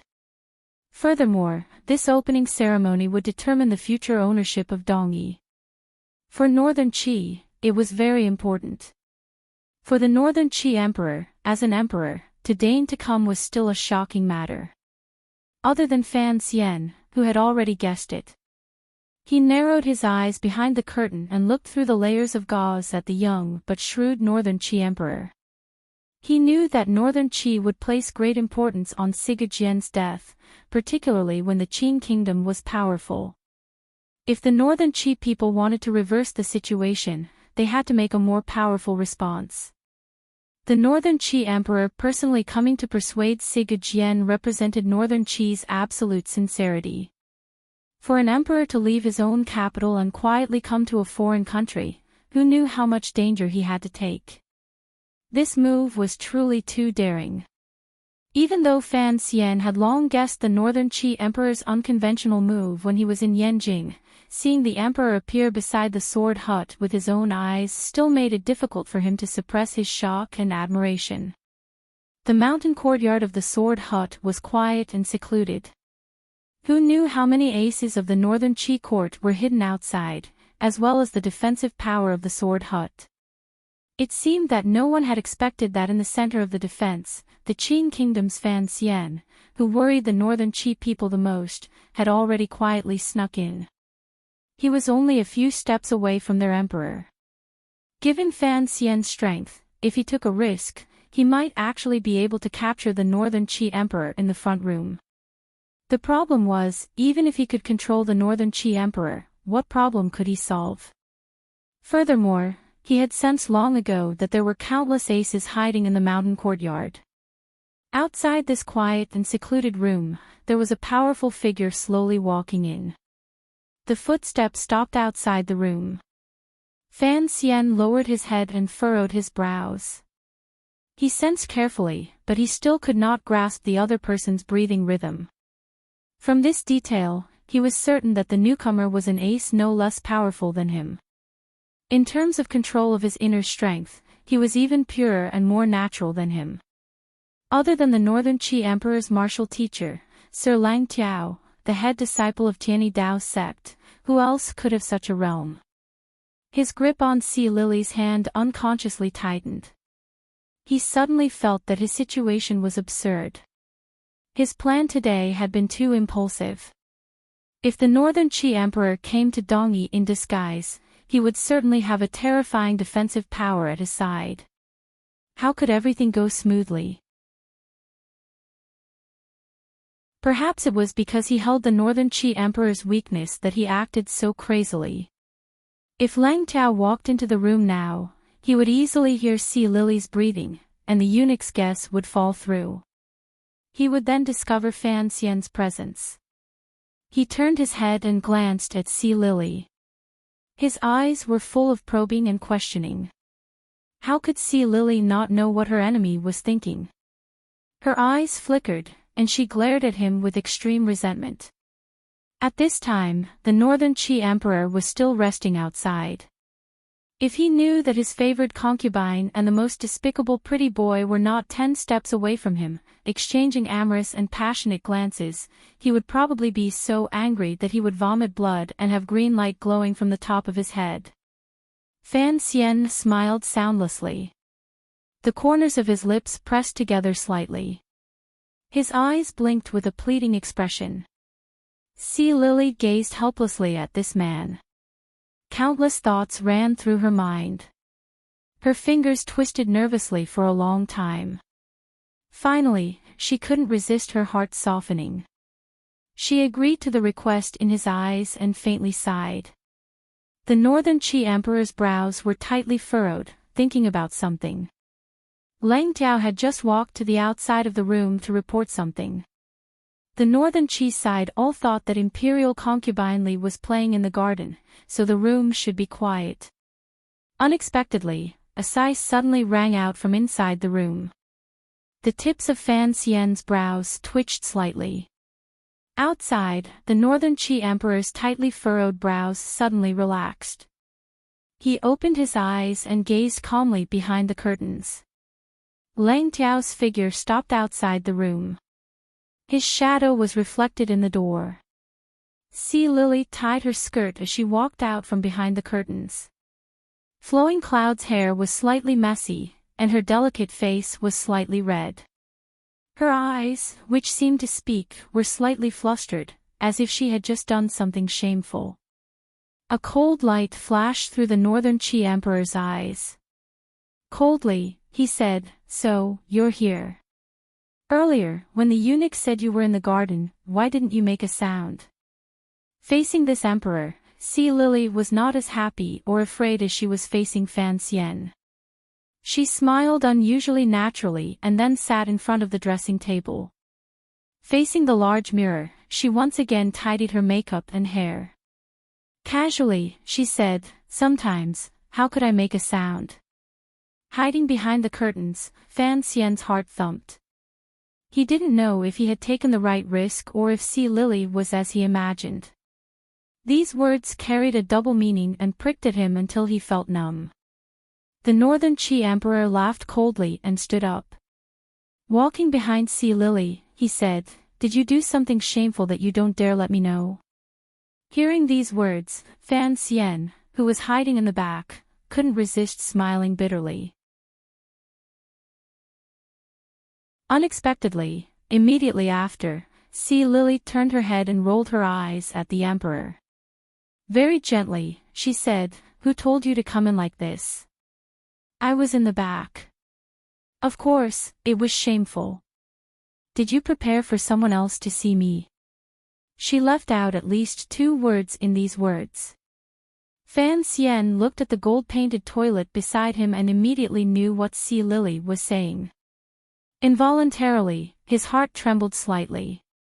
He thought to himself that this female spy indeed had some ability to remain calm in the face of chaos. The Northern Chi Emperor suddenly smiled.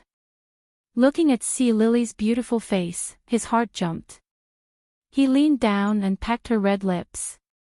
Vaguely, he said, "I can't bear to let other people see the bright moon on your body." This kiss was extremely domineering. Their lips and teeth intertwined and sucked for a long time.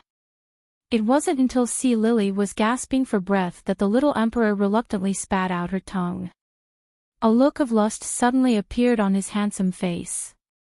Watching this scene, Fan Xian's expression involuntarily became strange from behind the curtain. Fortunately, his state of mind was firm enough to control his breathing and heart rate and not let Lang Tiao, who was outside the room, notice.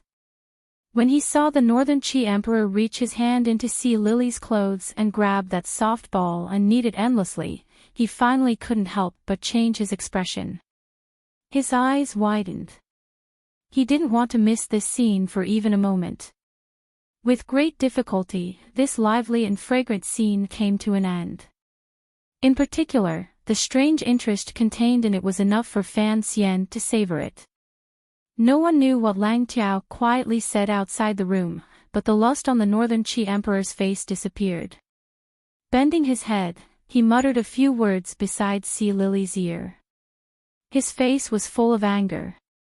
He tidied up his messy clothes and walked out of the room. It was not until he confirmed the safety of the mountain residence did Fan Xian walk out in a flash. Staring at Sea Lily's beautiful, red and tacky face, a strange smile rose to the corners of his lips. Sea Lily glared at him angrily and said, "What are you smiling about?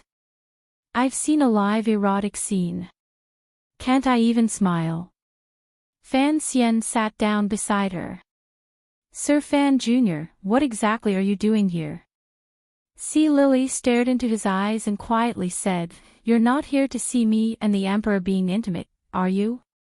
After these words were said, for some reason, a glimmer of shyness appeared on this Northern Qi imperial consort's face. Fan Xian acutely noticed this. His heart jumped. Smiling slightly, he said, "I had wanted to discuss some things with the Emperor in private. I didn't think that Sir Lang Tiao would stay close to me and have the same interest in eavesdropping. It's impossible to talk to the Emperor in private. It looks like I'll have to wait until night." "Night?" Sea Lily paled in shock. "Are you going to wait in my room until night?" Fan Xian raised his brows. "Can't I? You have to know that I've never seen such a beautiful intimate scene before. When I get back to the Qin Kingdom, I'll use Chao Shuaqin's pen name and write a story about the Northern Qi Emperor's private matters. I'm sure it'll sell better than Story of the Stone. The Donbo bookstore will earn another large sum of money. I'll give you 20% as a tip. How about that?" Sea Lily smiled coldly. "Have you never been intimate with the princess before?" Fan Xian finally couldn't help but laugh. Beaming with joy, he said, "The problem is, this is the first time I've seen something like lace." "What is lace?" Sea Lily asked with confusion, her large eyes wide open. Fan Xian put away his smile and gazed calmly at her. Enunciating each word, he said, "I've always been curious. How exactly do two women do that?" Looking at His Majesty's expression earlier, it seemed that he was very interested in your body. Could it be that he was born with this taste? Sea Lily finally understood what he was saying. Her face suddenly became deathly pale. This was a great secret that the Northern Qi royal family had hidden for nearly 20 years. After Master Kuhi's death, only a handful of people in the world knew about it. Suddenly hearing it from Fan Xian's mouth now, she couldn't help but be overwhelmed with shock. Is there an eternal secret in this world? Fan Xian sniffed and smelled the faint scent of gold osmanthus in the room. Looking at Sea Lily, he said quietly, "Especially for me. You three have taught me a lesson. Were you never afraid that I would guess this secret and use it to blackmail you?" The shock in Sea Lily's heart could not be dispelled. She only stared at Fan Xian's face in disbelief. She didn't hear what he was saying at all. Seeing her terror and shock, Fan Xian comforted her in an even voice. "What does this have to do with you? There is no need to be so scared. I am just curious. Earlier, Lang Tiao was outside the room. Why didn't you point out that I was in the room?" Sea Lily was silent for a long time before she gradually digested the shock in her heart. Lowering her head and biting her lip, she said, "The Emperor and I were both in the room. I know your methods. Sir Lang Tiao probably didn't even have time to enter the room before you killed us both." Fan Xian looked at her and shook his head. "Seriously," he said, "you know that is not the reason. No matter what, I have to thank you." Sea Lily suddenly raised her head and looked at Fan Xian. "There is no need to thank me. I should be the one thanking you. Back then, on the road to the north, you saved my life. Later, you saved my brother's life. During these years, I have been in the Northern Qi royal palace. You have never tried to control me. No matter what, I cannot bear to see you be killed. Of course," she said with emphasis, "I will also not allow you to harm the Emperor." "You are wrong about one thing," Fan Xian said. "You are only a noble consort. If I truly wanted to harm your Emperor, you would not be able to stop me. He suddenly shook his head and sighed. In the blink of an eye, 4 or 5 years have passed. I wonder how you are doing in Shangjing. Speaking of which, the relationship between Fan Xian and Sea Lily was incomparably complicated. It was impossible to explain it in a few words. However, what Sea Lily said earlier was correct. Fan Xian and Sea Lily had secretly reached an agreement to help her enter the palace. He had never tried to control her. Although no one in the world knows about the agreement between us, since you have helped me get revenge, I will do my best to help you. Sea Lily's expression suddenly became solemn. She stood and bowed to Fan Xian. It seemed that Fan Xian had always endlessly reached all kinds of agreements with different women. Yan Bingyun said that he relied on conquering women to conquer the world. It was not a mockery. It truly existed. That year, as the carriage traveled north, Fan Xian helped Sea Lily understand the poison Chen Pingping had buried in her body. At the same time, he promised her that if he had the opportunity, he would help her get revenge for her family. Sea Lily also agreed to become his spy in the northern Qi royal palace. Sea Lily was a descendant of the Qing royal family.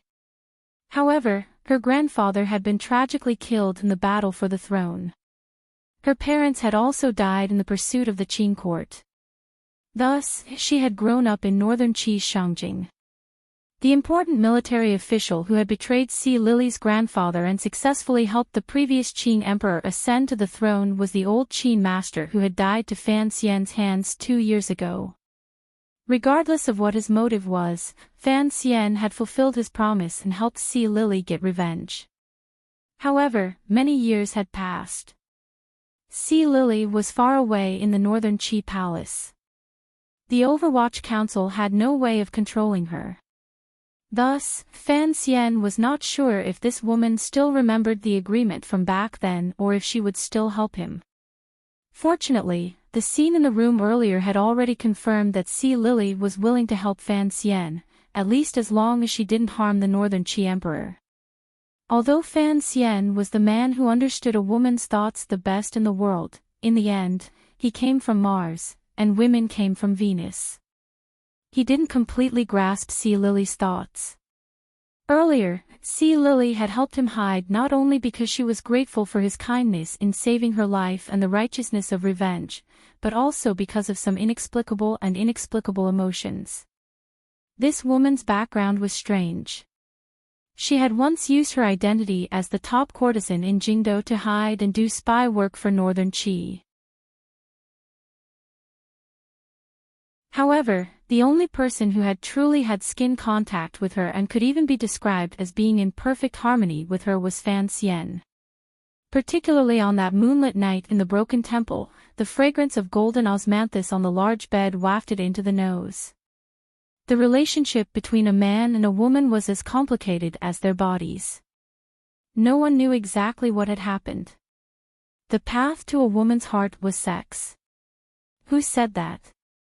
However, it seemed to make some sense.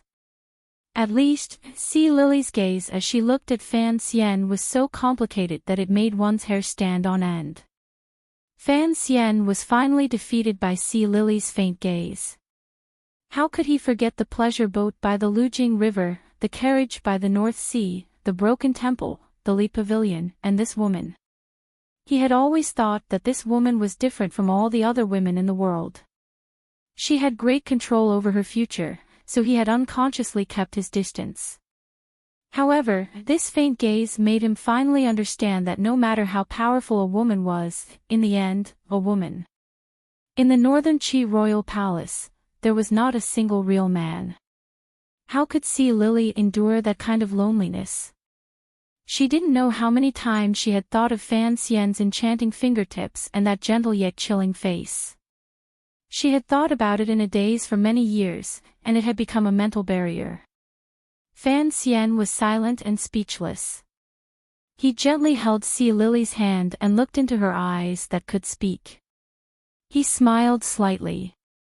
Sea Lily suddenly remembered something and smiled bitterly. The Emperor treats me very well. I would like to ask you for a favor. He wants to kill me. He's thought about it many times.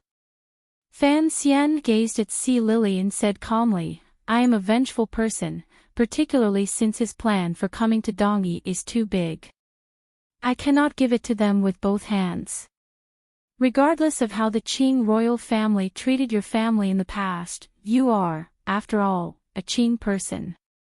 You cannot just watch as the two sides join hands and put pressure on the Qing kingdom. After my parents died, I no longer see myself as a Qing person. Sea Lily slowly pulled her hand back from his and said, I am just a normal and pitiful woman. Fan Xian was silent for a moment. He then said seriously, that's right. If I ask for your help in this matter, it would indeed be unreasonable. I just want to know how his discussion with Sigurd in the sword hut these 2 days went. The corners of Sea Lily's lips twitched slightly. She smiled. Perhaps you won't believe it if I say it, but Sigurd is so arrogant that the emperor personally deigned to come and enter the sword hut for 2 days straight. Yet, he didn't even see this great grandmaster's face. Fan Xian's brows twitched. He felt a great shock in his heart. He wondered to himself what had happened to Sigurd. The Northern Qi Emperor had come personally, yet he still refused to see him. Even if Sigurd had used 13th Wang to express a portion of his attitude, the Northern Qi Emperor's arrival was clearly a weapon he could use to bargain. In a corner of the mountain courtyard, aces from Northern Qi and the sword hut were hidden everywhere. Among the flowers, the Northern Qi Emperor, who had been invited out by Lang Tiao, looked at the grass hut below the mountain gate with a wooden expression. The corners of his eyes twitched slightly. It was as if he felt boundless anger at Sigurd for refusing to see him. 13th Wang wants to charge into the sword hut. It is clear that he wants to bring a message to Sigurd for the Qing kingdom's Fan Xian, Lang Tiao said calmly to the side. At this moment, Yunjilan's people are still blocking him outside. Although the disciples of the sword hut lean toward our court, they cannot kill 13th Wang in broad daylight. In my opinion, that person is Fan Xian, the Northern Qi Emperor said quietly as he closed his eyes. Lang Tiao's brows furrowed slightly. He knew how difficult it was to provoke the Qing kingdom's Fan Xian. If the commander of the Brocade Guard, Wei Hua, had not been able to delay the Qing diplomatic group and allowed Fan Xian to arrive in Dongyi ahead of time, he probably had the power to destroy the emperor's plan. Sigurd attitude is too warm and unclear. I still cannot guess what he is thinking. The Northern Qi Emperor suddenly opened his eyes. Coldness surged through them. There will be a major battle between our court and the Qing kingdom. Once Fan Xian dies, the Qing Emperor will certainly send out troops in a rage. Dongyi will have no choice but to lean toward our court. Once the battle starts, how will we clean it up? Lang Tiao furrowed his brows. Even if Fan Xian dies in Dongyi, the Qing Emperor will certainly put this on our heads. What can Fan Xian do if he doesn't die? The Northern Qi Emperor's gaze suddenly became perplexed. Can he stop the battle from happening? My Qi kingdom is not ready and should not provoke the Qing kingdom. If I don't move, then Dongyi will certainly be swallowed up by the Qing kingdom. At that time, my Qi kingdom will be even weaker and will never be able to turn things around. Although young, the Northern Qi Emperor, who had meticulously planned everything, coldly said, I had once placed my hopes on Fan Xian. Later on, I thought about it carefully. Those not of my race must have different intentions. In the end, he is the Qing Emperor's illegitimate child. How could he think for the Qi kingdom? Particularly these few years, I have watched him closely and disregarded what he was thinking in Dingzhou. At the very least, I am certain of one thing. He is still far from being a match for the Qing Emperor. It is impossible for him to affect the Qing Emperor's ambitions. Lang Tiao fell silent. As the present head of Tianyi Dao, he was well aware of the Dingzhou and Qingzhou matters. Many Qing mountain disciples had died at the hands of Fan Xian's Overwatch Council. A moment later, he quietly said, "I wonder what Duo will think." A glimmer of confusion flashed through the little emperor's eyes. If Aunt Disciple was in my position, she would probably also kill Fan Xian. The eunuch with the slightly sharp voice took small steps and hurried to their side. Lowering his voice, he reported, "I have already sent an edict to Imperial Consort C, ordering her to come to the garden. The room is already empty. Friar He and the aces of the Sword Hut have already hidden their positions and are ready to act at any time," the eunuch reported in a trembling voice. Entering the room to deliver the edict to see Lily must have frightened him quite a bit. Lang Tiao closed his eyes. When he opened them, they shone brightly and were immediately restrained. Slowly, he said, "I'm going." The Northern Qi Emperor nodded slightly. He knew that if the person in the room was really Fan Xian, if Lang Tiao didn't personally act, Friar He and the warriors of the Sword Hut would not be able to keep him here. Lang Tiao walked toward the room. The Northern Qi Emperor stood by the door of the mountain residence. Looking at the grass hut, he narrowed his eyes slightly. Countless complicated emotions flashed through his eyes. As an emperor, there were always many things he had no choice but to do. Even if he had to be ruthless, he often had to be ruthless to himself. See Lily, led by the eunuch, came behind him. She glanced at the emperor's figure with a glimmer of confusion. The Northern Qi Emperor slowly turned around and looked at the woman he liked the most with a slight smile. He thought to himself that if it weren't for Si Lily's slightly tart tongue and the shyness of not seeing each other for a long time in the quiet room, he probably wouldn't have guessed that the brat would be so daring as to sneak into the mountain residence. I kept forgetting to howl. There was also a typo, so I howled while I was changing it. The last few chapters have been so hard to write. It will be even harder tomorrow. You're tuning into the LoveLore Library YouTube channel. We're so grateful for your support, and don't forget to subscribe to join us on this incredible journey through captivating stories.